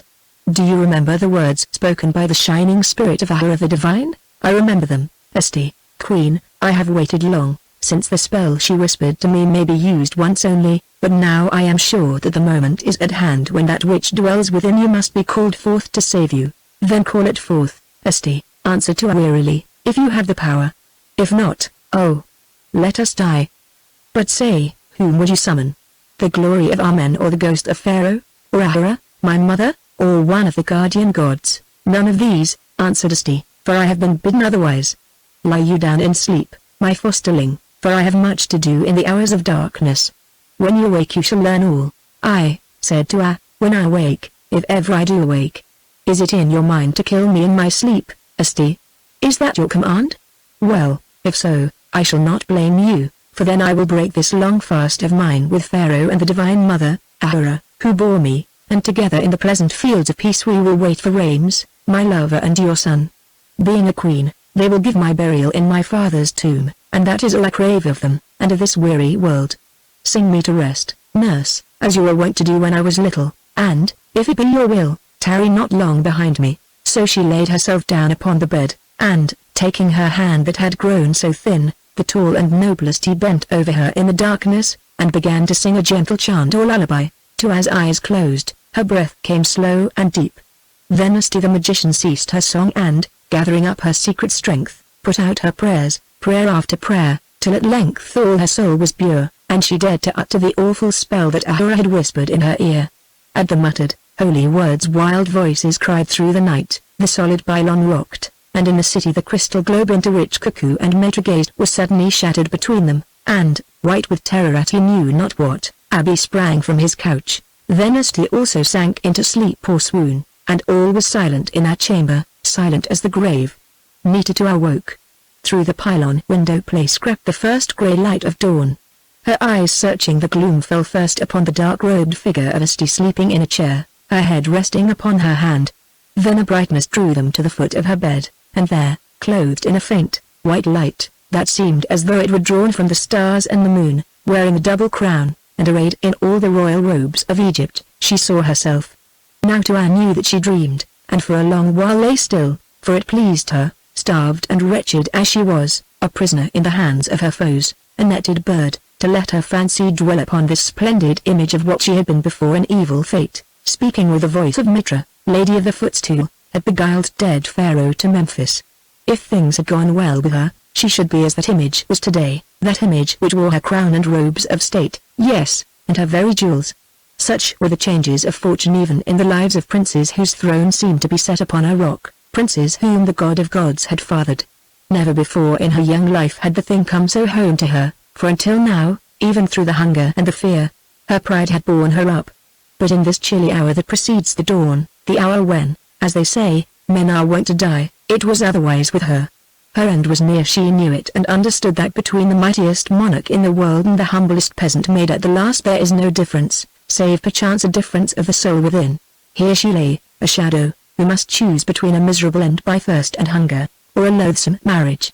And what availed it that she was called Morning Star of Amen, she the only child of Pharaoh and of his royal wife, and that when she was dead they would grant her a state funeral, and inscribe her name among the lists of kings, while Abi, the foul usurper, sat upon her throne. Here on the bed lay what she was, there at the foot of it stood what she should be if the gods had not deserted her. Her poor heart was filled with bitterness like a cup with vinegar, bitterness flowed through her in the place of blood. It seemed hard to die so young, she whom men named a god, to die robbed of her crown, robbed of her vengeance, and taking with her deep, unfruitful love. Would she and Rames meet beyond the grave, she wondered? Would they wed and bear children there, who should rule as pharaohs in the underworld? Would Osiris redeem her mortal flesh, and Amen the Father, receive her, or would she rush down into everlasting blackness where sleep is all in all? Oh! For 1 hour of strength and freedom, 1 short hour while at the head of her armies she rolled down upon rebellious Memphis in her might, and trod its high walls flat, and gave its palaces to the flames, and cast its accursed prince to the jaws of crocodiles. Her sunk eyes flashed at the thought of it, and her wasted bosom heaved, and lo! The eyes of that royal queen of her dreams flashed also as though in answer, and on its breast the jewels rose as though pride or anger lifted them. Then this marvel came to pass, for the beautiful face could her own ever have been so beautiful? The imperial face bent forward a little, and from the red lips came a soft voice, her own rich voice, that said, "Speak your will, queen, and it shall be done. I, who stand here, am your servant to command, O morning star, O Amen's royal child." Tua sat up in her bed and laughed at the vision. "My will," she said. "O dream, why do you mock me? Let me think. What is my will?" "Well, dream, it is that of the beggar at the gate. I desire a drink of water, and a crust of bread." "They are there," answered the figure, pointing with a crystal scepter in her hand to the table beside the couch. Idly enough Tua looked, and so it was. On the table stood pure water in a silver cup, and by it cakes of bread upon a golden platter. She stretched out her hand, for surely this fantasy was pleasant, and took that ghost of a silver cup, her own cup that Pharaoh had given her as a child, and brought it to her lips and drank, and lo! Water pure and cold flowed down her throat, until at length even her raging thirst was satisfied. Then she stretched out her hand again, and took the loaves of bread, and ate them hungrily till all were gone, and as she swallowed the last of them, exclaimed in bitter shame, "Oh! What a selfish wretch am I who have drunk and eaten all, leaving nothing for my foster mother, Esti, who lies asleep, and dies of want as I did." "Fear not," answered the dream. "Look, there are more for Esti." And it was true, for the silver cup brimmed once more with cold water, and on the golden platter were other cakes. Now the dream spoke again. "Surely," it said, "there were other wishes in your heart, O morning star, than that for human sustenance?" "I, O dream, I wished for vengeance upon Abi, the traitor, Abi the murderer of my father, who would bring me to the last shame of womanhood. I wished for vengeance upon Abi, and all who cling to him." The bright figure bowed, stretching out its jeweled hands, and answered, "I am your servant to obey. It shall be worked, O queen, such vengeance as you cannot dream of, vengeance poured drop by drop like poison in his veins, the torment of disappointed love, the torment of horrible fear, the torment of power given and snatched away, the torment of a death of shame, and the everlasting torment of the eater up of souls. This vengeance shall be worked upon Abi and all who cling to him. Was there not another wish in your heart, O morning star, O queen divine?" "I," answered Tua, "but I may not speak it all even to myself in sleep. It shall be given to you, O morning star. You shall find your love though far away beyond the horizon, and he shall return with you, and you twain shall rule in the upper and the lower land, and in all the lands beyond with glory such as has not been known in Egypt." Now, at length, Tua seemed to awake. She rubbed her eyes and looked. There was the sleeping Esti, there on the table beside her with the water and the bread, there at the foot of the couch, glimmering in the low light of dawn, was the glorious figure of herself draped in the splendid robes. "Who, and what are you?" she cried. "Are you a god or a spirit, or are you but a mocking vision caught in the web of my madness?" "I am none of these things, O morning star, I am yourself. I am that Ka whom our father Amen gave to you at birth to dwell with you and protect you. Do you not remember me when as a child we played together?" "I remember," answered Tua. "You warned me of the danger of the sacred crocodile in the temple tank, but since then I have never seen you. What gives you the strength to appear in the flesh before me, O double?" "The magic of Esti with which she has been endowed from on high to save you, Nita Tua, that gives me strength. Know that although you cannot always see me, I am your eternal companion.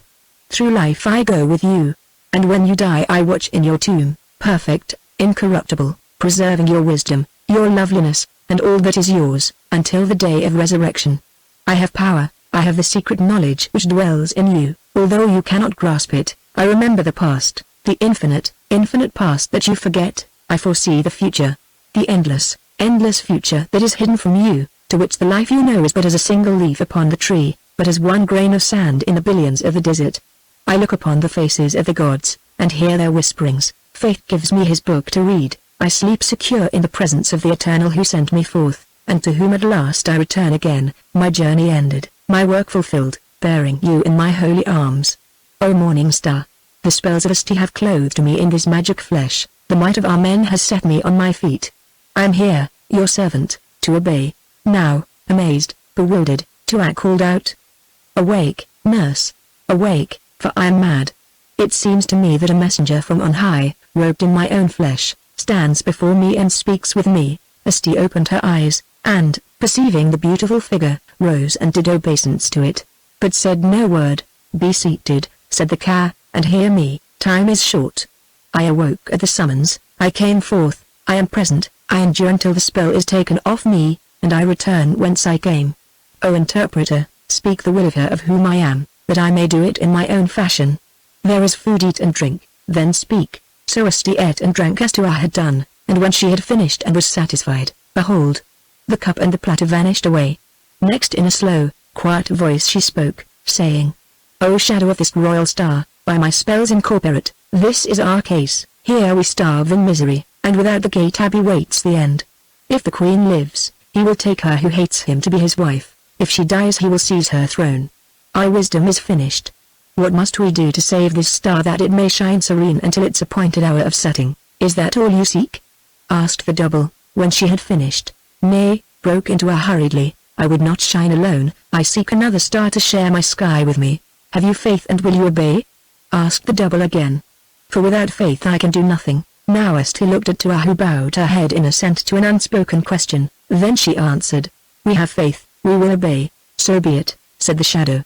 Presently Abi will come to ask whether the queen consents to be his wife, or whether she will bide here until she dies. I who wear the fashion of the queen will go forth and be his wife. Oh! Such a wife as man never had before, and as she spoke the words an awful look swept across her face, and her deep eyes flamed. Ill goes it with the mortal man who weds a wraith that hates him and is commanded to work his woe, she added. Now Asti and Tua understood and smiled, then the queen said, So you will sit in my seat, O shadow, and as your lord, Abi will sit on Pharaoh's throne and find it hard.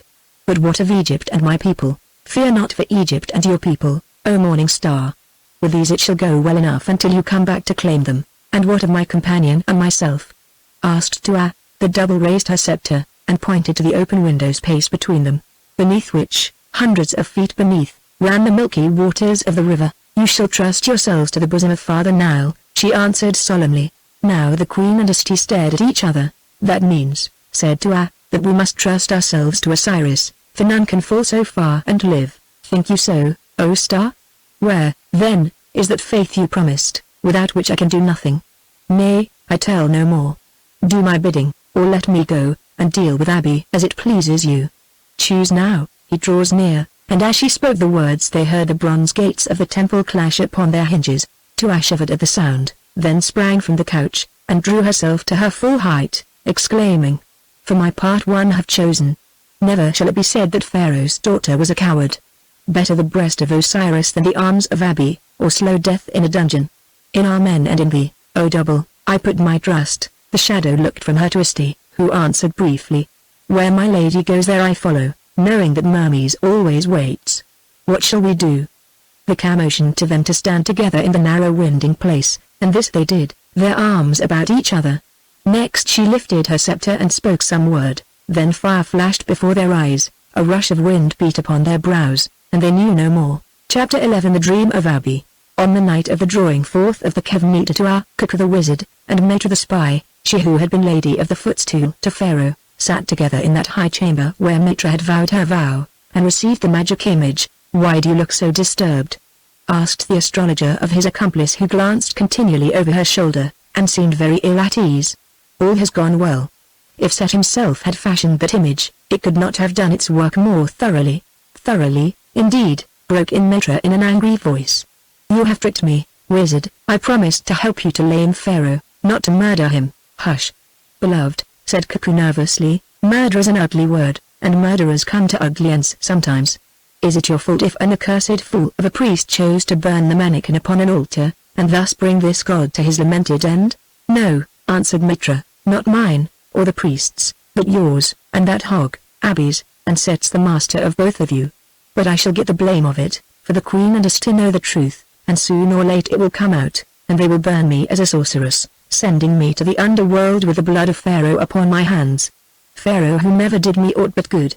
And then, what will happen to me? Evidently Cuckoo did not know, for he rose and stood opposite to her, scratching his lean chin and smiling in a sickly, indeterminate fashion that enraged Mitra. "Cease grinning at me like an ape of the rocks," she said, "and tell me, what is to be the end of this evil business? Why trouble about ends, fair one?" he asked. "They are always a long way off, indeed. The best philosophers hold that there is no such thing as an end. You know the sacred symbol of a snake with its tail in its mouth that surrounds the whole world, but begins where it ends, and ends where it begins. It may be seen in any tomb." "Cease your talk of snakes and tombs," burst in Mitra. "The thought of them makes me shudder. By all means, beloved. I have always held that we Egyptians dwell too much on tombs, and whatever it may be that lies beyond them, which after all remains a matter of doubt fortunately. So let us turn from tombs and corpses to palaces and life. As I said just now, although we grieve over the accident of Pharaoh's death, and that of all his guard and I may add, of Abi's 4 legitimate sons, things have gone well for us. Today I have received from the prince, in writing, my appointment as vizier, and first king's companion, to come into force when he mounts the throne as he must do, and today you have received from me, with all the usual public rites and ceremonies, the name of wife, as I promised that you should. Mitra, you are the wife of the great vizier, the preeminent lord, the sole companion of the king of Egypt, a high position for one who after all during the late reign was but Pharaoh's favorite, and lady of the footstool. A footstool of silk is more comfortable to sit on than a state chair fashioned of blood-stained swords. Hearken you, Cuckoo. I am afraid. You say that you are the greatest of seers, and can read the future. Well, I desire to know the future, so if you are not a charlatan, show it to me, a charlatan. How can you suggest it, Mitra, remembering the adventure of the image? That may have been an accident. Pharaoh was sickly for years, and had a stroke before. If you are not a cheat, show me the future in that magic crystal. I would learn the worst, so that I may know how to meet it when it comes. Well, wife, we will try, though to see such high visions the spirit should be calm, which I fear yours is not. Nay, be not angry. We will try, we will try. Sit here now, and gaze, and above all be silent while I say the appropriate spells."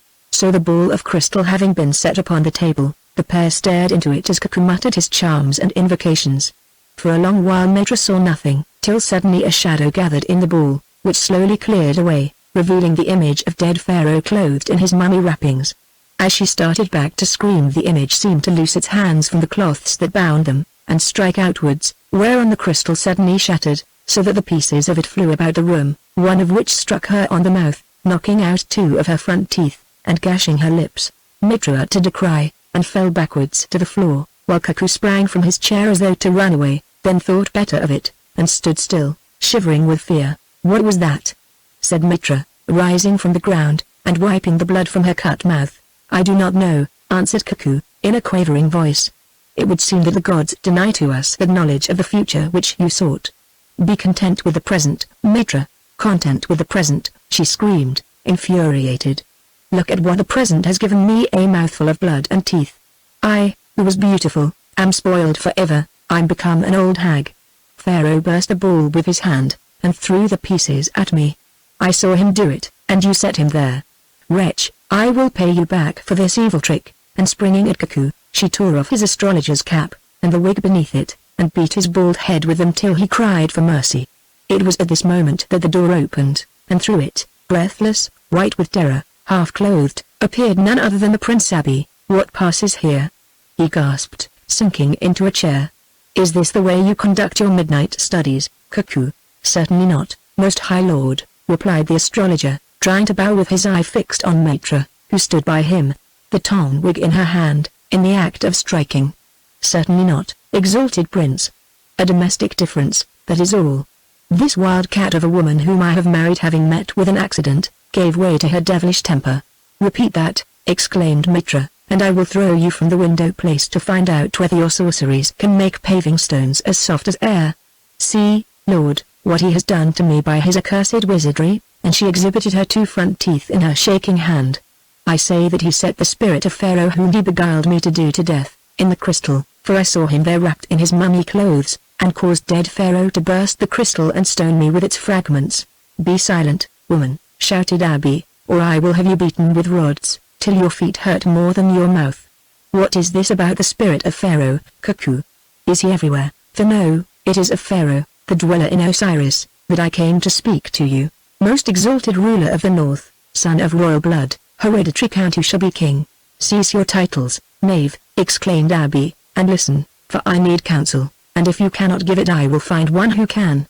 Just now I lay on my bed asleep, and a dreadful vision came to me. I dreamed that I woke up, and feeling a weight on the bed beside me turned to learn what it was, and saw there the body of my brother, Pharaoh, in his death wrappings, as I saw him in the ball, broken mitra. Did he pelt you also, O Abby? Nay, woman, he did worse, he spoke to me. He said you, my brother, to whom I forgave all your sins, you and the woman snake that I cherished in my bosom, and your servant, the black-suited magician, her accomplice, have done me miserably to death, and set the queen of both the lands, Amen's royal child, to starve in yonder tower with a noble ladysty, until she dies or takes you to be her husband, you, her uncle, who seek her beauty and my throne. Now I have a message for you from the gods, who write down these things in their eternal books against the day of judgment, when we all shall meet and plead our cause before them, Osiris the Redeemer standing on the right hand, and the Eater up of souls standing on the left. This is the message, O Abby, go to the temple of Sekar at the dawn. There you shall find that royal loveliness which you desire. Take it to be your wife as you desire, for it shall not say you nay. Be wedded to that loveliness with pomp before all the A's of Egypt, and reign by right of that royalty, until you meet one Rames, son of Mermes, whom you also murdered, and with him a certain beggar man who is charged with another message for you, O Abby. Ascend the Nile to Thebes, and lay this body of mine in the splendid tomb which I have made ready, and sit in my seat, and do those things which that royal loveliness you have wed, commands to you, for it you shall obey. But hasten, hasten, Abby, to hollow for yourself a grave, and let it be near to mine, for when you are dead this might come to visit you, as it does tonight. Then the kill the body of Pharaoh, I know not which it was, ceased from speaking, and lay there a while staring at me with its cold eyes, till at length the spirits of my 4 sons who are dead entered the chamber and, lifting up the shape, carried it away. I awoke, shaking like a reed in the wind, and ran hither up 1,000 steps to find you brawling with this low-born slut, dead Pharaoh's worn-out shoe that in bygone years I kicked from off my foot. Now Mitra would have answered, for she loved not such names, but the 2 men looked at her so fiercely that her rage died, and she was silent. Read me this vision, man, and be swift, for the torment of it haunts me, went on Abby. If you cannot I strip you of your offices, and give your carcass to the rods until you find wisdom. It was you who set me on this path, and by the gods you shall keep me safe in it or die by inches. Now, seeing his great danger, Cuckoo grew cold and cunning. It is true, O Prince, he said, that I set you on this path, this high and splendid path, and it is true also that from the beginning I have kept you safe in it. Had it not been for me and my counsel, long ago you would have become but a forgotten traitor. Remember that night at Thebes, when in your pride you desired to smite at the heart of Pharaoh, and how I held your hand, and remember how, many a time, my wisdom has been your guide. When left to your own rash folly you must have failed or perished. It is true also, Prince, that in the future as in the past, with me and by me you stand or fall. Yet if you think otherwise, find some wiser man to lead you, and wait the end. All the rods in Egypt cannot be broken on my back, O Abby. Now shall I speak who alone have knowledge, or will you seek another counselor? Speak on, answered Abby sullenly, we are fish in the same net, and share each other's fortune to the end, whether it be Set's gridiron or fat Egypt's pleasure pond. Fear not, what I have promised you shall have while it is mine to give. Just now you promised rods, remarked Cuckoo, making a wry face and replacing the remains of his wig upon his bald head, but let that pass. Now as to this dream of yours, I find its meaning good. How did Pharaoh come to you?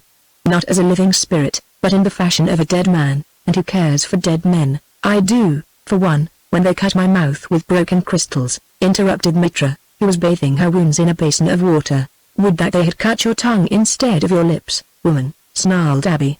Continue, Cuckoo, and heed her not. And what was his message? Went on the magician. Why, that you shall marry the majesty of Egypt, and rule in her right and sit in the seat of kings. And not these the very things that you desire, and have worked for years to win? Yes, Cuckoo, but but you forget all that about one Rames, and the tomb that I must hollow, and the rest. Rames? Mitra here can tell you of him, Prince. He is the madcap young Count who killed the Prince of Kesh, and was sent by Nita to Afar to the Southlands, that the barbarians there might make an end of him without scandal. If ever he should come back with a beggar man and his message, which is not likely, you can answer him with the halter he deserves. Aye, cuckoo, but how will the Queen answer him? There are stories afloat. Lies, every one of them, Prince. She would have executed him at once had it not been for the influence of Mummies, and her foster mother, Esti. This Rames has in him the royal blood of the last dynasty, and the star of our men is not one who will share her sky with a rival star, unless he be her lawful lord, which is your part. If Rames or the foul beggar brings you any message, it will be that you are king of Kesh as well as of Egypt, and then you can kill him and take the heritage. A fig for Rames and its stalk for the beggar, perhaps, replied Abi more cheerfully. At any rate I do not fear that risk, but how about all Pharaoh's talk of tombs? Being dead, Prince, it is natural that the mind of his cash should run on tombs, and his own royal burial, which as a matter of policy we must give to him. Besides that the prophecy was safe, since to these same tombs all must come, especially those of us who have seen the Nile rise over 60 times as I have. He added hastily. When we reach the tomb it will be time to deal with its affairs, till then let us be content with life, and the good things it offers, such as thrones, and find the love of the most beautiful woman in the world, and the rest. Harvest your corn when it is ripe, Prince, and do not trouble about next year's crop or whether in his grave Pharaoh's double eats white bread or brown. Pharaoh's daughter or our men's is your business, not his ghost. Yes, good soothsayer, said Abi, she is my business. But one more question. Why did that accursed mummy speak of her as it in my dream? I mean as though she were no woman, but something beyond woman. For a moment Kuka hesitated, for the point was hard to answer, then he replied boldly. Because as I believe, Prince, this queen with whom the gods are rewarding your deserts is in truth more than woman, being Amen's very daughter, and therefore in those realms whence the dream came, she is known not as woman, but by her title of royal loveliness. Oh, went on Cuckoo, simulating an enthusiasm that in truth did not glow within his breast, great and glorious is your lot, king of the world, and splendid the path which I have opened to your triumphant feet. It was I who showed you how Pharaoh might be trapped in Memphis, being but a poor fool easy to deceive, and it was I or rather Meta yonder who rid you of him. And now it is I, the master whom you threatened with rods, that alone can interpret to you the happy omen of a dream which you thought fearsome. Think of the end of it, Prince, and banish every doubt. Who bore away the shape of Pharaoh? Why, the spirits of your sons, thus symbolizing the triumph of your house. At least they will have no share in it, Cuckoo, for they are dead, said Abi with a groan, for he had loved his sons. What of that, Prince? They died bravely, and we mourn them. But here again fortune is with you, for had they lived trouble might have arisen between them and those other sons which the Queen of Egypt shall bear to you. Mayhap, replied Abi, waving his hand, for the subject was painful to him, but this queen is not yet my wife. She is starving in yonder tower, and what am I to do? If I try to force my presence upon her, she will destroy herself as she swore, and if I leave her there any longer, being mortal, she must die. Moreover, I dare not, for even these folk of Memphis, who love me, begin to murmur. Egypt's queen is Egypt's queen, and they will not suffer that she should perish miserably, being beautiful and young, and one who takes all hearts. This night at sunset they gathered in tens of thousands round the tower to hear her sing that evening hymn to Ra, and afterwards marched past my palace, shouting in the darkness, "Give food to Her Majesty, and free her, or we will." Moreover, by now the news must have come to Thebes, and there a great army will gather to liberate or avenge her. What am I to do, prophet? Do what dead Pharaoh bade you in your dream, Prince. At the hour of dawn go to the temple of Sekhet, where you will find the queen become obedient to your wishes, for did not the dream declare that she will not say you nay? Then lead her to your palace, and marry her in the face of all men, and rule by right of Her Majesty and of your own conquering arm. It can be tried, said Abi, for then, at least, we shall learn what truth there is in dreams. But what of this Esti her companion? Esti has been an ill guide to Her Majesty, Prince, replied Cuckoo, rubbing his chin as he always did when there was mischief in his mind. Moreover, she is advanced in years, and must be weak with grief and hunger. If she still lives, Matra here will take her in charge and care for her. You are old friends, are you not, Matra? Very, answered that lady with emphasis, like the cat and the bird which were pets of the same master. Well, we shall have much to say to each other. Only, Beware, husband, Asti is no weakling. Your magic may be strong, but hers is stronger, for she is a great priestess and draws it from gods not devils. So it came about that at dawn Prince Abi, clad in magnificent robes, and accompanied by counselors, among them Cuckoo, and by a small guard, was carried in a litter to the gates of the old temple of Sekhet, being too heavy to walk so far, and they descended. As there were none to defend them, these gates were opened easily enough, and they passed through, leaving the guard without. When they came to the inner court, Abi stopped and asked where they should search. In one place only, your highness, answered Cuckoo, that pylon tower which overlooks the Nile, for there her majesty starves with Asti. Pylon tower, grumbled Abi. Have I not climbed enough steps this night? Still, lead on. So they went to the narrow stair, up which the thin Cuckoo ran like a cat, while the officers pushed and led the huge Abi behind him. On the third landing they all halted at Abi's command. Hurry not, he said in a thick whisper. Her majesty dwells on the next floor of this hateful tower, and since Asti is with her she cannot be surprised. Beware, then, of frightening her by your sudden appearance, lest she should run to the top of the pylon, and hurl herself into the Nile, as she has sworn that she will do. Halt now, and I will call to her when I have got my breath. So after a while he called, saying, O Queen, cease to starve yourself in this miserable abode, and come down to dwell in plenty with your faithful subject. He called it once, and twice, and thrice, but there was no answer. Now Abi grew afraid. She must have perished, he said, and Egypt will demand her blood at my hands. Cuckoo, go up and see what has happened. You are a magician, and have nothing to fear. But the astrologer thought otherwise, and hesitated, till Abi in a rage lifted his cedar wand to strike him on the back. Then he went, step by step, slowly, pausing at each step to address prayers and praises to Her Majesty of Egypt. At length he came to the door of the Queen's chamber, and kneeling down, peeped into it, to see that it was quite empty. Next he crawled across the landing to the chamber opposite, that which had been Asti's, and found it empty also. Then, made bold by fear, he ascended to the pylon roof. But here, too, there was no one to be seen. So he returned, and told Abi, who shouted, By Ptah, great lord of Memphis. Either she has escaped to raise Egypt on me, or she has sought death in the Nile to raise the gods upon me, which is worse. So much for your interpretation of dreams, O cheat. Wait till you are sure before you call me such names, Prince, replied Cuckoo indignantly. Let us search the temple, she may be elsewhere.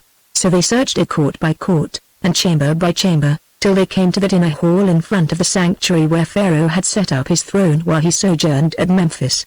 This hall was a dark place, into which light flowed only through the gratings in the clerestory, being roofed in with blocks of granite laid upon its lotus-shaped columns. Now, at the hour of sunrise, the gloom in it was still deep, so deep that the searchers felt their way from pillar to pillar, seeing nothing. Presently, however, a ray of light from the rising sun sped through the opening shaped like the eye of Osiris in the eastern wall, and as it had done for thousands of years, struck upon the shrine of the goddess, and the throne that was set in front of it, revealing the throne, and seated thereon Netertua, Her Majesty of Egypt. Glorious she looked indeed, a figure of flame set in the midst of darkness. The royal robe she wore glittered in the sunlight, glittered her scepter, her jewels, and the array on her double crown, but more than all of them glittered her fierce and splendid eyes. Indeed, there was something so terrible in those eyes that the beholders who discovered them thus suddenly, shrank back, whispering to each other that here sat a goddess, not a woman. For in her calmness, her proud beauty and her silence, she seemed like an immortal, one victorious who had triumphed over death, not a woman who for 7 days had starved within a tower. They shrank back, they huddled themselves together in the doorway, and they remained whispering till the growing light fell on them also. But the figure on the throne took no heed, only stared over their heads as though it were lost in mystery and thought. At length Cuckoo, gathering courage, said to Abi, O Prince, there is your bride, such a bride as never man had before. Go now and take her, and all the others echoed, Go now, O Prince, and take her. Thus adjured for very shame's sake Abi advanced, looking often behind him, till he came to the foot of the throne, and stood there bowing. For a long while he stood bowing thus, till he grew weary indeed, for he knew not what to say. Then suddenly a clear and silvery voice spoke above him, asking, What do you hear, Lord of Memphis? Why are you not in the cell where Pharaoh bound you? Oh, I remember the footstool bearer, Mitra, your paid spy, let you out, did she not? Why is she not here with Cuckoo the sorcerer, who fashioned the enchanted image that did Pharaoh to death? Is it because she stays to doctor those false lips of hers that were cut last night before you went to ask yonder cuckoo to interpret a certain dream which came to you? How did you learn these things? Have you spies in my palace, O Queen? Yes, my uncle, I have spies in your palace and everywhere. What our man sees his daughter knows. Now you have come to lead me away to be your wife, have you not? Well, I await you, I am ready. Do it if you dare. If I dare? Why should I not dare, O Queen? Asked Abby in a doubtful voice. Surely that question is one for you to answer, Count of Memphis and its subject Nums. Yet tell me this: why did the magic crystal burst asunder without cause in the chamber of Cuckoo last night, and why do you suppose that Cuckoo interpreted to you all the meaning of your dream? He who will never tell the truth unless it be beneath the rods. I do not know, Queen, answered Abby, but with Cuckoo I can speak later, if need be after the fashion you suggest, and he glanced at the magician wrathfully. No, Prince Abby, you know nothing, and Cuckoo knows nothing, save that rods break the backs of snakes, unless they can find a wall to hide in, and she pointed to the astrologer slinking back into the shadow. No one knows anything save me, to whom our man gives wisdom with sight of the future, and what I know I keep. Were it otherwise, O Abby, I could tell you things that would turn your grey hair white, and to Cuckoo and Maitre the spy, promise rewards that would make the torture chamber seem a bed of down. But it is not lawful, nor would they sound pleasant in this bridal hour. Now while Cuckoo between his chattering teeth muttered the words of protection in the shadow, Abby and his courtiers stared at this terrible queen as boys seeking wild fowl's eggs in the reeds, and stumbling on a lion, stare ere they fly. Twice, indeed, the prince turned looking towards the door and the pleasant light without, for it seemed to him that he was entering on a dark and doubtful road. Then he said, Your words, O Queen, cut like a two-edged sword, and methinks they leave a poison in the wound. Say now, if you are human, how it comes about that after 7 days of want your flesh is not diminished nor has your beauty waned. Say also who brought to you those glorious robes you wear here in this empty temple, and where is your foster mother, Asti? The gods fed me, answered the queen gently, and brought me these robes that I might seem the more worthy of you, O prince. And as for Asti, I sent her to Cyprus to fetch us, and they make there and nowhere else. No, I forgot, it was yesterday she went to bring the scent from Cyprus that now is on my hair. Today she is in Thebes, seeing to a business of mine. That is no secret, I will tell it you. It is as to the carving of all the history of his murder and betrayal in the first chamber of the pharaoh's tomb. Now at these magical and ill-omened words the courage of the company left them, so that they began to walk backwards towards the door, Abby going with them. What? Cried the queen in a voice of sorrow that yet seemed laden with mockery. Would you leave me here alone? Do my power and my wisdom frighten you? Alas! I cannot help them, for when the full vase is tilted the wine will run out, and when light is set behind alabaster, then the white stone must shine. Yet am I one meet to adorn the palace of the king, even such a king as you shall be, O Abby, whom Osiris loves. See, now, I will dance and sing to you as one Sis sang to the Prince of Kesh before the sword of Rames took away his life, so that you may judge of me, Abby, you, who have looked upon so many lovely women. As she spoke, very slowly, so slowly that they could scarcely see her move, she glided from the throne, and standing before them, began to move her feet and body, and to chant a song. What were the words of that song none could ever remember, but to every man the present it opened a door in his heart, and brought back the knowledge of youth. She whom he had loved best danced before him. Her tender hands caressed him. The words she sang were sighs which the dead had whispered in his ears.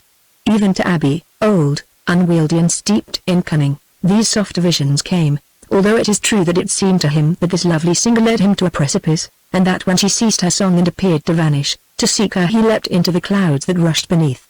Now the dance was done, and the last echoes of the music died away against the ancient walls whence the images of Sekka the cat-headed watched them with her cruel smile of vengeance. The dance was done, and the beautiful dancer stood before them unflushed, unheated, but laughing gently. Now go, divine prince, she said, and you his followers, go, all of you, and leave me to my lonely house, until Pharaoh sends for me to share that new realm which he inherits beyond the west. But they would not go and could not if they would, for some power bound them to her, while, as for Abby he scarce could take his eyes from her, but heedless of who heard them, babbled out his passion at her feet, while the rest glowered on him jealously. She listened always smiling that same smile that was so sweet, yet so inhuman. Then when he stopped exhausted, at last she spoke, saying, What? Do you love now more greatly than you fear, as the divine prince of Kesh loved after our men's star had sung to him? May your fate be happier, O noble Abby, but that, since it is not lawful that I should tell it to you, you shall discover. Abby, there shall be a royal marriage in Memphis of such joy and feasting as has not been known in the history of the northern or the southern land, and for your allotted span you shall sit by the side of Egypt's queen and shine in her light. Have you not earned the place by right of blood, O conqueror of Pharaoh, and did not Pharaoh promise it to you in your sleep? Come, the sun of this new day shines, let us walk in it, and bid farewell to shadows. Chapter 12 The Royal Marriage. A strange rumor ran through Memphis. It was said that the queen had yielded, it was said that she would marry the Prince Abby, that she was already at the great White House waiting to be made a bride. Men wrangled about in the streets. They swore that it could not be true, for would this high lady, the anointed Pharaoh of Egypt, take her father's murderer, and her own uncle to husband? Would she not rather die in her prison tower on which night by night they had seen her stand and sing? In their hearts they thought that she should die, for thus they had summed her up, this pure, high-hearted daughter of our men, whom fate had caught in an evil net. Yes, being men they held that she ought to die, and leave a story in the world, whereof Egypt could be proud forever. But their wives and daughters mocked at them. After all she was but a woman, they argued, and was it likely that she would throw aside the pomp of rule and the prospect of long years in order to steal away into the shadows of a forgotten tomb? Henceforth, it was true, she must take second place, for Abby would be a stern master to her. Still, any place was better than a funeral badge. She had felt the pinch of hunger yonder in that old temple, her fierce spirit had been tamed, she had kissed the rod, and after long years of waiting, Abby would be Pharaoh in Egypt. The dispute grew hot, for even those men who rebelled against her, in their hearts had set her high, and grieved to think of her, the divine lady, bowing her neck to the common yoke of circumstance, and selling herself for safety, and a seat on the steps of her own throne. But the women mocked on, and showed them that as they had always said, she was no better than others of her sex. Presently the matter was settled, for heralds appeared crying throughout the city that the marriage would take place in the great hall of the White House 1 hour before sundown. Then the women laughed in triumph, and the men were silent. It was the appointed hour, and that hall was filled to overflowing by all who could gain entrance there. Between the towering obelisks that stood on either side the open cedar doors, folk hung upon its steps like hiving bees. The vast square without and all the streets that led to it were black with them. Here, it is true, they could see nothing, still they fought for the merest foothold, and some of those who fell never rose again. At the head of the hall were set 2 thrones, the greater and the richer throne for Abby the prince, the lesser throne for Nitatuah the queen. He had arranged it thus since Kuku the cunning pointed out to him that from the first he should show the people that it was he who ruled, and not Pharaoh's daughter. It was the appointed hour, and at some signal from every temple top rang out the blare of trumpets. Thrice they sounded, and echoed into silence in that hot, still air, thus announcing that in the temple of Hathor, and the presence of the priests of all the gods, the hands of Abby and Nitatuah had been joined in marriage. Another rumor began to run among the crowd, like the ring set circling by a stone in water it spread from mouth to mouth, ever widening as it went. Marvels had happened in the temple of Hathor, that was the rumor.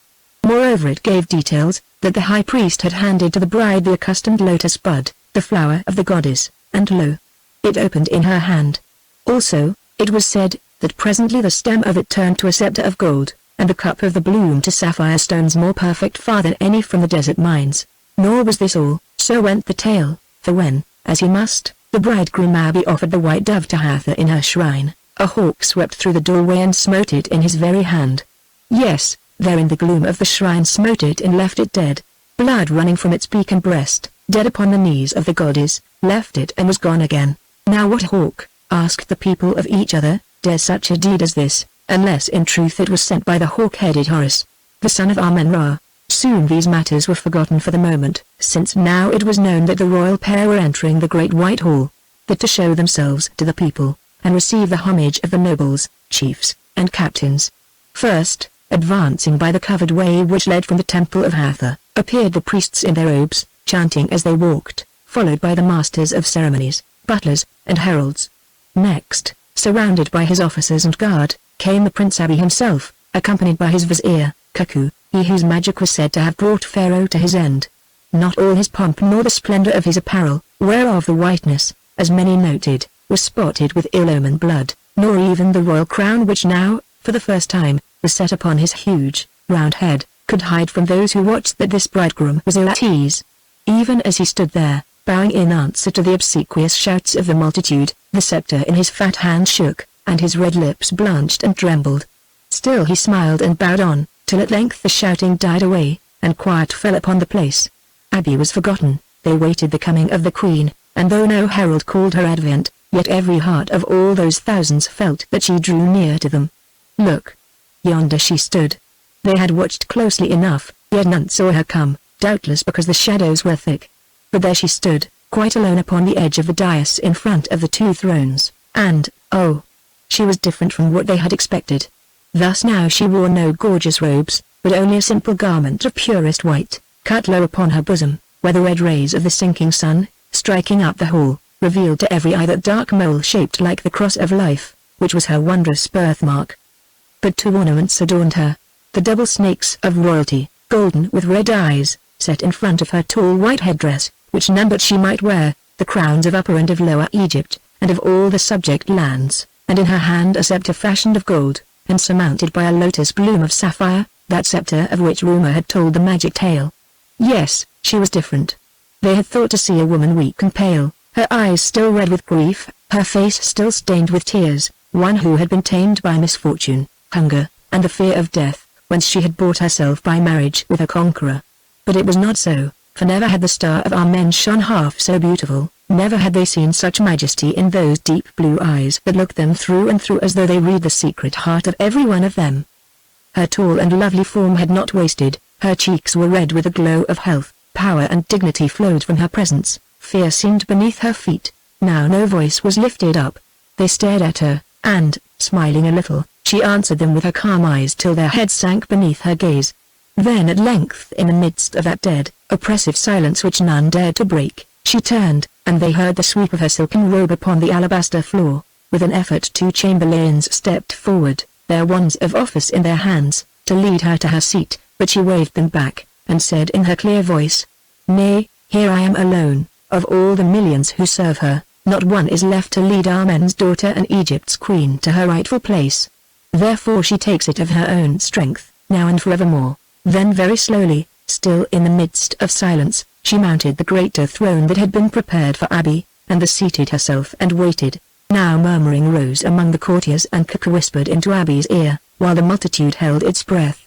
Abby stamped his foot and issued orders which all seemed to fear to execute. At length he stepped forward, addressing the queen in a hoarse voice. "Lady," he said, "doubtless you know it not, but that place is mine, your seat is on my left. Be pleased to take it." "Why so, Prince Abby?" she asked quietly. "Lady," he answered, "because the husband takes precedence of the wife, and," he added with savage meaning, "the conqueror of the conquered." "The conqueror of the conquered?" she repeated after him in a musing voice. "Should you not have said the murderer of the murdered and his seat?" "Nay, Prince Abby, you are wrong. The sovereign of Egypt by right divine, takes precedence of her vassal, even though it has pleased the gods, whose will she has come to execute, to command her to give to him the name of husband until that will is more fully known. Come now and do homage to your queen, and after you those slaves of yours who dared to lift the sword against her." Then a great tumult arose, a tumult of rage and of dismay, for well nigh all in that vast place were partners in this crime, and knew that if needed to have prevailed death yawned wide for them. They shouted to Abby to take no heed of her. They shouted to him to tear her from the throne, to kill her, and seize the crown. They drew their swords and raged like an angry sea. Those who were loyal among them to Pharaoh's house, and those who feared turmoil, began to work their way backwards, and slipped by twos and threes out of the great open doors, till Tua had no friend left in all that hall. But ever as they went, others of the turbulent and the rebellious who had been concerned in the slaughter of Pharaoh's guard, took their place, pouring in from the mob without. Wild desert dwellers of the Bedouin tribes, who for thousands of years had been the bitter enemies of Egypt, descendants of the Hyksos, whose forefathers had ruled the land for a dozen generations, and at last been driven out, those Hyksos whose blood ran in Abby's veins, and who looked to him to lift them up again, evildoers who had sought shelter in his regiments, hook-nosed Semites from the Lebanon, black, barbarian savages from the shores of Punt. With such as these was that hall filled. Abby was the hope of every one of them. To him they looked for the spoils of Egypt, and before them on Abby's throne they saw a woman who stood between them and their ends, who in her ancient pride dared to demand that he, her husband, should do homage to her, and who tomorrow, if she conquered, would give them to the sword, tear her to pieces. They screamed, the bastard whom childless Pharaoh palmed off upon the land. She is a sorceress who keeps fat on air, an evil spirit. Away with her. Or if you fear, then let us come. At length they had roared themselves hoarse, at length they grew still. Then Abi, who all this while had stood there hesitating, and now and again turning to hearken to Cuckoo who whispered in his ear, looked up at her and spoke. You see and you hear, Queen, he said. My people mistrust you, and they are a rough people. I cannot hold them back for long. If once they get at you, very soon that sweet body of yours will be in more fragments than was Osiris after Set had handled him. Now Tuaa, who hitherto had sat still and indifferent, like one who takes no heed, seemed to awake, and answered. A bad example, Prince, for Osiris rose again, did he not? Then she leaned back and once more was silent. Do you still desire that I should do homage to you, Queen, I, your husband? He asked presently. Why not? She replied. I have spoken. A decree of Pharaoh may not be changed, and though a woman, I am Pharaoh. Now Abi went white with rage, and turned to his guard to bid them drag her from the throne. But she who was watching him, suddenly lifted her scepter and spoke in a new voice, a clear, strong voice that rang through the hall, and even reached those who were gathered on the steps without. There is a question between you and me, O people, she said, and it is this: shall I, your queen, rule in Egypt, as my fathers ruled, or shall yonder man rule whom by the decree of our men I have taken for husband?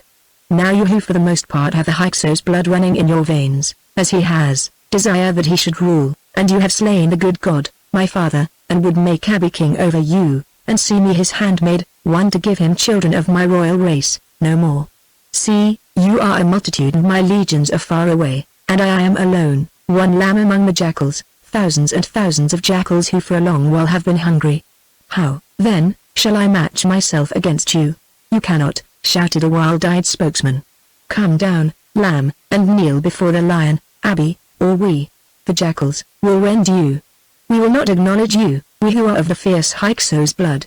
While the obelisks stand that were set up by the great Hyksos Pharaoh whose descendant was Abi's mother, while the obelisks stand that are set there for all eternity, we will not acknowledge you. Come down and take your place in our lord's harem, O Pharaoh's bastard daughter. Ah! Tuaa repeated after him, while the obelisks stand that the Hyksos thief set up, you will not acknowledge me, Pharaoh's bastard daughter. Then she paused and seemed to grow disturbed. She sighed, wrung her hands a little, and said in a choking voice, I am but one woman alone among you. My father, Pharaoh, is dead, and you bid me lay down my rank and henceforth rule only through him who trapped Pharaoh and brought him to his end. What, then, can I do? Be a good maid and obey your husband, bastard, mocked a voice, and during the roar of laughter that followed Tuaa looked at the speaker, an officer of Abi's, who had taken a great part in the slaughter of their escort. Very strangely she looked at him, and those who stood by the man noted that his lips became white, and that he turned so faint that had it not been for the press about him he would have fallen. Presently he seemed to recover, and asked the priests who were near to let him join their circle, as among the outer throng the heat was too great for him to bear. Thereon one of them nodded and made room for him, and he passed in, which Tuaa noted also. Now she was speaking again. Ill names to throw at Egypt's anointed queen, crowned and accepted by the god himself in the sanctuary of his most holy temple, she said, her eyes still resting on a brutal soldier. Yet it is your hour, and she must bear them who has no friends in Memphis. Oh! What shall I do? And again she wrung her hands. Good people, it was sworn to me that Amen, greatest of the gods, set his spirit within me when I was born, and vowed that he would help me in the hour of my need. Of your grace, then, give me space to pray to Amen. Look, and she pointed before her, yonder sinks the red ball of the sun, soon it will be gone. Give me until it enters the gateways of the west to pray to Amen, and then if no help comes I will bow me to your bidding, and do homage to this noble prince of the Hyksos blood, who snared Pharaoh his brother, and by help of his magicians and of his spy, Mitra, brought him to his end. Yes, my people, give her the space she asks, called Abi, who feared nothing from Amen, a somewhat remote personage, and was afraid lest some tumult should happen in the course of which this lovely, new-made wife of his might be slain or injured, so they gave her the space of time she asked. Standing up, Tuaa raised her arms and eyes towards heaven, and began to pray aloud. Hear me, Amen my Father, in the house of thy rest, as thou hast sworn to do. O Amen my Father, thou seest my strait.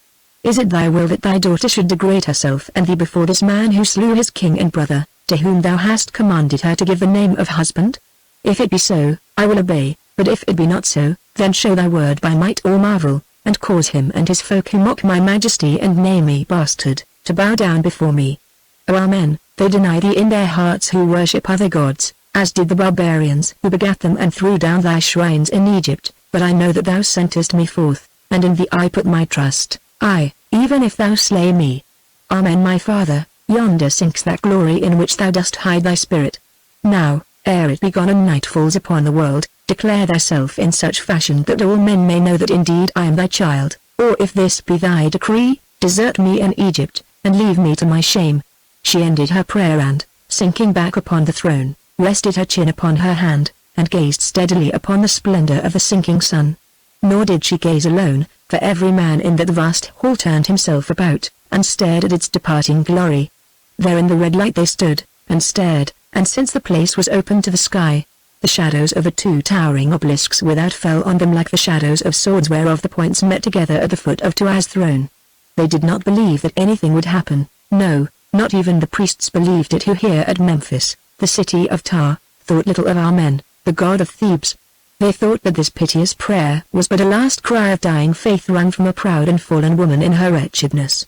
And yet they stared, for she had spoken with a strange certainty like one who knew the god, and was she not named Star of Amen, and were there not wondrous tales as to her birth, and had not a lotus bloom seemed to turn to gold and jewels in the hand of this young, anointed queen who bore the cross of life upon her breast?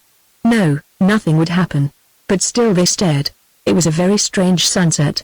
For days the heat had been great, but now it was fearful, also a marvelous stillness reigned in heaven and earth.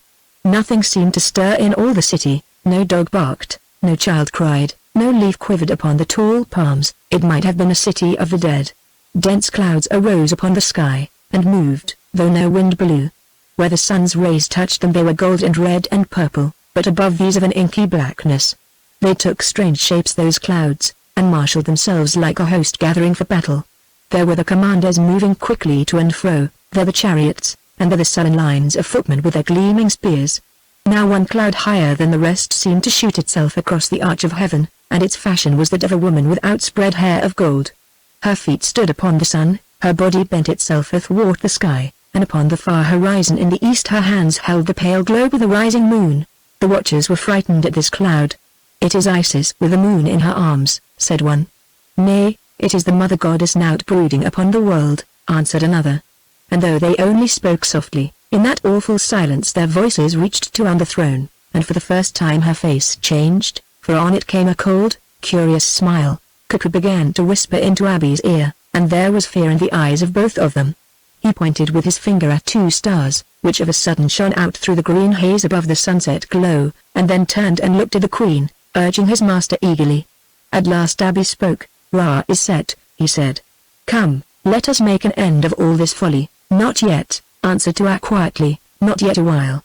As she said the words, of a sudden, as though at a given signal, all the long lines of palm trees that grew in the rich gardens upon the river banks were seen to bow themselves towards the east, as though they did obeisance to the queen upon her throne.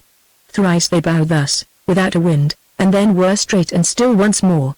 Next the clouds rushed together as though a black pall had been drawn across the heavens. Only in the west the half-hidden globe of the sun shone on through an opening in them, shone like a great and furious eye. By slow degrees it sank, till nothing was left save a little rim of fire. All the hall grew dark, and through the darkness Nita could be heard calling on the name of Amen. "Ra is dead!" shouted a voice. "Have done, bastard, Ra is dead." "Aye," she answered in a cold triumphant cry, "but Amen lives. Behold his sword, ye traitors." As the words left her lips the heavens were cleft in twain by a fearful flash of lightning, and in it the people saw that once again the palm trees bowed themselves, this time almost to the ground. Then with a roar the winds were loosed, and beneath their feet the solid earth began to heave as though a giant lifted it.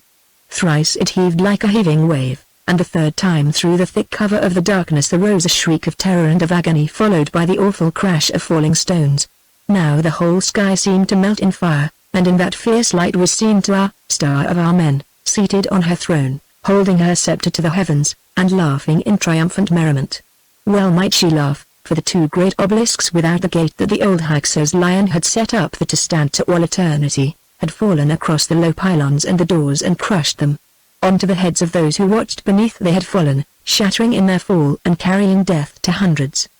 Beneath the electrum cap of one of them that had been hurled from it in its descent right into the circle of the priests, lay a shapeless mass.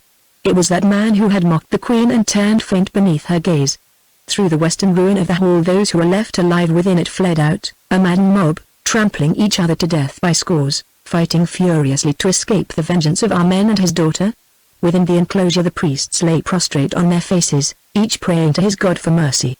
In front of the throne, upon his knees, the royal crown shaken from his head, Abi grasped the feet of Nita to unscream to her to forgive and spare him, whilst above, shining like fire, that which sat upon the throne pointed with her scepter at the ruin and the rout, and laughed again. Soon all were gone save the mumbling priests, the dying, the dead, and Abi with his officers. The clouds rolled off. The moon and the stars shone out, filling the place with gentle light.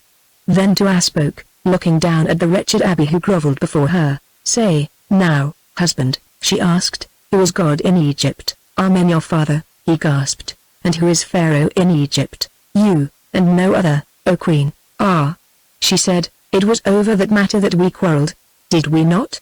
Which forced me, whom you thought so helpless, to find helpers. Look, there are their footsteps, they walk heavily, do they not, my uncle?" And she nodded towards the huge fragments of the broken obelisks. He glanced behind him at his ruined hall, at the dying and the dead. "You are Pharaoh and no other," he repeated with a shudder. "Give breath to your servant, and let him live on in your shadow." "The first is not mine to give," she answered coldly, "though perchance it may please Amen to hold you back a little while from that place where you must settle your account with him who went before me, and his companions who died in your streets. I hope so, for you have work to do. As for the second, arise, you priests and officers, and see this prince of yours do homage to the queen of Egypt." They rose, and clung to each other trembling, for all the heart was out of them. Then she pointed to her foot with the scepter in her hand, and in their presence Abi knelt down and kissed her sandal. After him followed the others, the priests, the captains, the head stewards, and the butlers, till at length came Cuckoo, the astrologer, who prostrated himself before her, trembling in every limb. But him she would not suffer even to touch her sandals. "Tell me," she said, drawing back her foot, "you who are a magician, and have studied the secret writings, how does it chance that you still live on, when for lesser crimes so many lie here dead, you who are stained with the blood of Pharaoh?" Hearing these words from which he presaged the very worst, Cuckoo beat his head upon the ground, babbling denials of this awful crime, and at the same time began to implore pardon for what he said he had not committed. "Cease," she exclaimed, "and learn that your life is spared for a while, yes, and even Matra's. Also you will retain your office of vizier for a while." Now he began to pour out thanks, but she stopped him, saying, "Thank me not, seeing that you do not know the end of this matter. Perchance it is hidden from you lest you should go mad, you and your wife, Mitra, she who was the Pharaoh's lady of the footstool, and sang him to sleep. Look at me, wizard, and tell me, who am I?" And she bent down over him. He glanced up at her, and their eyes met, nor could he turn his head away again. "Come," she said, "as you may have learned tonight, I also have some knowledge of the hidden things. For otherwise, why did the earth shake and the everlasting pillars fall at my bidding? Now, between two of a trade there should be no secrets, so I will tell you something that perhaps you have already guessed, since I am sure that you will not repeat it even to your master or to Mitra. For I will add this, that the moment you repeat it will be the moment of your death, and the beginning of that punishment which here I withhold. Now, in the name of the Eater up of souls, listen to me, O fashioner of waxen images." And, bending down, she whispered into his ear. Another instant, and, stark horror written on his face, the tall shape of Cuckoo was seen reeling backward, like to a drunken man. Indeed, had not Abi caught him he would have fallen over the edge of the dais. "What did she tell you?" he muttered, for the queen, who seemed to have forgotten all about him, was looking the other way, but, making no answer, Cuckoo wrenched himself free and fled the place. Chapter 13 Abi learns the truth. A moon had gone by, and on the first day of the new month Cuckoo the vizier sat in the hall of the great officers at Memphis, checking the public accounts of the city. It was not easy work, for during the past 10 days twice these accounts had been sent back to him by the command of the queen, or the pharaoh as she called herself, with requests for information as to their items, and other awkward queries. Abi had overlooked such matters, recognizing that a faithful servant was worthy of his hire provided that he paid himself. But now it seemed that things were different, and that the amount received was the exact amount that had to be handed over to the crown, neither more nor less. Well, there was a large discrepancy which must be made up from somewhere, or, in other words, from Cuckoo's private store. In a rage he caused the two head collectors of taxes to be brought before him, and as they would not pay, bade the executioners throw them down and beat them on the feet until they promised to produce the missing sums, most of which he himself had stolen. Then, somewhat soothed, he retired from the hall into his own office, to find himself face to face with Abby, who was waiting for him. So changed was the prince from his old, portly self, so aged and thin and miserable did he look, that in the dusk of the chamber Cuckoo failed to recognize him. Thinking that he was some suppliant, he began to revile him and order him to be gone. Then the fury of Abby broke out, rushing at him. He seized the astrologer by the beard and smote him on the ears, saying, "Dog, is it thus that you speak to your king? Well, on you at least I can revenge myself." "Pardon, your majesty," said Cuckoo, "I did not know you in these shadows." "Your majesty is changed of late." "Changed?" said Abby, letting him go. "Who would not be changed who suffers as I do ever since I listened to your cursed counsel, and tried to climb into the seat of Pharaoh. Before that I was happy. I had my sons, I had my wives, as many as I wished. I had my revenues and armies. Now everything has gone. My sons are dead, my women are driven away, my revenues are taken from me, my armies serve another." "At least," suggested Cuckoo, "you are Pharaoh, and the husband of the most beautiful and the wisest woman in the world." "Pharaoh," groaned Abby. "The humblest mummy in the common city vaults is a greater king than I am, and as for the rest," and he stopped and groaned again. "What is the matter with your majesty?" asked Cuckoo. "The matter is that I have fallen under the influence of an evil planet, the star of our men," suggested the astrologer. "Yes, the star of our men, that lovely Terra whom you call my wife." "Man, she is no wife to me. Listen, there in the harem I went into the chamber where she was, none forbidding me, and found her sitting before her mirror and singing, clothed only in a thin robe of white, and her dark hair, O Cuckoo, never did you see such hair, which fell almost to the ground. She smiled on me, she spoke me fair, she drew me with those glittering eyes of hers, yes, she even called me husband, and sighed and talked of love, till at length I drew near to her and threw my arms about her, and then, Cuckoo, she was gone, and where her sweet face should have been I saw the yellow, mummied head of Pharaoh, he who is with Osiris, that seemed to grin at me. I opened my arms again, and lo! There she sat, laughing and shaking perfume from her hair, asking me, too, what ailed me that I turned so white, and if such were the way of husbands. Well, that was nigh a month ago, and as it began, so it has gone on. I seek my wife, and I find the mummied head of Pharaoh, and all the while she mocks me. Nor may I see the others any more, for she has caused them to be hunted hence, even those who have dwelt with me for years, saying that she must rule alone." "Is that all?" asked Cuckoo. "No, indeed, for as she torments me, so she torments every other man who comes near to her. She nets them with smiles, she bewitches them with her eyes till they go mad for love of her, and then, still smiling, she sends them about their business. Already 2 of them who were leaders in the great plot have died by their own hands, and another is mad, while the rest have become my secret but my bitter foes, because they love my queen and think that I stand between her and them." "Is that all?" asked Cuckoo again. "No, not all, for my power is taken from me. I who was great, after Pharaoh the greatest in all the land, now am but a slave. From morning to night I must work at tasks I hate, I must build temples to our men, I must dig canals, I must truckle to the common herd, and redress their grievances and remit their taxes. More, I must chastise the Bedouin who have ever been my friends, and next month undertake a war against that king of Kheta, with whom I made a secret treaty, and whose daughter that I married has been sent back to him because I loved her." "And then?" asked Cuckoo. "Oh. Then when the Kheta have been destroyed and made subject to Egypt, then Her Majesty purposes to return in state to Thebes to attend to the fashioning of my sepulchre since, so she says, this is a matter that will not bear delay. Indeed, already she makes drawings for it, horrible and mystic drawings that I cannot understand, and brings them to me to see. Moreover, friend, know this, out of it opens another smaller tomb for you.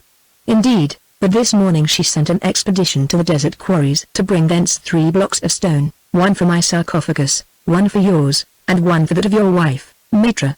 For she says that after the old fashion she purposes to honor both of you with these gifts." At these words Kaka could no longer control himself, but began to walk up and down the room, muttering and snatching at his beard. "How can you suffer it?"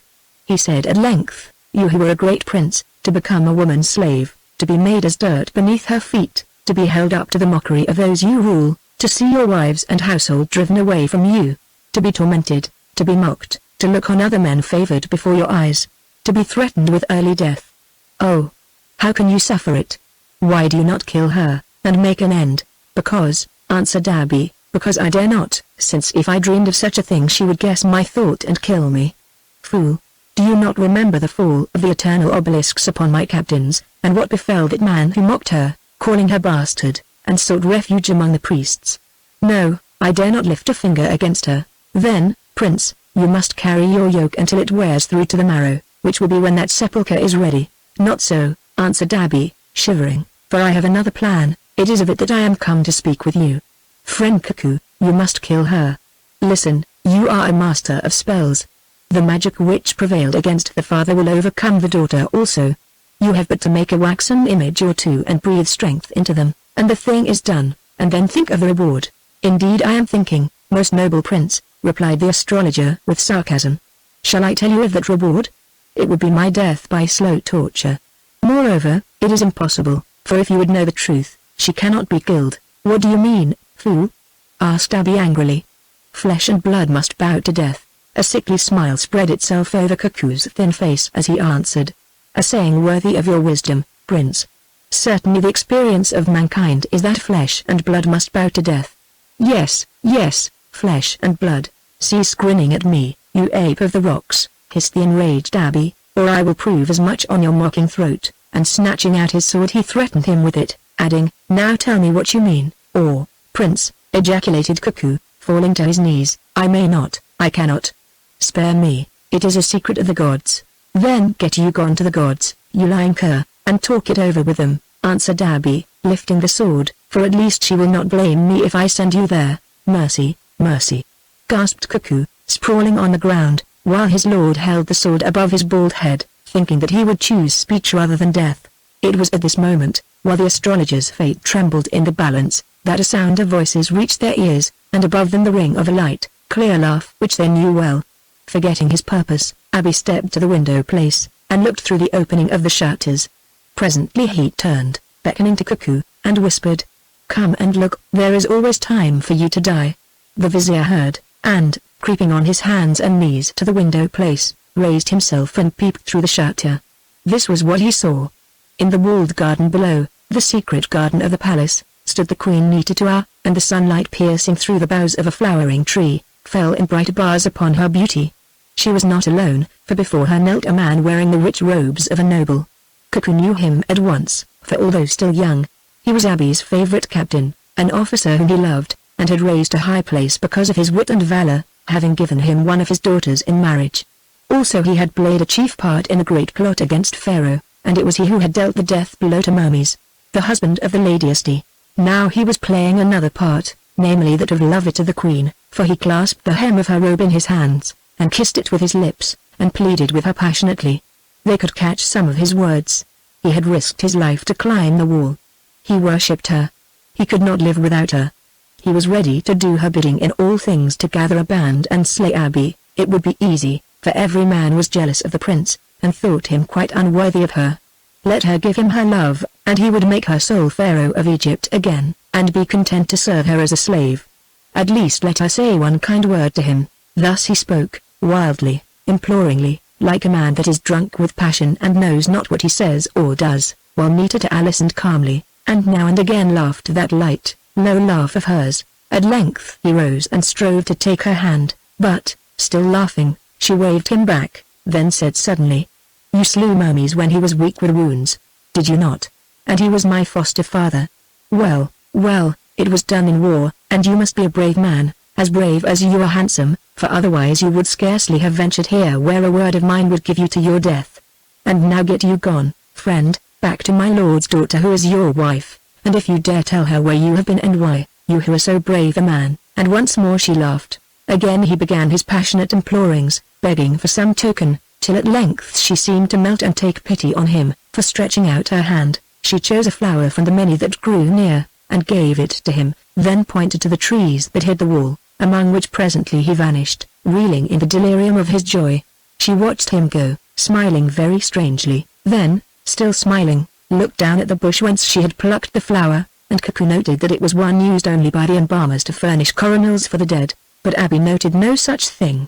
Forgetting his quarrel with Cuckoo and all else, he gasped, and foamed in his jealous rage, muttering that he would kill that captain, yes, and the false queen, too, who dared to listen to a tale of love and give the lover flowers. Yes, were she 10 times fairer he would kill her, as he had the right to do, and, the naked sword still in his hand, he turned to leave the place. "If that is your will, Lord," said Cuckoo in a strained voice, "bide here." "Why, man?" asked Abby. "Because Her Majesty comes," he answered, "and this chamber is quiet and fitting. None enter it save myself." As he spoke the words the door opened, and closed again, and before them stood Nita to our Star of our Men. In the dusk of that room the first thing that seemed to catch her eye was the bared blade in Abby's hand. For a moment she looked at it and him, also at Cuckoo crouching in the corner, then asked in her quiet voice, "Why is your sword drawn, O husband?" "To kill you, O wife," he answered furiously, for his rage mastered him. She continued to look at him a little while and said, smiling in her strange fashion, "Indeed? But why more now than at any other time? Has Cuckoo's counsel given you courage? Need you ask, shameless woman? Does not this window place open onto yonder garden? Oh, I remember, that captain of yours, he who slew mummies, your daughter's husband, who made love to me so well that I rewarded him with a funeral flower, knowing that you watched us. Settle your account with him as you and his wife may wish, it is no matter of mine. But I warn you that if you would take men's lives for such a fault as this, soon you will have no servants left, since they all are sinners who desire to usurp your place." Then Abby's fury broke out. He cursed and reviled her, he called her by ill names, swearing that she should die, who bewitched all men and was the love of none, and who made him a mock and a shame in the sight of Egypt. But Nita only listened until at length he raved himself to silence. "You talk much and do little," she said at length. "The sword is in your hand, use it, I am here." Maddened by her scorn he lifted the weapon and rushed at her, only to reel back again as though he had been smitten by some power unseen. He rested against the wall, then again rushed and again reeled back. "You are a poor butcher," she said at length, after so many years of practice. "Let Cuckoo yonder try.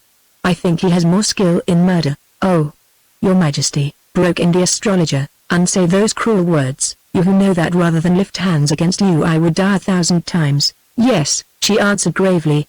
"The Prince Abby suggested it to you, but now, did he not, after you had suggested it to him, and you refused for your own reasons?" Then the sword fell from Abby's hand, and there was silence in that chamber. "What were you talking of, Abby, before you peeped through the shutters and saw that captain of yours and me together in the garden, and why did you wish to kill this dog?" She went on presently. "Must I answer for you? You were talking of how you might be rid of me, and you wished to kill him because he did not dare to tell you why he could not do the deed, knowing that if he did so he must die. Well, since you desire to know, you shall learn, and now. Look on me, wretched man, whom men name my husband. Look on me, accursed slave, whom our men has given into my hand to punish here upon the earth, until you pass to his yonder in the underworld." He looked up, and Cuckoo looked also, because he could not help it, but what they saw they never told. Only they fell down upon their faces, both of them, and groaned, beating the floor with their foreheads. At length the icy terror seemed to be lifted from their hearts, and they dared to glance up again, and saw that she was as she had been, a most royal and lovely woman, but no more. "What are you?" gasped Abby. "The goddess Sekhet in the flesh, or Isis, queen of death, or but dead too as ghosts sent here for vengeance? All of them, or none of them, as you will, though, man, it is true that I am sent here for vengeance. Ask the wizard yonder. He knows, and I give him leave to say, she is the double of our men's daughter," moaned Cuckoo. "She is her cassette free to bring doom upon those who would have wronged her. She is a ghost armed with the might of the gods, and all we who have sinned against dead Pharaoh and her father our men are given into her hand to be tormented and brought to doom. Where, then, is Nita, who was queen of Egypt?" gasped Abby, rolling his great A's. "Is she with Osiris?" "I will tell you, man," answered the royal shape. "She is not dead, she lives, and is gone to seek one she loves. When she returns with him and a certain beggar, then I shall depart and you will die, both of you, for such is the punishment decreed upon you. Until then, arise and do my bidding." Chapter 14 The boat of Ra, Star of our Men, opened her eyes. For some time already she had lain as one lies between sleep and waking, and it seemed to her that she heard the sound of dipping oars, and of water that rippled gently against the sides of the ship. She thought to herself that she dreamed. Doubtless she was in her bed in the palace at Thebes, and presently, when it was light, her ladies would come to waken her. In the palace at Thebes. Why, now she remembered that it was months since she had seen that royal city, she who had travelled far since then, and come at last to white-walled Memphis, where many terrible things had befallen her. One by one they came into her mind, the snare, Pharaoh's murder by magic, the battle, and the slaughter of her guards, the starvation in the tower, with death on one hand, and the hateful abbey on the other, the wondrous vision of that spirit who wore her face, and said she was the guardian care given to her at birth, the words it spoke, and her dread resolve, and last of all Asti and herself standing in the lofty window niche, then a flame of fire before her face, and that fearful downward rush. Oh! Without a doubt it was over, she was dead, and these dreams and the memories were such as come to the dwellers in the underworld. Only then why did she hear the sound of lapping water, and of dipping oars? Very slowly she opened her eyes, for Tua greatly feared what she might see. Light flowed upon her, the light of the moon which hung in a clear sky like some great lamp of gold. By it she saw that, robed all in white, she lay upon a couch in a pavilion, whereof the silken curtains were drawn back in front, and tied to gilded posts. At her side, wrapped in a grey robe, lay another figure, which she knew for Asti. It was still, so still that she was sure it must be dead, yet she knew that this was Asti. Perchance Asti dreamed also, and could hear in her dreams, at least, she would speak to her. Asti, she whispered, Asti, can you hear me? The grey figure at her side stirred, and the head turned towards her. Then the voice of Asti, none other, answered, I, lady, I hear and see. But say, where are we now? In the underworld, I think, Asti. Oh! That fire was death, and now we journey to the place of souls. If so, lady, it is strange that we should still have eyes and flesh and voices as mortal women have. Let us sit up and look. So they sat up, their arms about each other, and peered through the open curtains. Behold! They were on a ship more beautiful than any they had ever seen, for it seemed to be covered with gold and silver, while sweet odors floated from its hold. Their pavilion was set in the center of the ship, and looking aft, they perceived lines of white-clad rowers seated at their oars in the shadow of the bulwarks, and on the high stern also robed in white a tall steersman whose face was veiled, behind whom in the dim glimpses of the moon, they caught sight of a wide and silvery river, and on its distant banks palms and temple towers. It is the boat of Ra, murmured Tua, which bears us down the river of death to the kingdom behind the Sunday. Then she sank back upon her cushions, and once more fell into swoon or sleep. Tua woke again, and lo! The sun was shining brightly, and at her side sat Asti watching her. Moreover, in front of them was set a table spread with delicate food. Tell me what has chanced, nurse, she said faintly, for I am bewildered, and know not in what world we wander. Our own, queen, I think, answered Asti, but in charge of those who are not of it, for surely this is no mortal boat, nor do mortals guide her to her port. Come, we need food. Let us eat while we may. So they ate and drank heartily enough, and when they had finished even dared to go out of the pavilion. Looking around them they saw that they stood upon a high deck in the midst of a great ship, but that this ship was enclosed with a net of silver cords in which they could find no opening.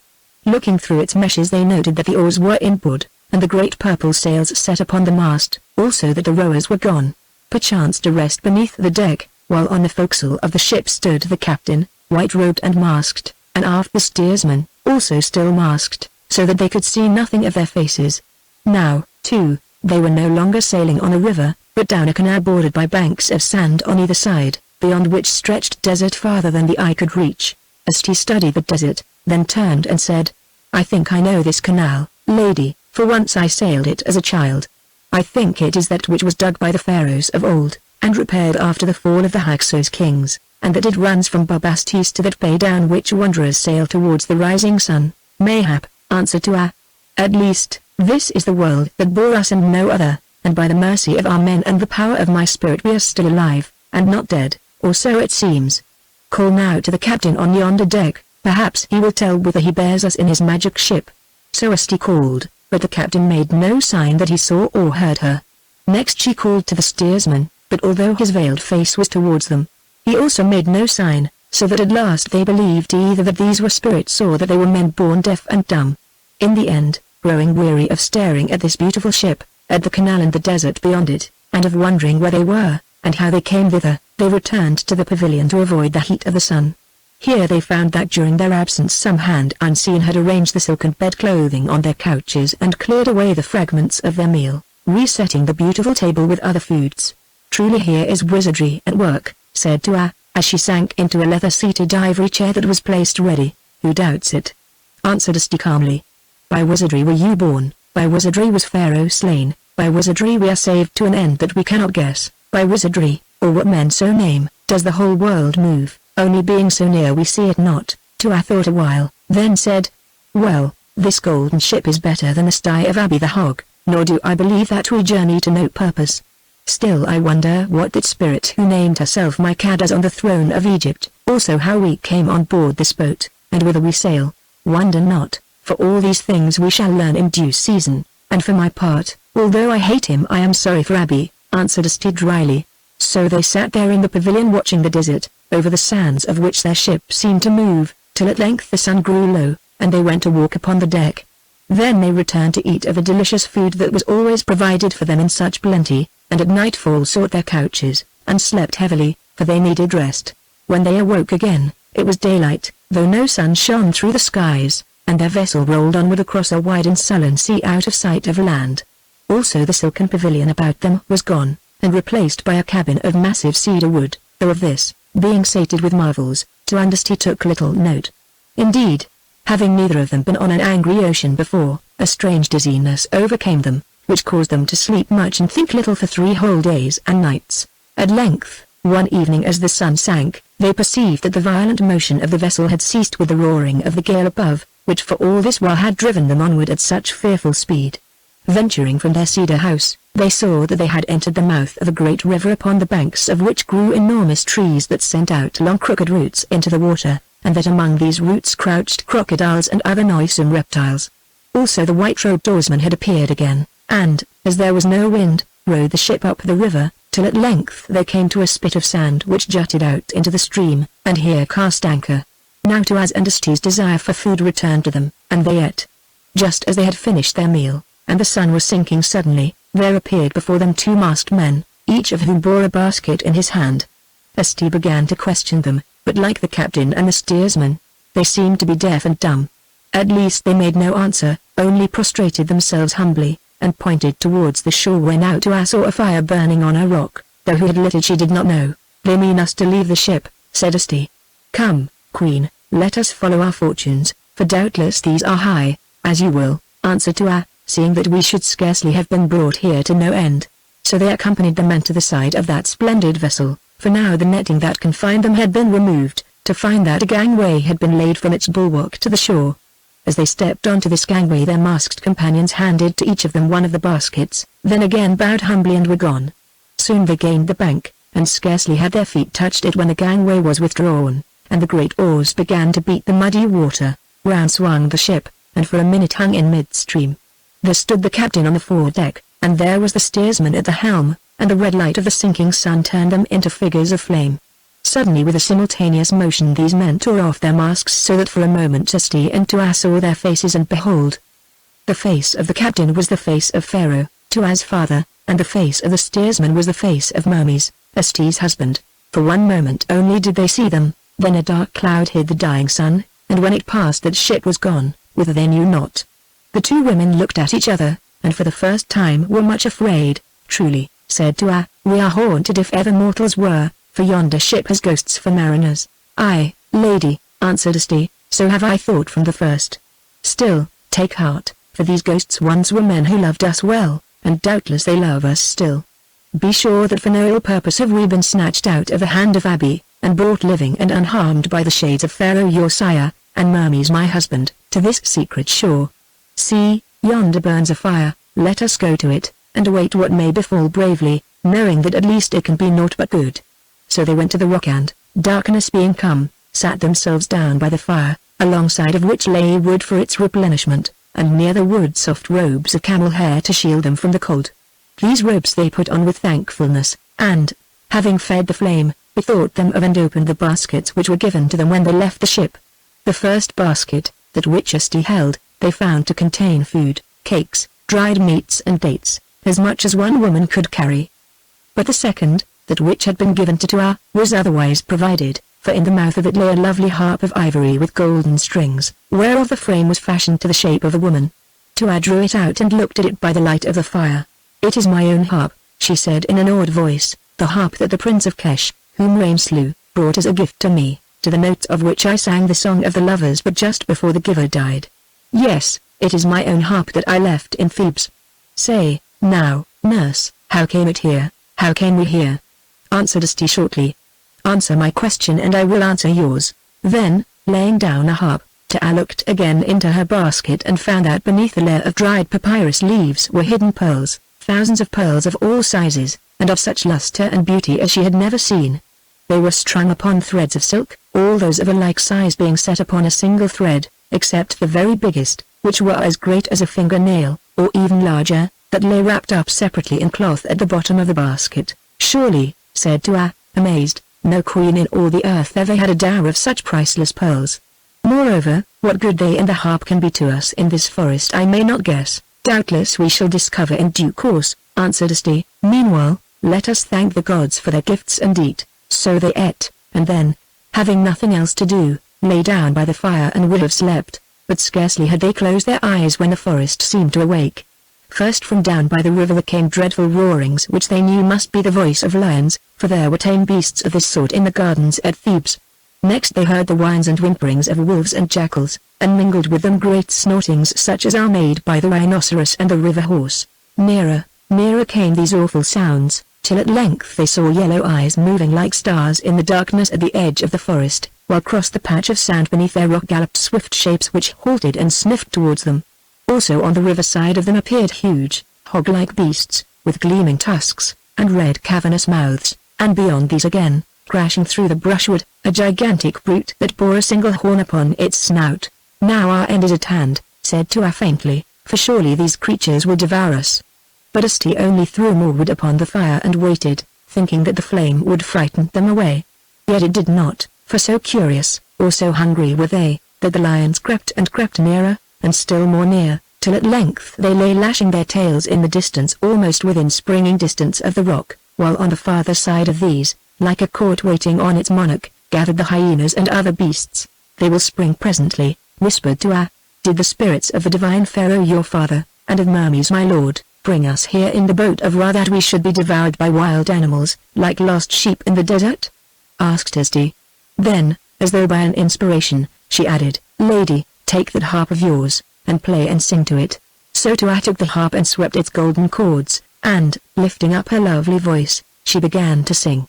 At first it trembled a little, but by degrees, as she forgot all save the music, it grew strong, and rang out sweetly in the silence of the forest, and the great, slow-moving river. And lo! As she sang thus, the wild brutes grew still, and seemed to listen as though they were charmed. Yes, even a snake wriggled out from between the rocks and listened, waving its crested head to and fro. At length Tua ceased, and as the echoes died away the brutes, every one of them, turned and vanished into the forest or the river, all save the snake that coiled itself up and slept where it was. So stillness came again, and Tua and Asti slept also, nor did they wake until the sun was shining in the heavens. Then they arose wondering, and went down over the patch of sand that was marked with the footprints of all the beasts to the river's brink, and drank and washed themselves, peering the while through the mists, for they thought that perchance they would see the golden ship with the veiled crew which had carried them from Memphis, returned and awaiting them in midstream. But no ship was there, nothing was there except the river horses which rose and sank, and the crocodiles on the mudbanks, and the wildfowl that flighted inward from the sea to feed. So they went back to the ashes of their fire and ate of the food in Asti's basket, and, when they had eaten, looked at each other, not knowing what to do.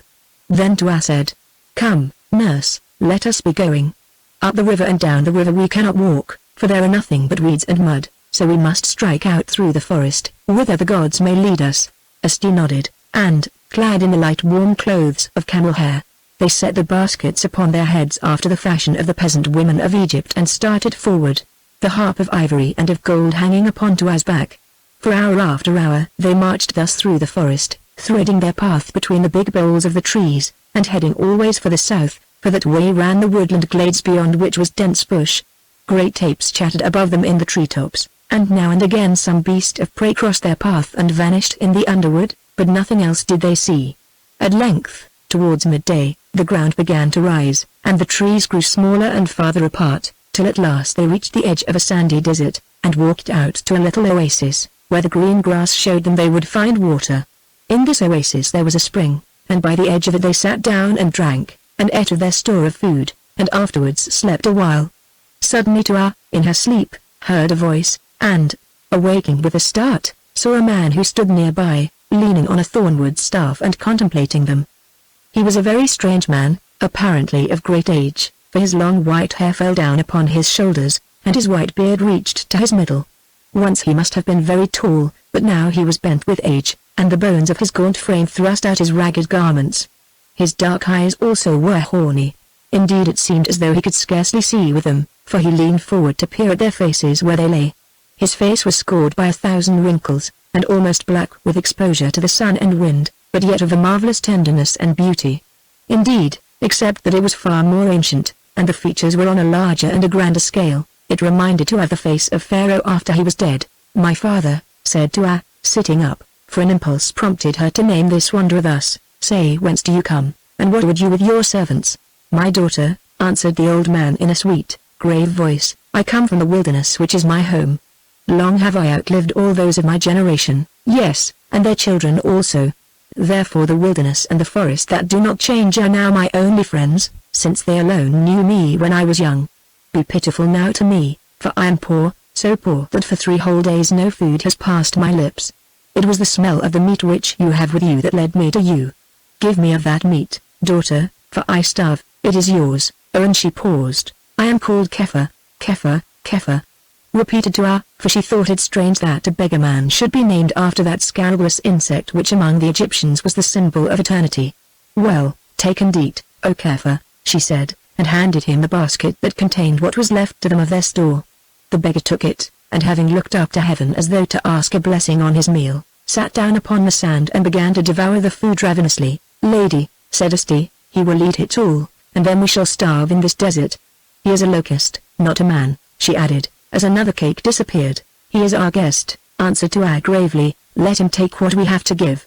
For a while Asti was silent, then again she broke out into remonstrance. "Peace, nurse," replied Tua, "I have said that he is our guest, and the law of hospitality may not be broken." "Then the law of hospitality will bring us to our deaths," muttered Asti. "If so, so let it be, nurse. At least this poor man will be filled, and for the rest, as always, we must trust to our men our father."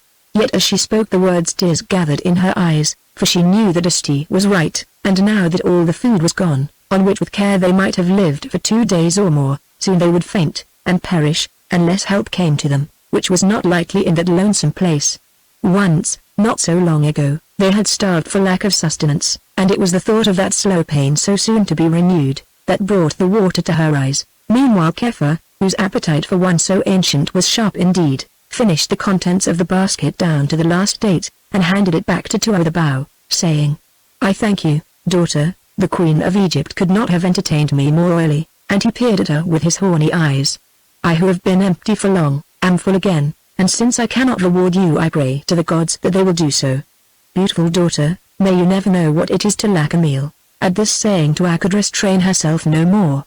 A large tear from her eyes fell upon Kepha's rough hand as she answered with a little sob, "I am glad that you are comforted with meat, but do not mock us, friend, seeing that we are but lost wanderers who very soon must starve, since now our food is done." "What, daughter?" asked the old man in an astonished voice. "What? Can I believe that you gave all you had to a beggar of the wilderness, and sat still while he devoured it? And is it for this reason that you weep? Forgive me, father, but it is so," answered Tua. "I am ashamed of such weakness, but recently my friend here and I have known hunger, very sore hunger, and the dread of it moves me. Come, Asti, let us be going while our strength remains in us." Kepha looked up at the name, then turned to Tua and said, "Daughter, your face is fair, and your heart is perfect, since otherwise you would not have dealt with me as you have done. Still, it seems that you lack one thing, undoubting faith in the goodness of the gods. Though, surely, he added in a slow voice, those who have passed yonder lion-haunted forest without hurt should not lack faith. Say, now, how came you there?" "We are ladies of Egypt," interrupted Asti, "or at least this maiden is, for I am but her old nurse. Man-stealing pirates of Phoenicia seized us while we wandered on the shores of the Nile, and brought us hither in their ship, by what way we do not know. At length they put into yonder river for water, and we fled at night. We are escaped slaves, no more." "Ah," said Kepha, "those pirates must mourn their loss. I almost wonder that they did not follow you. Indeed, I thought that you might be other folk, for, strangely enough, as I slept in the sand last night, a certain spirit from the underworld visited me in my dreams, and told me to search for one Esti and another lady who was with her. I cannot remember the name of that lady. But I do remember the name of the spirit, for he told it to me. It was Mermes." Now Esti gave a little cry, and, springing up, searched Kepha's face with her eyes, nor did he shrink from her gaze. "I perceive," she said slowly, "that you who seem to be a beggar are also a seer." "Mayhap, Esti," he answered. "In my long life I have often noted that sometimes men are more than they seem, and women also. Perhaps you have learned the same, for nurses in great houses may note many things if they choose. But let us say no more. I think it is better that we should say no more. You and your companion, how is she named?" "Nefertiti," answered Esti promptly. "Nefertiti, ah. Certainly that was not the name which the spirit used, though it is true that other name began with the same sound, or so I think. Well, you and your companion, Nefertiti, escaped from those wicked pirates, and managed to bring certain things with you, for instance, that beautiful harp, wreathed with the royal urae, and but what is in that second basket?" "Pearls," broke into A quickly, "and a large basket of pearls. Might I see them?" "Oh. Do not be afraid, I shall not rob those whose food I have eaten. It is against the custom of the desert." "Certainly," answered Tua. "I never thought that you would rob us, for if you were of the tribe of thieves, surely you would be richer, and less hungry than you seem. I only thought that you were almost blind, Father Kepha, and therefore could not know the difference between a pearl and a pebble. My feeling still remains to me." "Daughter Nefertiti," he answered with a little smile. Then Tua gave him the basket. He opened it and drew out the strings of pearls, feeling them, smelling and peering at them, touching them with his tongue, especially the large single ones which were wrapped up by themselves. At length, having handled them all, he restored them to the basket, saying dryly, "It is strange, indeed, Nurse Esti, that those Syrian man-stealers attempted no pursuit of you, for here, whether they were theirs or not, are enough gems to buy a kingdom." "We cannot eat pearls," answered Esti. "No, but pearls will buy more than you need to eat." "Not in a desert," said Esti. "True, but as it chances there is a city in this desert, and not so very far away." "Is it named Napata?" asked Tua eagerly. "Napata? No, indeed. Yet, I have heard of such a place, the City of Gold they called it. In fact, once I visited it in my youth, over 100 years ago." "100 years ago? Do you remember the way there?" "Yes, more or less, but on foot it is over a year's journey away, and the path there lies across great deserts and through tribes of savage men. Few live to reach that city, yet I will reach it, or die." "Father, perhaps you will." "Daughter Nefertiti, perhaps you will, but I think not at present. Meanwhile, you have a harp, and therefore it is probable that you can play and sing, also you have pearls. Now the inhabitants of this town whereof I spoke to you love music. Also they love pearls, and as you cannot begin your journey to Napata for 3 months, when the rain on the mountains will have filled the desert wells, I suggest that you would do wisely to settle yourselves there for a while. Nurse Esti here would be a dealer in pearls, and you, a daughter, would be a musician. What say you?" "I say that I should be glad to settle myself anywhere out of this desert," said Tua wearily. "Lead us on to the city, Father Kepha. If you know the way, I know the way, and will guide you thither in payment for that good meal of yours. Now come. Follow me." And taking his long staff he strode away in front of them. "This Kepha goes at a wonderful pace for an old man," said Tua presently. "When first we saw him he could scarcely hobble." "Man," answered Esti. "He is not a man, but a spirit, good or bad, I don't know which, appearing as a beggar. Could a man eat as much as he did all our basketful of food? Does a man talk of cities that he visited in his youth over 100 years ago, or declare that my dead husband spoke to him in his dreams? No, no, he is a ghost like those upon the ship." "So much the better," answered Tua cheerfully, "since ghosts have been good friends to us, for had it not been for them I should have been dead or shamed today." "That we shall find out at the end of the story," said Esti, who was cross and weary, for the heat of the sun was great. "Meanwhile, follow on. There is nothing else to do." For hour after hour they walked, till at length towards evening, when they were almost exhausted, they struggled up a long rise of sand and rocks, and from the crest of it perceived a large walled town set in a green and fertile valley not very far beneath them. towards this town. Kefir, who marched at a distance in front, guided them till they reached a clump of trees on the outskirts of the cultivated land. Here he halted, and when they came up to him, led them among the trees. "Now," he said, "drop your veils and bide here, and if any should come to you, say that you are poor wandering players who rest. Also, if it pleases you, give me a small pearl off one of those strings, that I may go into the city, which is named Tat, and sell it to buy you food and a place to dwell in." "Take a string," said Tua faintly. Nay, daughter, one will be enough, for in this town pearls are rare, and have a great value." So she gave him the gem, or rather let him take it from the silk, which he refastened very neatly for one who seemed to be almost blind, and strode off swiftly towards the town. "Man or spirit, I wonder if we shall see him again?" said Asti. Tua made no answer. She was too tired, but resting herself against the bole of a tree, fell into a doze. When she awoke again it was to see that the sun had sunk, and that before her stood the beggar Kefir, and with him 2 black men, each of whom led a saddled mule. "Mount, friends," he said, "for I have found you a lodging." So they mounted, and were led to the gate of the city, which at the word of Kefir was opened for them, and thence down a long street to a house built in a walled garden. Into this house they entered, the black men leading off the mules, to find that it was a well-furnished place with a table ready set in the anteroom, on which was food in plenty. They ate of it, all 3 of them, and when they had finished Kefir bade a woman who was waiting on them, lead them to their chamber, saying that he himself would sleep in the garden. Thither then they went without more questions, and throwing themselves down upon beds which were prepared for them, were soon fast asleep. Chapter 15. Tua and the King of Tat. In the morning, after Tua and Asti had put on the clean robes that lay to their hands, and eaten, suddenly they looked up and perceived that Kefir, the ancient beggar of the desert, was in the room with them, though neither of them had heard or seen him enter. "You come silently, friend," said Asti, looking at him with a curious eye. "A double could not move with less noise. And where is your shadow?" she added, staring first at the sun without, and then at the floor upon which he stood. "I forgot it," he answered in his deep voice. "One so poor as I am cannot always afford a shadow. But look, there it is now. And for the rest, what do you know of doubles which those who are uninstructed cannot discern? Now I have heard of a lady in Egypt who by some chance bore your name, and who has the power, not only to see the double, but to draw it forth from the body of the living, and furnish it with every semblance of mortal life.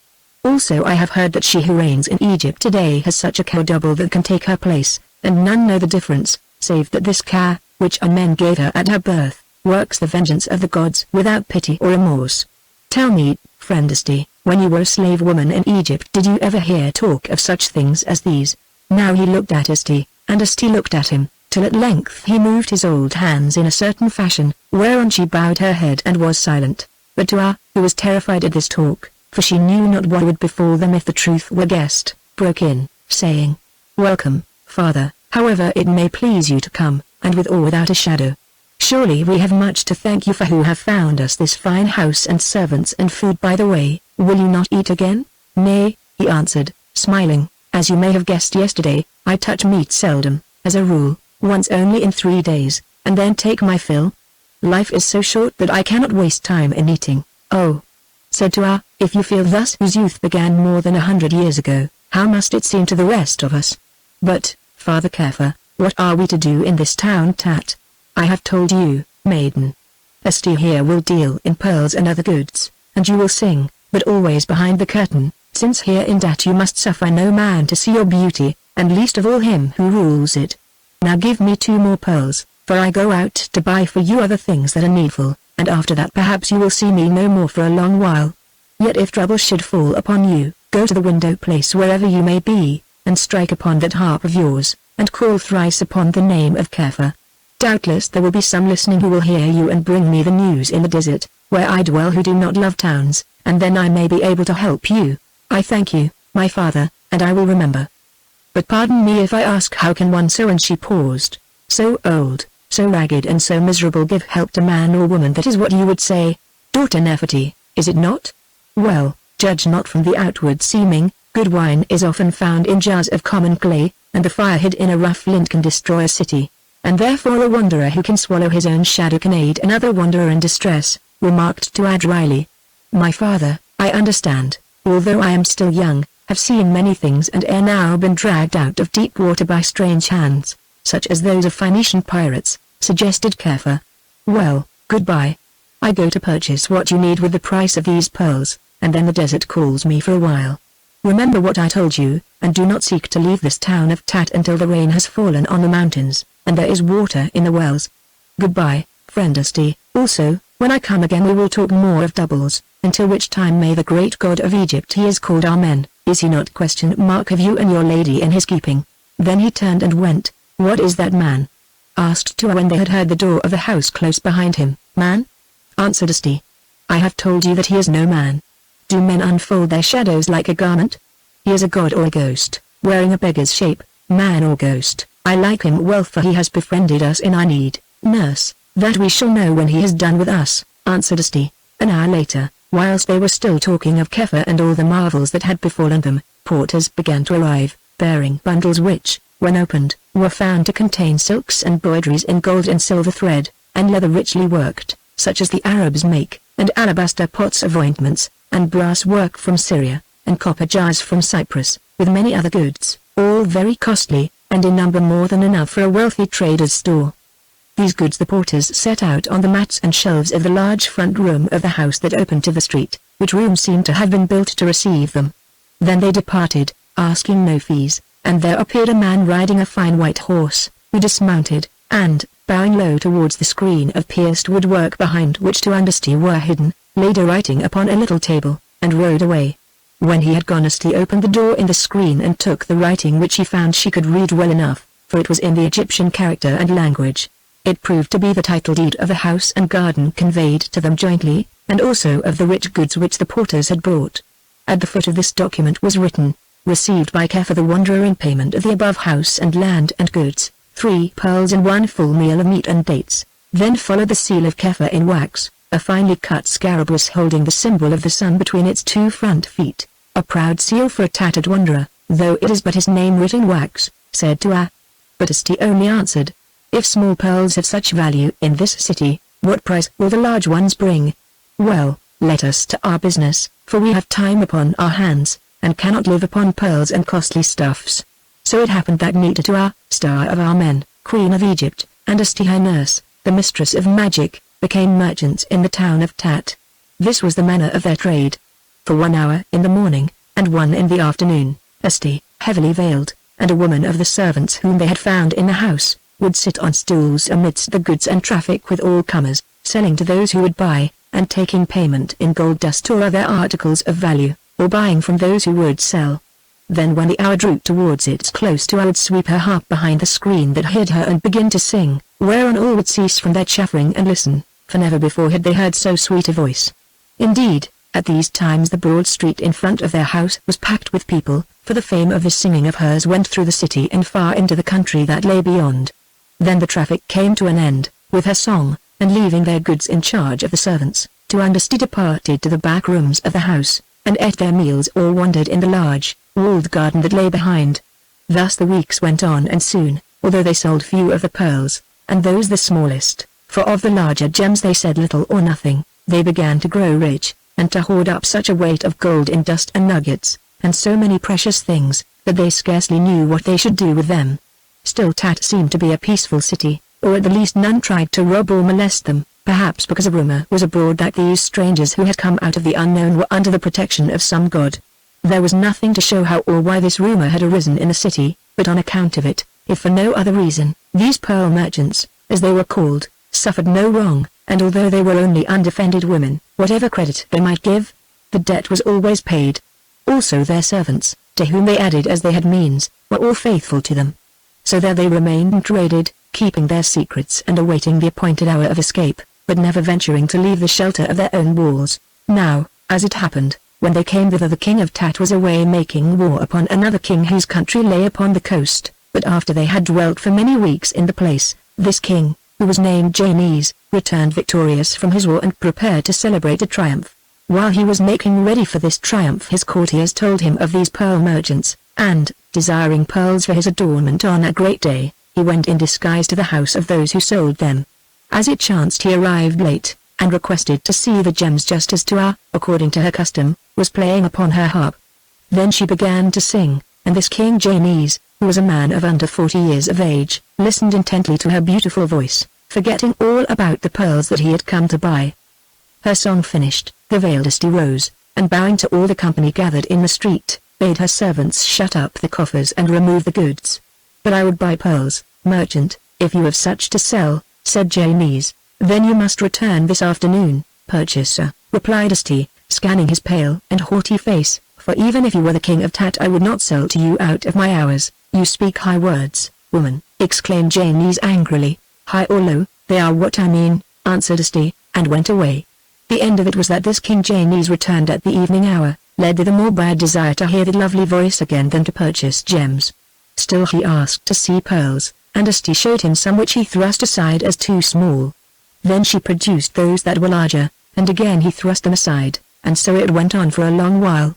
At length from somewhere in her clothing Esti drew two of the biggest that she had, perfect pearls of the size of the middle nail of a man's finger, and at the sight of these the eyes of Janice brightened, for such gems he had never seen before. Then he asked the price. Esti answered carelessly that it was doubtless more than he would wish to pay, since there were few such pearls in the whole world, and she named a weight in gold that caused him to step back from her amazed, for it was a quarter of the tribute that he had taken from his new conquered kingdom. "Woman, you jest," he said, "surely there is some abatement." "Man," she answered, "I jest not, there is no abatement," and she replaced the pearls in her garments. Now he grew very angry, and asked, "Did you know that I am the king of Tat, and if I will, can take your pearls without any payment at all, are you?" asked Esti, looking at him coolly.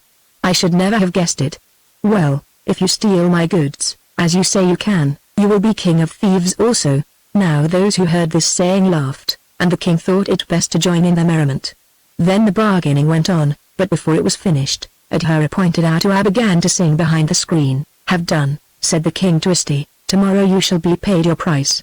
"I would listen to that music which is above price." So Janice listened like one fascinated, for Tua was singing her best. Step by step he drew ever nearer to the screen, though this Esti did not notice, for she was engaged in locking up her goods. At length he reached it, and thrusting his fingers through the openings in the pierced woodwork, rested his weight upon it like a man who is faint, as perhaps he was with the sweetness of that music. Then of a sudden, by craft or chance, he swung himself backward, and with him came the frail screen. Down it clattered to the floor, and lo! Beyond it, unveiled, but clad in rich attire, stood Tua sweeping her harp of ivory and gold. Like sunlight from a cloud the bright vision of her beauty struck the eyes of the people gathered there, and seemed to dazzle them, since for a while they were silent.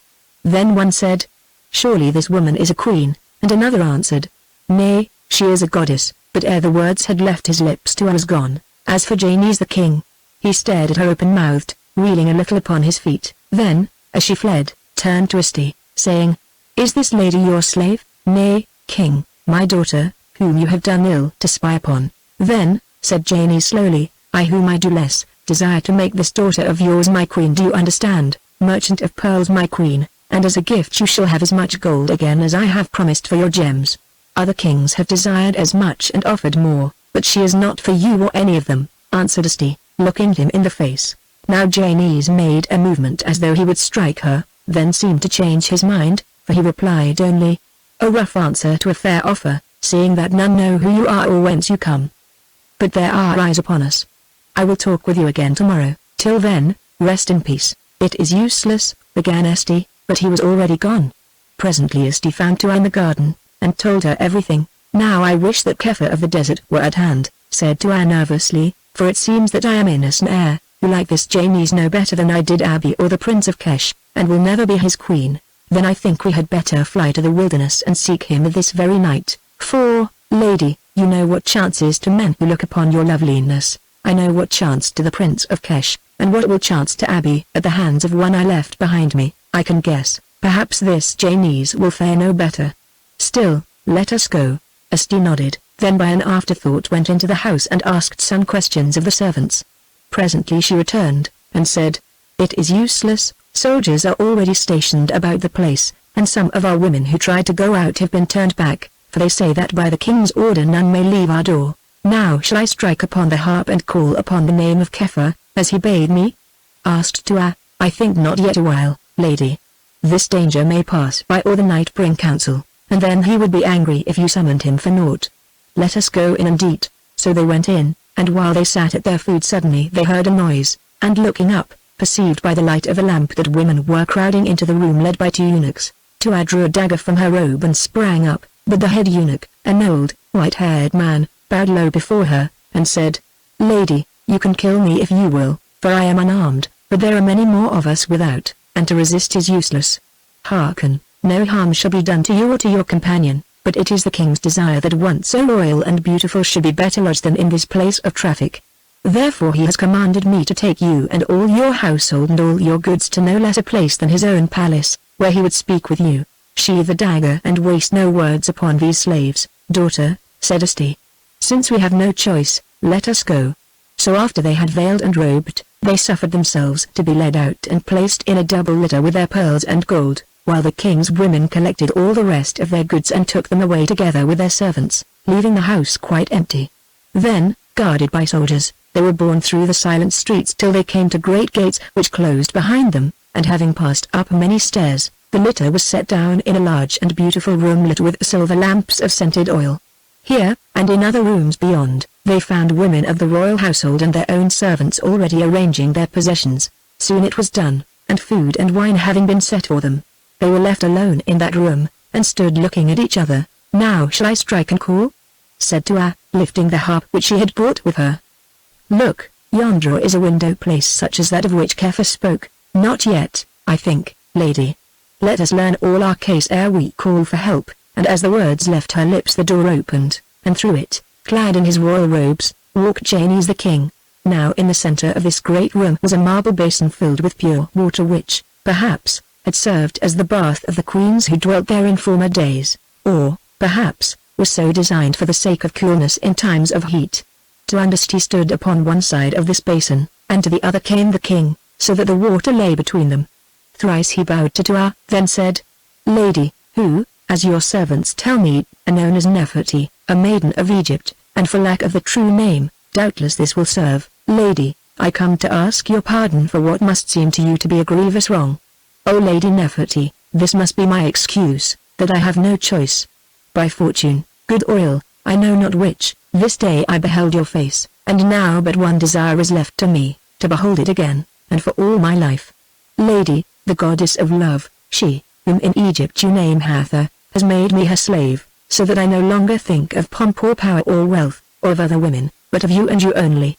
Lady, I would do you no harm, for I offer you half my throne. You and you alone shall be my queen. Speak now." "King Janus," answered Tua, "what evil spirit has entered into you that you should wish to make a queen of a singing girl, the daughter of a merchant who has wandered to your city? Let me go, and keep that high place for one of the great ones of the earth. Send now to Abi, who I have heard rules as pharaoh in Egypt, and ask a daughter of his blood, for they say that he has several, or to some of the princes of Syria, or to the king of Byblos by Lebanon, or to the lords of Kesh, or across the desert to the emperor of Punt, and let this poor singing girl go her ways." "This poor singing girl," repeated Janus after her, "who, or whose mother," and he bowed to Asti with a smile, "has pearls to sell that are worth the revenue of kingdom. This singing girl, the ivory figure on whose harp is crowned with the royal urare of Egypt, this singing girl whose chiseled loveliness is such as might be found perhaps among the daughters of ancient kings, this singing girl whose voice can ravish the hearts of men and beasts. Well, Lady Neferti, I thank you for your warning, still I am ready to take my chance, hoping that my children will not be made ashamed by the blood of such a singing girl as this, who, as I saw when that scream fell, has stamped upon her throat the holy sign they worship on the Nile." "I am honored," answered Tua coldly, "yet it may not be. Among my own humble folk I have a lover, and him I will wed or no man." "You have a lover? Then hide his name from me, lest presently I should place it to his Osiris and rend him into pieces. You shake your head, knowing doubtless that the man is great, yet I tell you that I will conquer him and rend him into pieces for the crime of being loved by you. Listen now. I would make you my queen, but queen or not, mine you shall be who lie in my power. I will not force you, I will give you time. But if on the morning of the third day from this night you still refuse to share my throne, why, then you shall sit upon its footstool." Now, in her anger, Tua threw back her veil, and met him eye to eye. "You think me great," she said, "and truly you are right, for whatever is my rank, with me go my gods, and in their strength my innocence is great. Let me be, you petty king of Tat, lest I lift up my voice to heaven, and call down upon you the anger of the gods. Already, lady, you have called down upon me the anger of a goddess, that hath of whom I spoke, and for the rest I fear them not. Let them do their worst. On the third night from this night, as queen or slave, I swear that you shall be mine. This woman here, whom you call your mother, shall be witness to my oath, and to its end. I, king, broke in Asti, I will be witness, but as to the end of that oath I do not know it yet. Would you like to learn? In my own country I was held to have something of a gift, I mean in the way of magic. It came to me, I know not whence, and it is very uncertain. At times it is my servant, and at times I can do nothing. Still, for your sake, I would try. Is it your pleasure to see that end of which you spoke, the end of your attempt to force yonder maiden to be your queen or love? Aye, woman, answered Janus, if you have a trick, show it. Why not? So be it, king, but, of course, I have your word that you will not blame me if by any chance the trick should not prove to your liking. Your royal word. Now stand you there, and look into this water while I pray our gods, the gods of my own country, to be gracious, and to show you what shall be your state at this same hour on the third night from now, which you say and hope shall be the night of your wedding. Sing, my daughter, sing that old and sacred song which I have taught you. It will serve to while away the tedium of our waiting until the gods declare themselves, if such be their will. Then Asti knelt down by the pool, and bent her head, and stretched out her hands over the water, and Tua touched the strings of her harp and began to chant very solemnly in an unknown tongue. The words of that chant were low and sweet, yet it seemed to Janus that they fell like ice upon his hot blood, and froze it within his veins. At first he kept his eyes fixed upon her beauty, but by slow degrees something drew them down to the water of the pool. Look! A mist gathered on its blackness. It broke and cleared, and there, as in a mirror, he saw a picture. He saw himself lying stripped and dead, a poor, naked corpse with wide eyes that stared to heaven, and gashed throat and sides whence the blood ran upon the marble floor of his own great hall, ruined by fire, with its scorched pillars pointing like fingers to the moon. There he lay alone, and by him stood a hound, his own hound, that lifted up its head and seemed to howl. The last words of Tua's chant died away, and with them that picture passed. Janus leapt back from the edge of the pool, glaring at Asti. Sorceress! He cried, were you not my guest who names herself the mother of her who shall be my queen? I swear that tonight you should die by torture in payment of this foul trick of yours. Yet as it is, answered Asti, I think that I shall not die, since those who call upon the gods must not quarrel with their oracle. Moreover, I know now what you saw, and it may be nothing but a fantasy of your brain or of mine. Now let us sleep, I pray you, O king, for we are weary, and leave its secrets to the future. In 3 days we shall know what they may be. Then, without another word, Janus turned and left them. What was it that lay in the pool, nurse? Asked Tua. I saw nothing, the shadow of a dead man, I think, answered Asti grimly. Some jealous god has looked upon this poor king whose crime is that he desires you, and therefore he must die. Of a truth it goes ill with your lovers, O star of our men, and sometimes I wonder if one who is dear to me will meet with better fortune at those royal eyes of yours. If ill befalls him I think that at the last I may learn to hate you, whom from the first I cherished. Now at the thought that you might bring death to reigns also, Tua's tears began to gather, and her voice choked in her throat. Say not such evil-omened words, she sobbed, since you know well that if he is taken hence for whose sake I endure all these things, then I must follow him over the edge of the world. Moreover, you are unjust. Did I slay the Prince of Kesh, or was it another, queen, but for your sake? And would you have has me wed Abi the hog, the murderer of my father, and of your lord? Again, was it I who but now showed this barbarian chief a shadow in the water, or was it Asti the witch, Asti the prophetess of our men? Lastly, will the man die, if die he must, because he loves me, which, being a woman I can forgive him, or because he laid the hands of violence upon me to force me to be his queen or mistress, which I forgive him not? Oh! Asti, you know well I am not as other women are. Perchance it is true that some blood that is not human runs in me, at least I fulfill a doom laid on me before my birth, and working woe or working weal, I go as my feet are led by ghosts and gods. Why, then, do you upbraid me? And she ceased and wept outright. Nay, nay, be comforted, I upbraid you not, answered Asti, drawing her to her breast. Who am I that I should cast reproaches at our men star and daughter and my queen? I know well that the house of your fate is built, that sail you upstream or sail you downstream, you must pass its gate at last. It was fear for Reims that made me speak so bitterly, Rames my only child, if, indeed, he is left to me, for I who have so much wisdom cannot learn from man or spirit whether he lives here or with Osiris, since some black veil hangs between our souls. I fear lest the gods, grown jealous of that high love of yours, should wreak their wrath upon him who has dared to win it, and bring Rames to the grave before his time, and the thought of it rends my heart."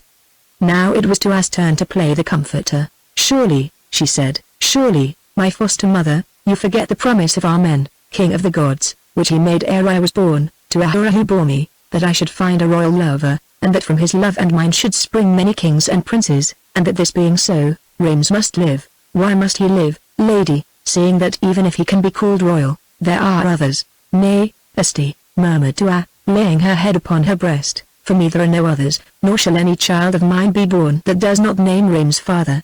Whatever else is doubtful, this is sure. Therefore Rames lives, and will live, or the king of the gods has lied." "You reason well," said Asti, and kissed her. Then she thought for a moment, and added, "Now to our work, it is the hour. Take the harp, go to the window place, and call as the beggar man bade you do in your need." So Tua went to the window place and looked down on the great courtyard beneath that was lit with the light of the moon. Then she struck on the harp, and thrice she cried aloud, "Kepha! Kepha! Kepha!" and each time the echo of her cry came back louder and still more loud, till it seemed as though earth and heaven were filled with the sound of the name of Kepha. Chapter 16 The Beggar and the King. It was the afternoon of the third day. Tua and Asti, seated in the window place of their splendid prison, looked through the wooden screen down into the court below, where, according to his custom at this hour, Janus the king sat in the shadow to administer justice and hear the petitions of his subjects. The two women were ill at ease, for the time of respite had almost passed. "Night draws near," said Tua, "and with it will come Janus. Look how he eyes this window, like a hungry lion waiting to be fed. Kepha has made no sign. Perchance after all he is but a wandering beggar man filled with strange fancies, or perchance he is dead, as may well happen at his age. At least, he makes no sign, nor does Amen, to whom I have prayed so hard, send any answer to my prayers. I am forsaken. Oh, Asti, you who are wise, tell me, what shall I do?" "Trust in the gods," said Asti. "There are still 3 hours to sundown, and in 3 hours the gods, to whom time is nothing, can destroy the world and build it up again. Remember when we starved in the pylon tower at Memphis, and what befell us there. Remember the leap to death and the boat of Ra, and those by whom it was captained. Remember and trust in the gods." "I trust in truth, I trust, Asti. But yet let us talk of something else. I wonder what has chanced in Memphis since we left it in so strange a fashion. Do you think that awful Kevmine queen's it the with Abby for a husband? If so, I almost grieve for Abby, for she had something in her eyes which chilled my mortal blood, and yet you say she is a part of me, a spirit who cannot die, cast in my mold, and given to me at birth. I would I had another and that you could draw it forth again, Asti, to bewitch this Janus, and hold him while we fled. See, the case draws to an end at length. Janus is giving judgment, or rather his counselor is, for he prompts him all the time. Can you not hear his whispers? As for Janus himself, his thoughts are here, I feel his eyes burn me through this wooden screen. He is about to rise. Why? Who comes? Awake, nurse, and look." Asti obeyed. There in the gate of the court she saw a tall man, white-bearded, yellow-faced, horny-eyed, ancient, who, clad in a tattered robe, leaned upon his staff of thornwood, and stared about him blindly as through the sun bewildered him. The guards came to thrust him away, but he waved his staff, and they fell back from him as through there were power in that staff. Now his slow, tortoise-like eyes seemed to catch sight of the glittering throne, and of him who sat upon it, and with long strides he walked to the throne and halted in front of it, again leaning on his staff. "Who is this fellow?" asked Janus in an angry voice, "who stands here and makes no obeisance to the king?" "Are you a king?" asked Kepha. "I am very blind. I thought you were but a common man such as I am, only clad in bright clothes. Tell me, what is it like to be a king, and have all things beneath your feet? Do you still hope and suffer, and fear death like a common man? Is the flesh beneath your gold and purple the same as mine beneath my rags? Do old memories torment you, memories of the dead who come no more? Can you feel griefs, and the ache of disappointment? Do I sit here to answer riddles, fool?" answered Janus angrily. "Turn the fellow out. I have business." Now guards sprang forward to do the king's bidding, but again Kepha waved his staff, and again they fell back. Certainly it seemed as though there were power in that staff. "Business, king," he said. "Not of the state, I think, but with one who lodges yonder," and he nodded towards the shuttered room whence Tua watched him. "Well, that is 3 hours hence after the sun has set, so you still have time to listen to my prayer, which you will do, as it is of the same lady with whom you have business." "What do you know of the lady, you old knave, and of my dealings with her?" asked Janus angrily. "Much of both, O king, for I am her father, and shall I tell the rest?" "Her father, you hoary liar!" broke in Janus. "I, her father, and I have come to tell you that as our blood is more ancient than yours, I will not have you for a son-in-law, any more than that daughter of mine will have you for a husband."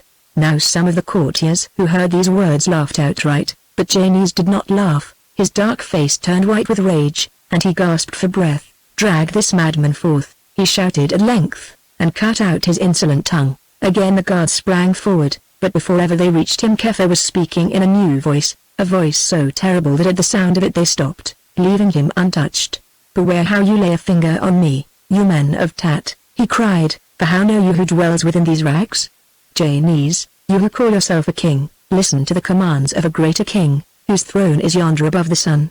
Ere night falls upon the earth, set that maiden upon whom you would force yourself and her companion and all her goods without your southern gate, and leave them there unharmed. Such is the command of the King of Kings, who dwells on high." "And what if I mock at the command of this king?" asked Janus. "Mock not," replied Kepha. "Bethink you of a certain picture that the Lady Asti showed you in the water, and mock not. It was but an Egyptian trick, wizard, and one in which I see you had a hand. Begone, I defy you and your sorceries, and your king. Tonight that maid shall be my wife. Then, Janus, Lord of Tat, listen to the doom that I am sent to decree upon you. Tonight you shall have another bride, and her name is Death. Moreover, for their sins, and because their eyes are evil, and they have rejected the worship of the gods, many of your people shall accompany you to darkness, and tomorrow another king, who is not of your house, shall rule in Tat." Kepha ceased speaking, then turned and walked slowly down the court of judgment and through its gates, nor did any so much as lift a finger to stay him, for now about this old man there seemed to be a majesty which made them strengthless. "Bring that wizard back and kill him here," shouted Janus presently, as the spell passed off them, and like hounds from a leash they sprang forward to do the bidding of the king. But without the walls they could not find him. A woman had seen him here, a child had seen him there, some slaves had watched him pass yonder, and ran away because they noted that he had no shadow. At length, after many a false turn, they tracked him to the southern gate, and the guard said that just such a beggar man had passed through as they were about to close the gate, vanishing into the sandstorm which blew without. They followed, but so thickly blew that sand that they lost each other in their search, and but just before sundown returned to the palace singly, where in his rage the king commanded them to be beaten with rods upon their feet. Now the darkness came, and at the appointed hour Janus, hardening his heart, went up into the chamber where dwelt Tuandasti, leaving his guard of eunuchs at the door. The lamps were lit within that chamber, and the window places closed, but without the desert wind howled loudly, and the air was blind with sand. On the farther side of the marble basin, as once before, Tuandasti stood awaiting him. "Lady," he said, "it is the appointed hour, and I seek your answer." "King," replied Tua, "hear me, and for your own sake not for mine. I am more than I seem. I have friends in the earth and air. Did not one of them visit you today in yonder court? Put away this madness and let me be, for I wish you good, not evil, but if you so much as lay a finger on me, then I think that evil draws near, or at the best I die by my own hand." "Lady," replied Janus in a cold voice, "have done with threats, I await your answer." "King," said Tua, "for the last time I plead with you. You think that I lie to save myself, but it is not so. I would save you. Look now," and she threw back her veil and opened the wrappings about her throat. "Look at that which is stamped upon my breast, and think is it well to offer violence to a woman who bears this holy seal?" "I have heard of such a one," said Janus hoarsely, for the sight of her beauty maddened him. "They say that she was born in Thebes, and of a strange father, though, if so, how came she here? I am told that she reigns as Pharaoh in Egypt. Ask the question of your oracles, O king, but remember that rumor does not always lie, and let the daughter of that strange father go. There is another who claims to be your father." "Lady, if by now my soldiers have not scourged him to his death," a tattered beggar man, whom those soldiers could not touch or find, broke in Asti, speaking for the first time. "Well," went on Janus, without heeding her, "whether your father be a beggar or a god, or even if you hath as self come down from heaven to be the death of men, know that I take you for my own. For the third time, answer, will you be my queen of your own choice, or must my women drown yonder witch in this water at your feet, and drag you hence? Now Tua made no answer. She only let fall her veil, folded her arms upon her breast, and waited. But Asti, mocking him, cried in a loud voice, that he might hear above the howling of the hurricane without, call your women, king, for the air is full of sand that chokes my throat, and I long for the water which you promise me. Then, in his fury, Janus turned, and shouted, come hither, slaves, and do what I have commanded you. As he spoke the door burst open, and through it, no longer clad in rags, but wearing a white robe and headdress, walked Kepha the Wanderer, while after him, their red swords in their hands, came savage-looking chiefs, bearded, blank-faced, round-eyed, with gold chains that clanked upon their mail, captains of the desert, men who knew neither fear nor mercy. Janus looked and understood. He snatched out his sword, and for a moment stayed irresolute, while the great men ringed him round and waited, their eyes fixed on Kepha's face. Spare him, father, if it may be so, said Tua, since love has made him mad. Too late, answered Kepha solemnly. Those who will not accept the warning of the gods must suffer the vengeance of the gods. Janus, you who would do violence to a helpless woman, your palace burns, your city is in my keeping, and the few who stood by you are slain. Janus, tomorrow another shall rule in your place. Amen. The Father has decreed your doom. I, echoed Janus heavily, too late. Mortals cannot fight against the gods that make their sport of them. Some god commanded that I should love. Some god commands that I shall die. So be it, I am glad to die, would that I had not been born to know grief and death. Tell me, O prophet, what evil power is there which ordains that we must be born and suffer? Kepha beckoned to Tua and Asti, and they followed him, leaving Janus ringed round by those stern-faced men. Farewell, lady, he called to Tua as she passed. Hear and hereafter remember this of Janus, king of Tat, that he who might have saved his life chose to die for love of you. Then they went and saw him no more. They passed the door of the great marble chamber about which they found guards and eunuchs lying dead. They passed down the stairways, and through the tall gates where more soldiers lay dead, and looking behind them, saw that the palace was in flames. They reached the square without, and at the command of Kepha entered into a litter, and were borne by black slaves whither they knew not. All that night they were borne, awake or sleeping, till at length the morning came, and they descended from the litter to find themselves in an oasis of the wilderness surrounded by a vast army of the desert men. Of the city of Tat they could see nothing, like a dream it had passed out of their lives, nor did they ever hear of it and its king again. Only in the pavilion that had been provided for them they found their pearls and gold, and Tua's ivory harp. They laid themselves down and slept, for they were very weary, only to wake when once more the day had dawned. Then they rose and ate of the food that had been placed by them, and went out of the tent.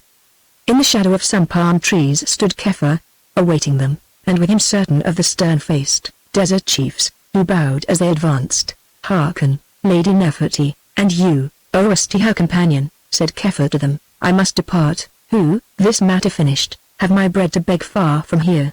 Yet, fear not, for know that these lords of the desert are your servants, and for this reason were they born, that they may help you on your way. Repeat your orders, he continued, addressing the chiefs.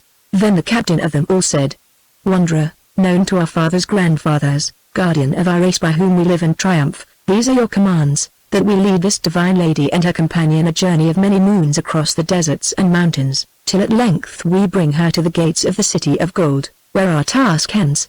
While one man of us remains alive they shall be obeyed. You hear, said Kepha to Tua. Put your trust in these men. Go in peace in the daytime, and sleep in peace at night, for be sure that they shall not fail you. But if they, or any other should perchance bring you into trouble, then strike upon the harp and call the name you know, as you called it in the house of Janus the Mad, and I think that one will come to you. Lords of the desert, whose great-grandsires were known to me, and who live by my wisdom, this divine lady is in your keeping. See that you guard her as you should, and when the journey is done, return and make report to me. Farewell. Then, lifting his staff, without speaking another word to Asti, Kepha strode away from amongst them, walking through the ranks of the desert men who forced their camels to kneel and saluted him as he passed.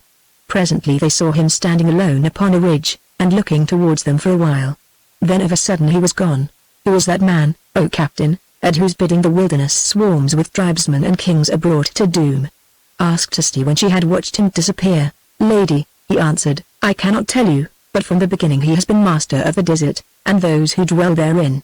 At his word the sand wind blows as it blew yesterday to cover our advance, at his word the fountains spring and tribes grow great or sink to nothingness. We think that he is a spirit who moves where he lists, and executes the decrees of heaven. At the least, though they but see him from time to time, all the dwellers in the wilderness obey him, as we do, and ill does it go, as you have learned, with those dwellers in cities who know not the power which breathes beneath that tattered robe." "I thank you," answered Asti. "I think with you that this wanderer is a spirit, and a great one, so great that I will not name his name. Captains, my lady is ready to march towards the city of gold, whither you will lead us." For day after day, for week after week, for month after month, they marched southward and westward across the desert, and in the center of their host, mounted upon camels, rode to Understi Veiled. Once the hillmen attacked them in a defile of some rugged mountains, but they beat them back, and once there was a great battle with other tribes of the wilderness, who, hearing that they had a goddess among them, sought to capture her for themselves.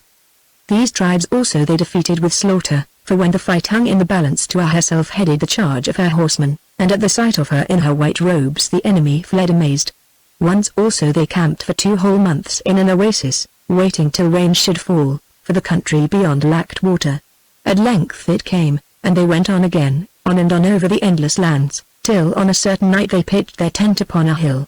At the first brightening of the dawn Tua went out, and there, beneath them, near to the banks of a great river, which they knew for the Nile, they saw the pyramids and the temples of Napata the Golden, the southern city of Amen, and thanked the gods who had brought them here in safety. While they still gazed upon its glories in the red light of the rising sun, the captain of the desert men appeared, and bowed before them. "Divine Lady," he said, "woman or goddess, whichever you may be, we have fulfilled the command given to us by Kepha, the ancient king of the wilderness. Beneath you lies Napata, whither we have journeyed through so many weary months, but we would draw no nearer to its walls, who from generation to generation are sworn not to enter any city saving war. Lady, our task is done, and our men murmur to be led back to their own place, where their wives and children await them. Thinking that we are enemies, the people of Napata sally forth to attack us. It is well," answered Tua. "I thank you, and the gods shall give you your reward. Leave us, and go back to your homes, but before you go, take a gift from me." Then she sent for the gold that they had gathered in their trading in the city of Tat, and gave it to be divided among them, a great and precious treasure. Only the pearls she kept, with a little of the gold. So the captains saluted her, and in the mists of the morning they and their swarthy host stole away, and soon were hidden in a cloud of dust. From the backs of their camels Tua watched them go like a dream of the night. Then with no word spoken between them, for their lips were sealed with hope and wonder, wrapping themselves in their dark cloaks, they rode down to the highway by the banks of the Nile, which led to the walls of Napata. Mingling with other travelers, they passed through the field of pyramids, and coming to the beautiful northern gate that was covered over with gold, waited there, for this gate was not yet opened. A woman who led 3 asses laden with green barley and vegetables, which she purposed to sell in the marketplace, fell into talk with them, asking them whence they came. Asti answered, "From a city of Meroe," adding that they were singers and dealers in pearls. "Then you have come to the right place," answered the woman, "for pearls are rare at Napata, which is so far from the sea. Also it is said that the young king loves singing if it be good." "The young king?" asked Asti. "What is his name, and where is the old king?" "You cannot have dwelt long in Meroe, strangers," answered the woman suspiciously, "or you would know that the old king dwells with Osiris beneath yonder pyramid, where the general of the Pharaoh of Egypt, he who rules here now, buried him after the great battle." "Oh, it is a strange story, and I do not know the rights of it who sell my stuff and take little heed of such things. But at the last high Nile before one this general came with 3,000 soldiers of Egypt, and the body of the prince of Kesh, whom it seems he had slain somewhere, it is said because both of them sought the favor of the queen of Egypt. As they tell, this was the command of that queen that he should submit himself to the king of Napata to be judged for his crime. This he did, and the king in his fury commanded that he should be hanged from the mast of the sacred boat of Amen. The general answered that he was ready to be hanged if the king could hang him. Then there was a war between the people of Napata and the Egyptians, aided by many of the soldiers of the city who hated their master and rebelled against his rule, which was ever cruel. The end of it was that the Egyptians and the rebels won, and the king having fallen in the fight, they crowned the Egyptian general in his place. His name ? I forget it. He has so many. but he is a goodly man to look at, and all love him although he is mad. See, the gates are open at last. Farewell," and dragging her asses by the halter, the peasant woman mingled with the crowd and was gone. Tuandasti also mingled with the crowd, and rode on up a wide street till they came to a square planted round with trees, on one side of which was built a splendid palace. Here they halted their camels, not knowing whither they should go, and as they stood irresolute the gates of the palace opened and through them came a body of horsemen clad in armor. "See the writing on their shields," whispered Asti. Taa looked and read, and lo! Therein the royal Kartuch was her own name, and after it new titles Queen of the Upper and the Lower Land, Opener of the Gates of the South, Divine Lady of Napata by grace of Amen, Father of the Gods. "It seems that I have subjects here," she murmured, "or elsewhere have none," then ceased, for now through the gate rode one mounted on a splendid horse, whose shape seemed familiar to her even while he was far away. "Who is that?" faltered Tua. "My heart tells me it is Rames my son," answered Asti, grasping at her saddle rope. Chapter 17 Tua finds her lover. Rames it was without a doubt, Rames grown older and stern and sad of face, but still Rames, and no other man, and oh! Their eyes swam and their hearts beat at the sight of him. "Say, shall we declare ourselves?" asked Asti. "Nay," answered Tua, "not here and now. He would not believe, and we cannot unveil before all these men. Also, first I desire to learn more." "Let him pass." Rames rode until he came opposite to where the two women sat on their white camels beneath a tree, when something seemed to attract his gaze to them. He looked once carelessly and turned his head away. He looked a second time, and again turned his head, though more slowly. He looked a third time, and his eyes remained fixed upon those two veiled women seated on their camels beneath the trees. Then, as though acting upon some impulse, he pulled upon his horse's bit, and rode up to them. "Who are you, stranger ladies?" he asked, "who own such fine camels?" Tua bowed her head that the folds of her veil might hide her shape, but Asti answered in a feigned voice. "Sir, both of us are merchants, and one is a harper and a singer.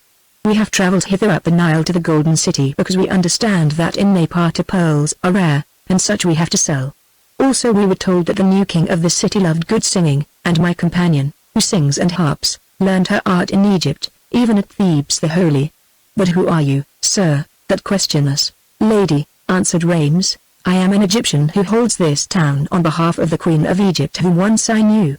Or perhaps I should say that I hold it on behalf of the Pharaoh of Egypt, since my spies tell me that the Star of Amen has taken Abi, Prince of Memphis, to husband, although they add that he finds her a masterful wife," and he laughed bitterly. "Sir," replied Asti, "it is long since we left holy Thebes, some years indeed, and we know nothing of these things, who ply our trade from place to place.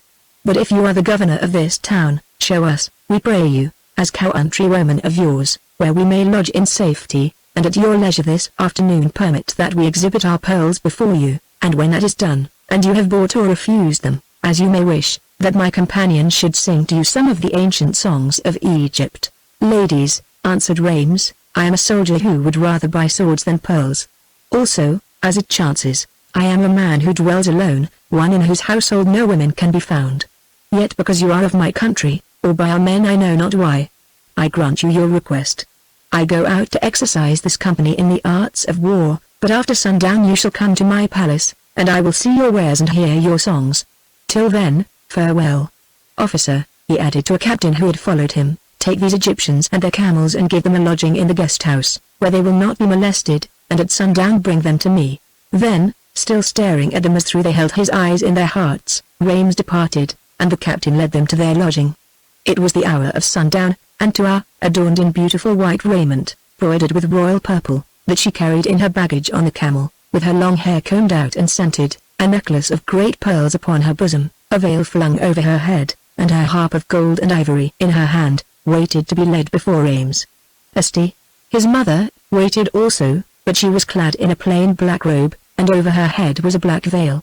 Presently that captain who had shown them their lodging, came to them and asked if they were ready to be led before the Viceroy of Napata. "Viceroy?" answered Asti, "I thought he was a king." "So he is, my good woman," replied the captain, "but it is fancy to call himself the Viceroy of Napata, Star of Amen, wife of Abi the usurper who rules in Egypt. A mad fancy when he might be a pharaoh on his own account, but so it is." "Well, sir," said Asti, "we merchants have nothing to do with these high matters. Lead us to this pharaoh, or general, or viceroy, with whom we hope to transact business." So the captain conducted them to a side gate of the palace, and then through various passages and halls, in some of which two I recognized officers of her own whom she had commanded to accompany Rames, to an apartment of no great size, where he bade them be seated. Presently a door opened, and through it came Rames, plainly dressed in the uniform of an Egyptian general, on which they saw he wore no serpent crest or other of the outward signs of royalty. Only on his right hand that lacked the little finger, gleamed a certain royal ring, which too I knew. With him also were several captains to whom he talked of military affairs. Seeing the two women, he bowed to them courteously, and asked them to forgive him for having kept them waiting for him. Then he said, "What was it that you wished to show me, ladies?" "Oh, I remember, precious stones. Well, I fear me that you have brought them to a bad market, seeing that although Napata is called the City of Gold, she needs all her wealth for her own purposes, and I draw from it only a general's pay, and a sum for the sustenance of my household, which is small. Still, let me look at your wares, for if I do not buy myself, perhaps I may be able to find you a customer." Now when they saw the young man's noble face and bearing, and heard his simple words, the hearts of Asti and Tua, his mother and his love, beat so hard within their breasts that for a while they could scarcely speak. Glad were they, indeed, that the veils they wore hid their troubled faces from his eyes, which, as in the morning, lingered on them curiously. At length, controlling herself with an effort, Asti answered, "Perchance, Lord, the great lady your wife, or the ladies your companions, will buy if you do not." "Have I not already told you, merchant," asked Rames angrily, "that I have no wife, and no companions that are not men?" "You said so, sir," she replied humbly, always speaking in her feigned voice, "yet forgive us if we believed you not, since in our journeyings my daughter and I have seen many princes, and know that such a thing is contrary to their nature. Still we will show you our wares, for surely all the men in Napata are not unmarried." Then, without more ado, she drew out a box of scented cedar and, opening it, revealed a diadem of pearls worked into the shape of the royal urus, which they had fashioned thus at Tat, and also a few of their largest single gems. "Beautiful, indeed," said Rames, looking at them, "though there is but one who has the right to wear this crown, the divine queen of the upper and the lower land," and he sighed. "Nay, lord," replied Asti, "for surely her husband might wear it also. It would sit but ill on the fat head of Abi, from all I hear." "Lady," he broke in, laughing bitterly. "Or," went on Asti, taking no heed of his words, "a general who had conquered a great country could usurp it, and find none to reprove him, especially if he himself happened to be of the royal blood." Now Rames looked at her sharply. "You speak strange words," he said, "but doubtless it is by chance. Merchant, those pearls of yours are for richer men than I am. Shut them in the box again, and let the lady, your daughter, sing some old song of Egypt, for such I long to hear." "So be it, lord," answered Asti. "Still, keep the diadem as a gift, since it was made for you alone, and may yet be useful to you who can know.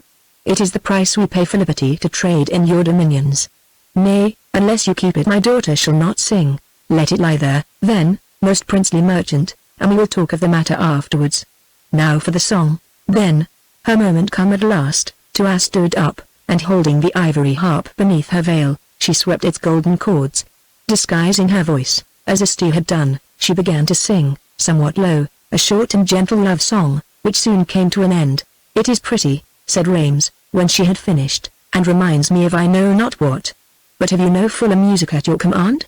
If so, I would listen to it before I bid you good night." She bent her head and answered almost in a whisper, "Lord, if you wish it, I will sing you the story of one who dared to set his heart too high, and of what befell him at the hands of an angry goddess." "Sing on," he answered. "Once I heard such a story elsewhere." Then Tua swept her harp and sang again, but this time with all her strength and soul. As the first glorious notes floated from her lips, Rames rose from his seat, and stood staring at her entranced. On went the song, and on, as she had sung it in the banqueting hall of Pharaoh at Thebes, so she sang it in the chamber of Rames at Napata.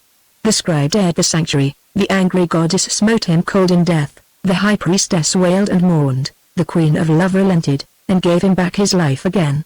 Then came that last glorious burst when, lifted up to heaven, the two lovers, forgiven, purged, chanted their triumph to the stars, and, by slow degrees, the music throbbed itself to silence. Look.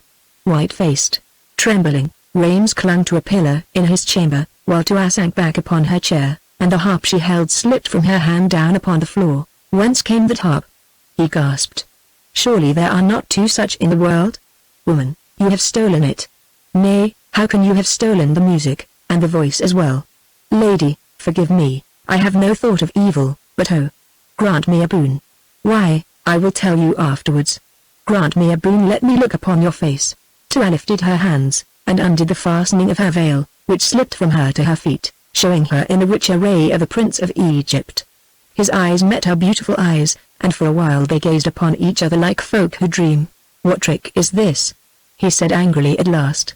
Before me stands the star of Amen, Egypt's anointed queen. The harp she bears was the royal gift of the Prince of Kesh, he who fell at night beneath my sword. The voice is Egypt's voice. The song is Egypt's song. Nay, how can it be? I am mad, you are magicians come to mock me, for that star, Amen's daughter, reigns 1,000 miles away with the lord she chose, Abi, her own uncle, he who, they say, murdered Pharaoh. Get you gone, sorceress, lest I cause the priests of Amen, whereof you also make a mock, to cast you to the flames for blasphemy. Slowly, very slowly, to open the wrappings about her throat, revealing the sign of life that from her birth was stamped above her bosom. When they see this holy mark, think you that the priests of Amen will cast me to the flames, O royal son of Mermes? Asked Tua softly, why not? He answered, if you have power to lie in one thing, you have power to lie in all. She who can steal the loveliness of Egypt's self, can also steal the signet of the god. Say, did you, O Rames, also steal that other signet on your hand, a queen's gift, I think, that once a pharaoh wore? Say also how did you lose the little finger of that hand? Was it perchance in the maw of a certain god that dwells in the secret pool of a temple at holy Thebes? So Tua spake, and waited a while, but Rames said nothing. He opened his mouth to answer, indeed, but a dumbness sealed his lips. Nurse, she went on presently, I cannot persuade this lord that I am Egypt and no other. Try you. So Asti loosed her black veil, and let it fall about her feet. He stared at her noble features and grey hair, then, uttering a great cry of mother, my mother, who they swore to me was dead in Memphis, he flung himself upon her breast, and burst into weeping. I, Rames, said Asti presently, your mother, she who bore you, and no other woman, and with her one who because her royal heart loves you now as from the first, from moon to moon for 2 whole years has braved the dangers of a desert, and of wicked men, till at last Amen her father brings her safely to your side. Now do you believe? I, answered Rames, I believe. Then, O faithful captain, said Tua, take this gift from Egypt's queen, which a while ago you thrust aside, and be its lord and mine, and lifting the diadem of pearls crested with a royal urez she set it on his brow, as once before she had done in that hour of dawn when she vowed herself to him in Thebes. It was night, and all their wonderful story had been told. Such is our tale, Rames my son, said Asti, and long may you search before you find another that will match it. Now tell us yours. It is short, mother, he answered, obeying the commands of Her Majesty yonder, and he bowed towards Tua, who sat at the further side of the table at which they ate. I travelled up the Nile to this city. As the old king, the father of the Prince of Kesh, would have slain me, I attacked him first by the help of my Egyptians and his own subjects, and well, he died. Moreover, none regretted him, for he was a bad king, and I stepped into his place, and ever since have been engaged in writing matters which they needed. Long ago I would have returned to Egypt and reported myself, only my spies told me of all that had happened there. They told me, for instance, of the murder of Pharaoh, by the witchcraft of Abi and his companions, and they told me that Pharaoh's daughter, the star of Amen, forgetting all things and the oaths she swore to me, had married her old uncle Abi that she might save her life and power. And you believed them, Rames? Asked Tua reproachfully. What else could I do but believe, lady, seeing that those same spies swore that they had seen your majesty seated upon your throne at Memphis, and elsewhere, and causing Abi to run to and fro like a little dog, and do your bidding in all things? How could I know that it was your double, and not yourself that married Abi? I think that Abi knows today, answered Tua, since it seems that Aka makes but a bad wife to any man. But now what shall we do? Will you not first marry me, lady? Suggested Rames. Afterwards, we can think. Aye, she answered, I will marry you as I have promised, but in one place only, the temple of Amen in Egypt. First win me back my throne, then ask for my hand. It shall be done, he answered, though how I know not, seeing that another sits upon that throne of yours, who, perhaps, will not be willing to bid it farewell. We will send her a message, son, said Asti. Now leave us, for we must sleep. Where is your messenger, mother?" asked Rames as he went. "Have you known me all these years, my son, and not learned that I have servants whom you cannot see?" answered Asti. It was midnight, and in their chamber of the palace of Rames, Asti and Tuan knelt side by side in prayer to Amen, Father of the gods.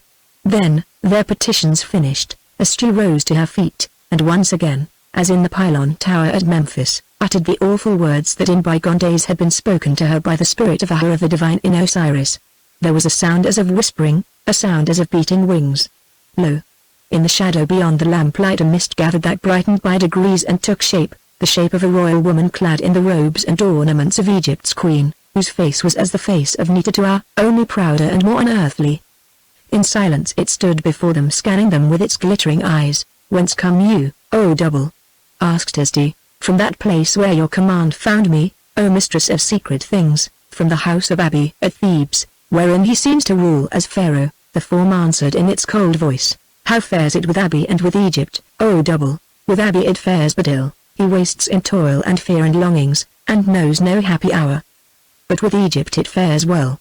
Never, O lady of strength, was she more great than she is today, for in all things I have fulfilled the commandments that were laid upon me, and now I desire to rest in that bosom whence I came," and she pointed to Tua, who stood and watched.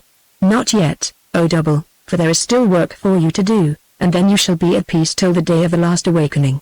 Hearken, return to Thebes, and tell a false tale in the ears of Abi and his counselors. Say that Rames the Egyptian, who has seized the rule of Kesh, has declared himself Pharaoh of Egypt by right of race, and your husband by the promise of him who ruled before you, whom Abi did to death. Cause this Abi to gather a great army, and to march southward to make an end of Rames.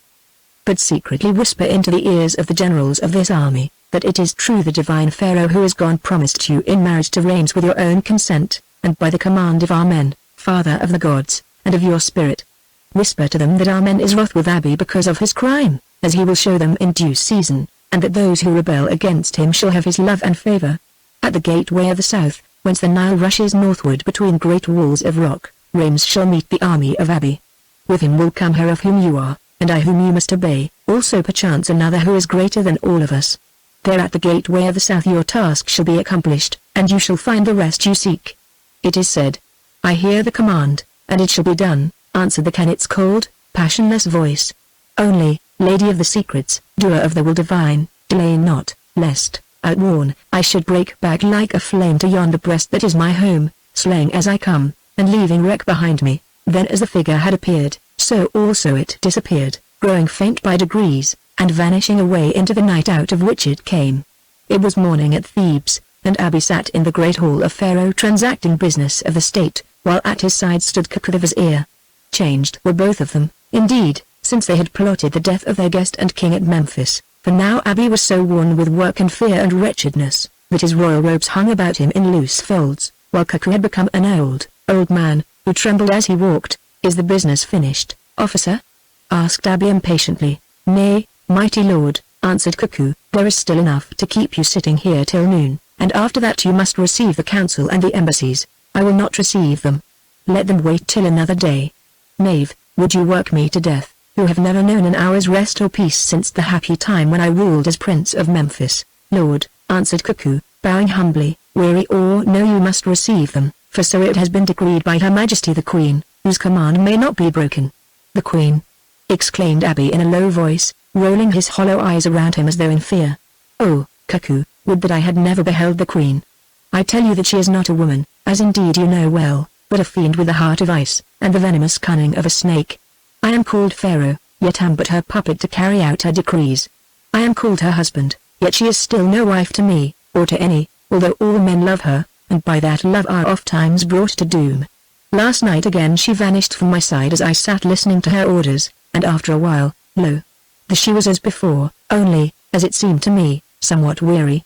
I asked her where she had been and she answered, further than I could travel in a year to visit one she loved as much as she hated me. Now who can that be, Cuckoo? Rames, I think, Lord. He who has made himself king of Kesh, replied Cuckoo in an awed whisper. Without a doubt she loved the man when she was a woman, though whom she loves now the evil gods know alone. We are in her power, and must work her will, for, Lord, if we do not we shall die, and I think that neither of us desires to die, since beyond that gate dead Pharaoh waits for us."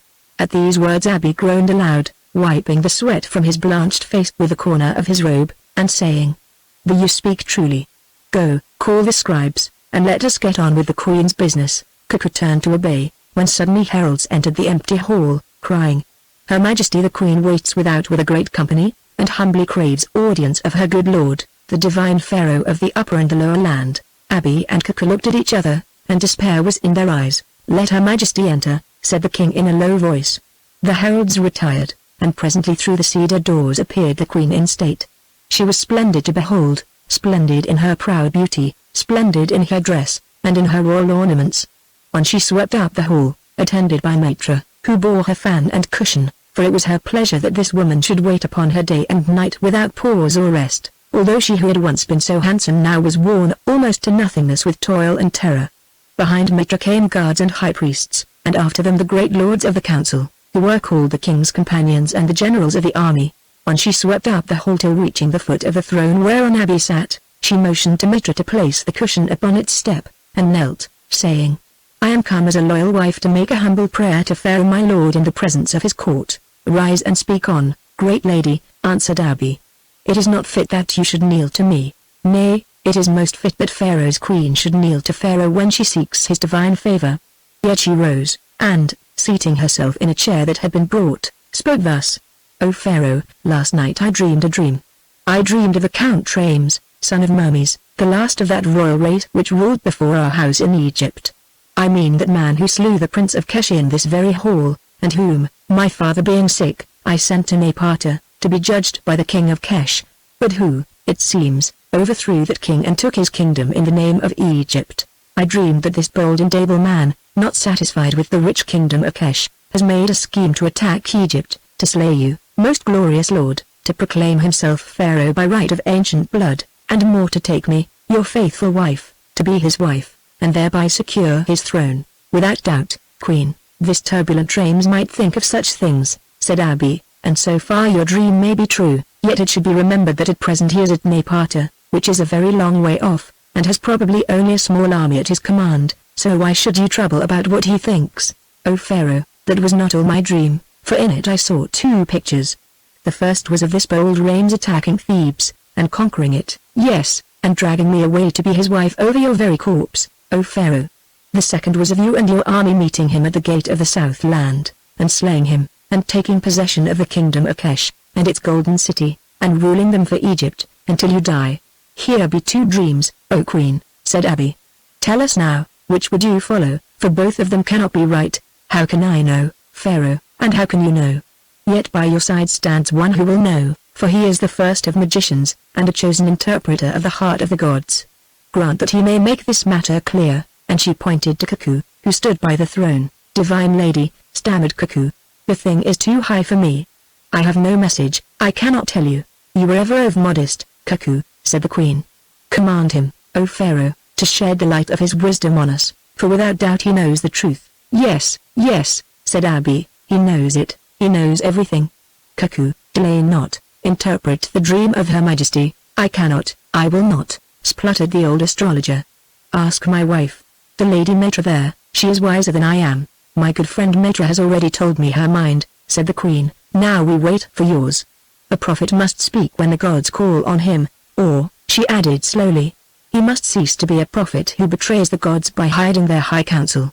Now Cuckoo could find no way of escape, so, since he feared the very name of Rames, within himself he determined that he would interpret the dream in the sense that Pharaoh should await the attack of this Rames at Thebes, and while every ear listened to him, thus began his tale. Yet as he spoke he felt the glittering eyes of that spirit who was called the queen, fix themselves upon him and compel his tongue, so that he said just what he did not mean to say. "A light shines in me," he cried, "and I see that the second vision of Her Majesty is the true vision. You must go up with your army to the gate of the south, O Pharaoh, and meet this usurper, Rames, that these matters may be brought to their appointed end." "Their appointed end? What appointed end?" shouted Abi. "Doubtless that which Her Majesty dreamed," answered Cuckoo. "At least, it is laid upon me to tell you that you must go up to the gate of the south." "Then I wish that the gate of the south were laid upon you also, O evil prophet," exclaimed Abi. For 2 years only have I ruled in Egypt, and lo, 3 wars have been my portion, a war against the people of Syria, a war against the desert men, and a war against the 9 barbarians that invaded the lowlands. Must I now, in my age, undertake another war against the terrible sons of Kesh also? Let this dog, Rames, come, if come he will, and I will hang him here at the gates of Thebes. Nay, nay, O Pharaoh, replied Cuckoo, it is laid upon me to tell you that you must hang him in the desert hundreds of miles away from Thebes. That is the interpretation of the vision, that is the command of the gods. The gods have spoken by the mouth of their prophet, cried the queen in a thrilling, triumphant voice.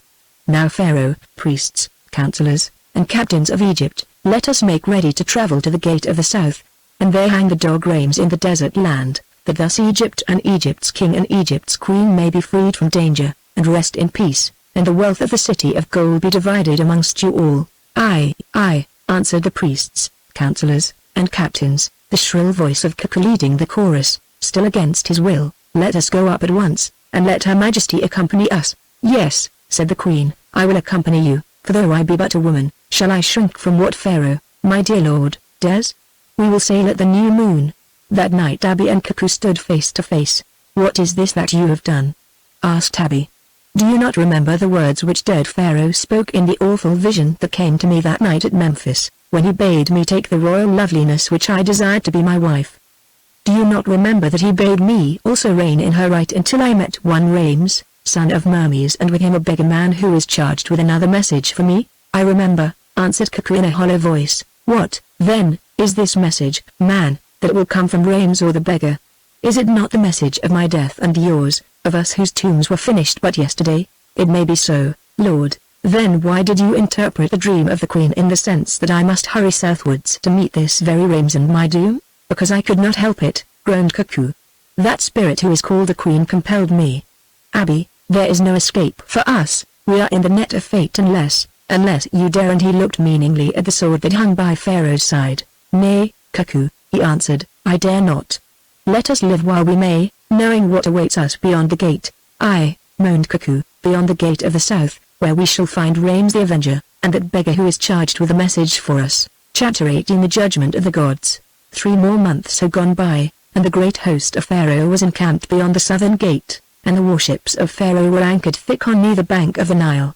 That they lay prepared for battle, for spies had reported to them that the general, Rames, lord of Kesh, was advancing northward swiftly, though with so small an army that it could easily be destroyed. Therefore Abby waited there to destroy it without further toil, nor did his terrible queen gainsay him. She also seemed content to wait. One evening as the sun sank it was told to them that the troops of Rames had appeared, and occupied the mountains on the right bank of the Nile, being encamped around that temple of Amen which had stood there for thousands of years. Good, said the queen. Tomorrow Pharaoh will go up against him and make an end of this matter. Is it not so, Pharaoh? And she looked at him with her glittering eyes. Yes, yes, answered Abby, the sooner the better, for I am worn out, and would return to Thebes. Yet, he added in a weak, uncertain voice, I misdoubt me of this war, I know not why. What is it that you stare at in the heavens so fixedly, O Cuckoo? Now the eyes of the council were turned on Cuckoo's ear, and they perceived that he was much disturbed. Look, he said, pointing with a trembling finger towards the skies. They looked, and saw hanging just above the evening glow a very bright and wonderful star, and near to it, another, paler star which presently it seemed to cover. The star of Amen, gasped Cuckoo in a voice that shook. And your star, O Pharaoh? The star of Amen eats it up, your star goes out, and will never be seen again by living man. Oh, Abby, that which I foresaw years and years ago has come to pass. Your day is done, and your night is at hand, O Abby. If so, shouted Abby in his rage and terror, be sure of this, dog, that you shall share it. As he spoke a sound of screams drew near, and presently into the midst of them rushed Mitra, the wife of Cuckoo. The vengeance of the gods, she screamed, the vengeance of the gods. Listen, Abby. But now this very evening as I slept in my pavilion, who can never sleep at night, there appeared to me the spirit of dead Pharaoh, of Pharaoh whom we slew by magic, and he said, tell the murderer, Abby, and the wizard rogue, Cuckoo, your husband, that I summon both of them to meet me ere another sun is set, and woman, come you with them. Death is at our door, Abby, death and the terrible vengeance of the god. And Mitra fell down foaming in the fit. Now Abby went mad in the extremity of his fear, "They are sorcerers," he shouted, "who would bewitch me. Take them and keep them safe, and let Cuckoo be beaten with rods till he comes to his right mind again. Tomorrow, when I have slain Rames, I will hang this magician at my masthead." But the queen only laughed and repeated after him, "Yes, yes, my good lord, tomorrow, when you have killed Rames, this magician shall hang at your masthead. Fear not, whatever chances I will see that it is done." Mitra, recovered from her madness, lay upon a bed, when a woman entered and stood over her. Looking up she saw it was the queen. "Hearken to me," said the queen in an icy voice, "and tell the words I speak to Abby. The time is accomplished, and I leave him. If he would look again upon me to our morning star of our men, the great lady of Egypt, let him seek her in the camp of Rames. There he shall find her in the temple of our men, which is set upon the mountain in the midst of the camp." Then she was gone. Mitra rose from the bed, and called to the guards to lead her to Abby. So loudly did she call, saying that she had a message for him which must not be delayed, that at length one went and told him of her words, and he came to her. "What is it now, sorceress?" he asked. "Have you dreamed more ill-omened dreams?" "Nay, Pharaoh," she answered, but the queen was fled to Rames, and word for word she repeated what had been told her. "It is a lie," said Abby. "How can she have fled through a triple line of guards? Search, then, and see, O Pharaoh." So Abby searched, but though none had seen her pass, and none had gone with her, the queen could not be found. It was midnight, and while they still searched, by the light of the moon a tall figure clad in tattered robes, who bore a thornwood staff in his hand, and had a white beard that fell down below his middle, was perceived walking to and fro about the camp. "Who is that fellow?" asked Abby, and as he spoke the figure cried aloud in a great voice, "Listen, counselors, captains, and soldiers of Egypt, to the command of our men, spoken by the lips of his messenger, Kepha the Wanderer. Lift no sword against Rames, lord of Kesh, for he is my servant, and shall be Pharaoh over you, and husband of your queen, and father of kings to come. Seize Abby the usurper, the murderer of Pharaoh, his brother, and Cuckoo the sorcerer, and Mitra the traitress, and lead them at the dawn to my temple upon yonder hill, where I will declare my commands to you in the sanctuary of the temple. So shall peace be upon you and all Egypt, and the breath of life remain in your nostrils." Now hearing these fearful words, and remembering dead Pharaoh's prophecy of a beggar who should bring a message to him, Abby drew his sword and rushed to the man. But ere ever he came there, the wanderer was gone, and lo! they heard him repeating his message far away. Thither they ran also, but now the words of doom were being called upon the ships, and on their prows they saw his tall shape stand first on this and then on that. "It is the gods who speak," cried the priests, "let us obey the gods." And suddenly they flung themselves upon Abby and bound him, and Cuckoo and Mitra they bound also, waiting for the dawn. But of the tall, white-bearded man in beggar's robes they saw and heard no more. At that same time Tua slept in a chamber of the temple upon the hill, while Asti watched her. Presently a wind blew in the chamber, and Asti, looking up, became aware of a shape that she knew well, the very shape of Tua who slept upon the bed. "What is your will, O double?" asked Asti. "My will is that you give me rest," answered the cow. "My task is accomplished, I am weary. Speak the secret words of power that you have, and let me return to her from whom I came, and in her bosom sleep till the great day of awakening." So Asti, knowing that she was commanded so to do, uttered those secret words, and as she spoke them the glorious shape seemed to grow faint and fade away. Only Tua rose upon her bed, stretched out her arms and sighed, fell back again and slept heavily until the morning. Then she awoke, asking what had befallen her, for she was changed. "This has befallen, Queen.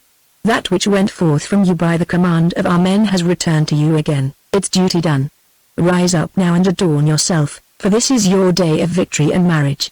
As the sun rose Tua went forth more beautiful than the morning, and at the gates of the temple found Rames awaiting her, clad in his armor, while from the mists below came a sound as of an army approaching. "What passes?" asked Tua, looking at him, and there was more love in her blue eyes than there is water in the Nile at flood. "I think that Abby attacks us, lady," he said, bowing the knee to her, "and I am fearful for you, for our men are few, and his are many. Be not afraid of Abby, or of anything, O Rames, though it is true that this day you must lose your liberty," she answered with a sweet and gentle smile, and he wondered at her words. Then, before he could speak again, 2 of the captains of his outposts ran in and reported that without were priests and heralds, who came in peace from the army of Abby. "Summon the officers, and let them be admitted," said Rames, "but be careful, all of you, lest this embassy should hide some trick of war.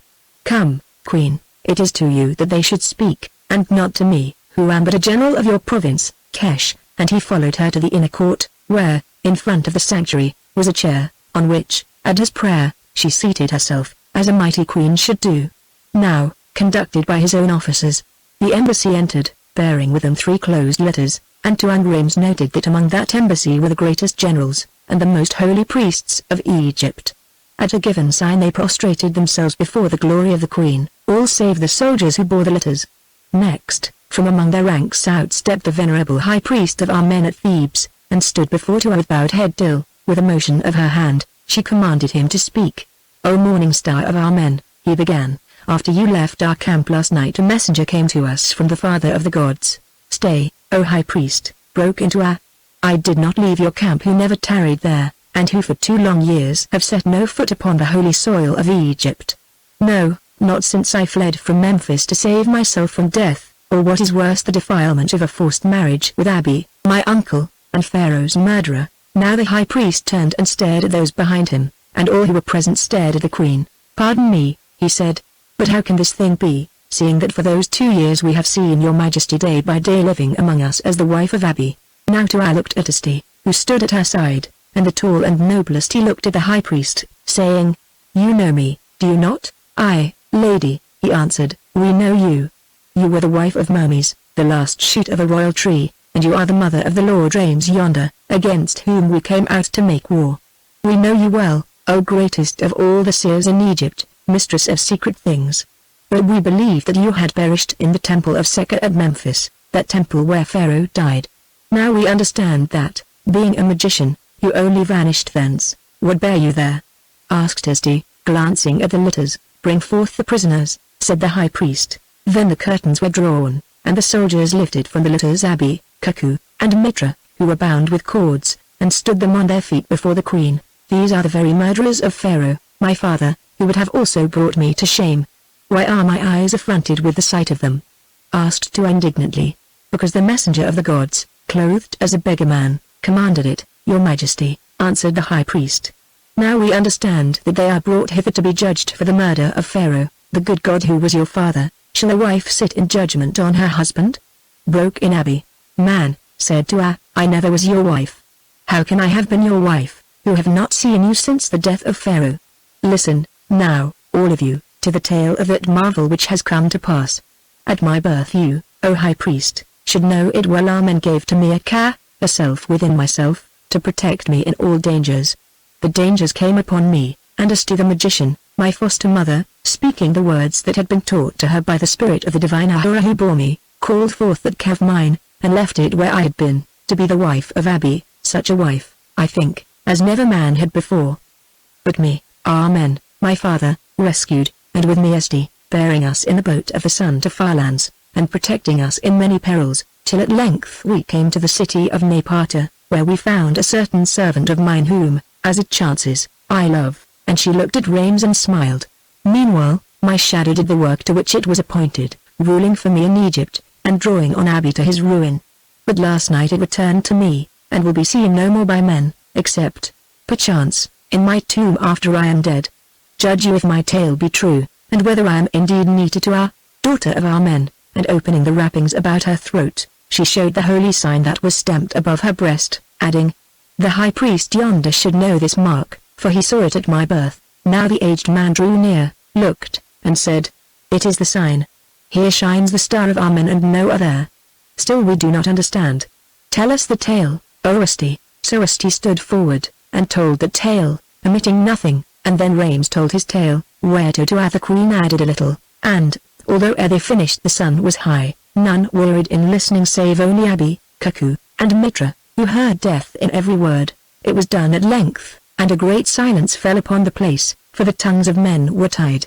Presently, the high priest, who all this while had stood with bent head, lifted up his eyes to heaven, crying, "O Amen, Father of the spirit of this queen, show now thy will, that we may learn it and obey." For a while there was silence, till suddenly a sound was heard in the dark sanctuary where stood the statue of the god, a sound as of a stick tapping upon the granite floor. Then the curtains of that sanctuary were drawn, and standing between them there appeared the figure of an ancient, bearded man, with stony eyes, who was clad in a beggar's robe. It was he who had met Asti in the wilderness and eaten up their food. It was he who had saved them in the palace of the Desert King. It was he who but last night had walked the camp of Abi. I am that messenger whom men from the beginning have called Kepha, he said. I am the dweller in the wilderness whom your fathers knew, and your sons shall know. I am he who seeks for charity and pays it back in life and death. I am the pen of Thoth the recorder, I am the scourge of Osiris. I am the voice of Amen, God above the gods. Hearken you people of Egypt, not for a little end have these things come to pass, but that ye may learn that there is design in heaven, and justice upon earth, and, after justice, judgment. Pharaoh, the good servant of the gods, was basely murdered by his own kin whom he trusted. Netertua, his daughter, and daughter of Amen, was condemned to shame. Rames of the royal race was sent forth to danger or to death, far from her he loved, and who loved him by that divine command which rules the hearts of men. This is the command of the gods: let these twain be wed and take Egypt as their heritage, and call down upon it peace and greatness. But as for these murderers and wizards, and he pointed to Abi, to Cuckoo, and to Matra, let them be placed in the sanctuary of Amen, to await what he shall send them. So spoke Kepha the messenger, and departed whence he came, nor in that generation did any see him more. Then they took up Abi, Cuckoo, and Mitra, and cut their bonds. They threw them into the dark sanctuary before the great stone image of the god. They shut the electrum doors upon them, and left them the wailing and cursing, while the high priest of Amen joined the hands of Rames and Atua, and declared them to be man and wife forever. Now, after these things were done, the Pharaoh and his queen drove through the hosts of Egypt in their golden chariot, and received the homage of the hosts ere they departed northwards for Thebes. At nightfall they returned again and sat side by side at the marriage feast, and once more Tua swept her harp of ivory and gold, and sang the ancient song of him who dared much for love, and won the prize. So in the dim, forgotten years, their joy fell on Rames and on Tua, morning star of Amen, which still with them remains in the new immortal kingdom that they have won long and long ago. But when in the morning Asti the wise dared to open the great doors and peer into the sanctuary of Amen, she saw a dreadful sight. For there at the feet of the effigy of the god lay Abi, who slew his brother, and Cuckoo the sorcerer, and Matra the traitress, dead, slain by their own or by each other's hand, and the stony eyes of the god stared down upon them.